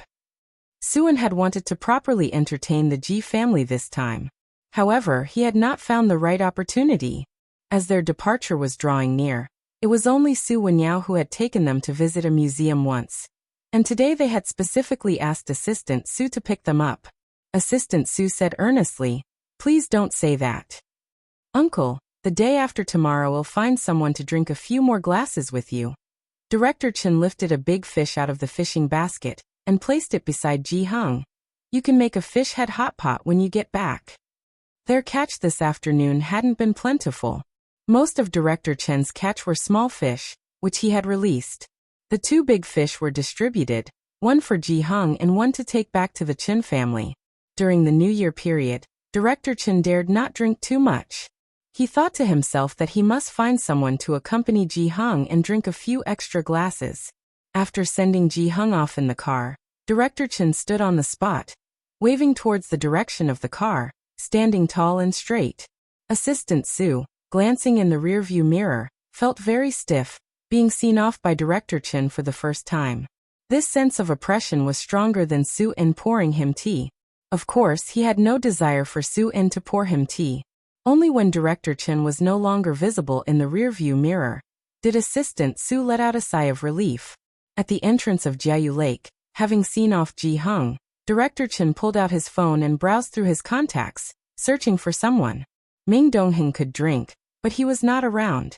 Chen Jingyu could also hold his alcohol, but he was not up to it, and Chen Beixian could drink as well, but who dared to invite her? He scrolled through a list of people. Some could drink but had no connection, so it would be awkward to ask them. Director Chen opened Ji Shan's WeChat. "Where is Su En from?" Truth be told, Director Chen had not really heard about the Su family in Jiangjing. In the rush to return to Jiangjing, he hadn't bothered with the affairs of the Su family. After all, he couldn't even find the time to meet Miss Bai. Ji Xiaojun replied quickly. Mingfeng District? That was a bit remote. Director Chen truly didn't know many people from Mingfeng District. After much thought, an idea finally struck him. This is good, he can drink. Director Chen scrolled to a name. He had some dealings with this person. Before his assignment to Xiangqing, this person had worked under him for 2 years. Thinking this, he sent a message, inviting him to a wedding banquet the day after tomorrow. Conveniently, this person was also from Mingfeng District. Qingxin Building. The Winter 08 private room was very traditional. On the right side was a low table with tea sets. A barely scentable incense was lit, sending up ethereal curls of smoke. On the left stood an 8-panel screen. Would you like to listen to some music first? The waiter served the snacks and tea, and then handed the menu of musical pieces to Bai Lian. Bai Lian took it, glanced briefly, and tapped a slender finger on one of the pieces. The waiter looked down. Ambush from 10 sides? There was nothing wrong with this piece. Others had requested it too. It was just that the waiter was somewhat surprised, for such a beautiful and gentle young lady to choose such an intense piece. Still, the well-trained waiter left to make arrangements. Bai Lian took off her cloak and lazily sat cross-legged at the low table. She lowered her head, used a teaspoon to put tea leaves into the teapot, while the water nearby was already boiling. Her articulate fingers rested on the handle, pouring the boiling water into the pot. The tea leaves rose and fell 3 times before slowly settling to the bottom. The woman carrying the pipa entered the Winter 08 room, and even paused at the entrance. She looked at the girl inside brewing tea, and felt as if she had stepped into the boudoir of nobility from another era. Bai Lian slightly turned her head and smiled at the woman, gesturing with one hand in an inviting please motion. The clear sound of the pipa began to play from behind the screen. After brewing the tea, Bai Lian poured a cup for herself and one for Principal Jian who hadn't arrived yet, then took out her phone to snap a photo. By student. Image. Teacher Jiang. ? Bai Lian sent the photo and then ignored him. All the way, Principal Jian wondered what to say when he met Bai Lian. He knew she was a high school student. They hadn't talked much online, and there was a decades-wide generation gap between them. It wasn't until the waiter opened the door that he saw, through a thin veil of smoke, the girl sitting cross-legged at the low table. Principal Jian. Bai Lian stood up to greet him. The zither music was very zen-like for Principal Jian, and although the technique in Bai Lian's previous video wasn't extraordinary, Principal Jian was someone who had studied the white robe journey to the core. He could hear the sorrowful resonance in it. Making friends through the zither, this sense of musical resonance was something others could not comprehend. Did you brew this tea? Principal Jian sat opposite Bai Lian, looking at the color of the brew with surprise. Bai Lian listened to the pipa indifferently. Yep. It was their first meeting, yet they felt like old friends.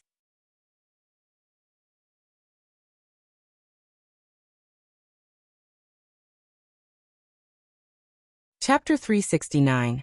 The 142 Vanishing Picker God. Valued guest _2. What are you doing in Jiangjing? Dean Jian asked her. Bai Lian sipped her tea.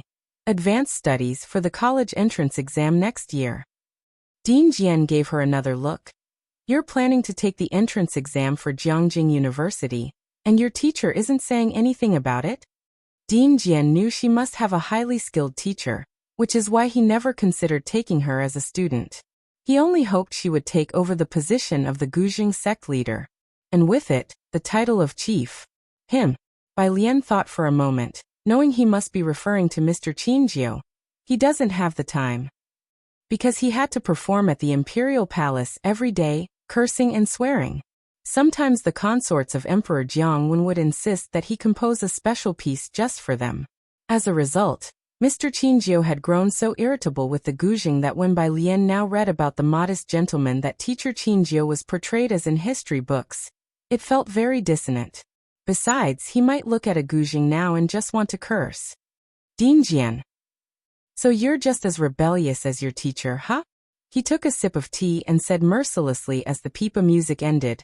Anyway, you want past the Jiangjing University entrance exam. After he spoke, he sneezed. Dean Jian then instructed someone to turn up the heating inside. Bai Lian had her own understanding of the Guzheng, having been taught by the historically famous Qinjiu. Most of her understanding of the instrument was imparted by Qinjiu, whose insight into the Guzheng was unrecorded by history. The more they talked, the more Dean Jian felt he had to get her to the music academy. You're from Xiangqing, right? Bai Lian nodded. After some thought, Dean Jian remembered he had recently come across videos of various tourist attractions in Xiangqing. It was winter break, and many college students were passing through to shoot puppet theaters, which had become a cultural phenomenon during the Lunar New Year period. Even Dean Jian had seen the videos. After his meeting with Bai Lian, Dean Jian was ready to send her back. Once in the car, the driver respectfully asked Bai Lian where she wanted to go. Buyuan Base, Bai Lian said, opening an English reader. Before the chauffeur could respond, it was Dean Jian who was caught off guard. Where? Buyuan Base, Bai Lian replied politely. Dean Jian, who clearly knew what Buyuan Base was at a loss for words. After Bai Lian got out of the car at Buyuan Base, Only then did the driver look at her figure in surprise. Dean Jian, is she really the next chief you picked? I'd like to think so, but she's not willing, Dean Jian replied as he took out his cell phone and instructed other people in the institution not to schedule anything for him in the coming months. He was going on vacation. Startled by Dean Jian's words, the driver gasped. Dean Jian was a seasoned official of the National Arts Department and a figurehead of classical music in the country. He had been involved in arranging music for state reception-level events. His skill level was high, but his cultural image was even higher. He represented domestic classical culture, comparable in some ways to the president of Jiangjing University. How many in the music academy were vying to become the favored disciples of Dean Jian? And yet there were those who weren't interested? Yinxiao Hotel. Ji Heng delivered the fish to the hotel staff to make a fish head dish, and then went on to walk through the handover process for the day after tomorrow with Su En. Ji Mulan's first wedding was an event Ji Heng had not attended. Ji Xian's wedding hadn't been such a grand affair, and Ji Heng had sat quietly during Ji Xiaorong's wedding. The process was quite simple. Su Shujie sat at the table next to them with a laptop, waiting for the food to arrive while working. Ji Xiaojun and Shenqing sat beside Ji Mulan, with Shenqing peeling sunflower seeds and pocketing 2 pieces of fruit, earning a sideway glance from Ji Mulan. Zu's assistant was discussing details with the host. When Su Wenyao arrived, just as the dishes were served, after greeting Ji Xiaojun and the others, he sat down next to Su Shujie. Su Shujie, who had been buried in work, finally lifted her head. She wanted to mention something about the Qi family, but considering the presence of the Ji family members, she held back. After Ji Heng and the others finished the process, they came over to eat. Su En stood up and raised his glass to Ji Heng and Ji Xiaojun, speaking earnestly. Mulan is in my care now, you two can rest assured. The group didn't drink much that evening, just a few light toasts. Su Shujie tried a piece of the fish head and was surprised. This fish is actually quite good. The just-finished assistant beside her. How could it not be? It's from Jiayu Lake, caught by Director Qin. After dinner, when Ji Heng and the others were sent back to their rooms, Su Shujie finally turned to Su Wenyao. Your grandmother threw a tantrum at home because you didn't go to the Qi family this afternoon. I didn't go. Su Wenyao got up, ready to head back to his room to rest. You're tuning in to the Echoes of the Heart YouTube channel. Don't forget to subscribe and join us on this journey to catch the most captivating stories.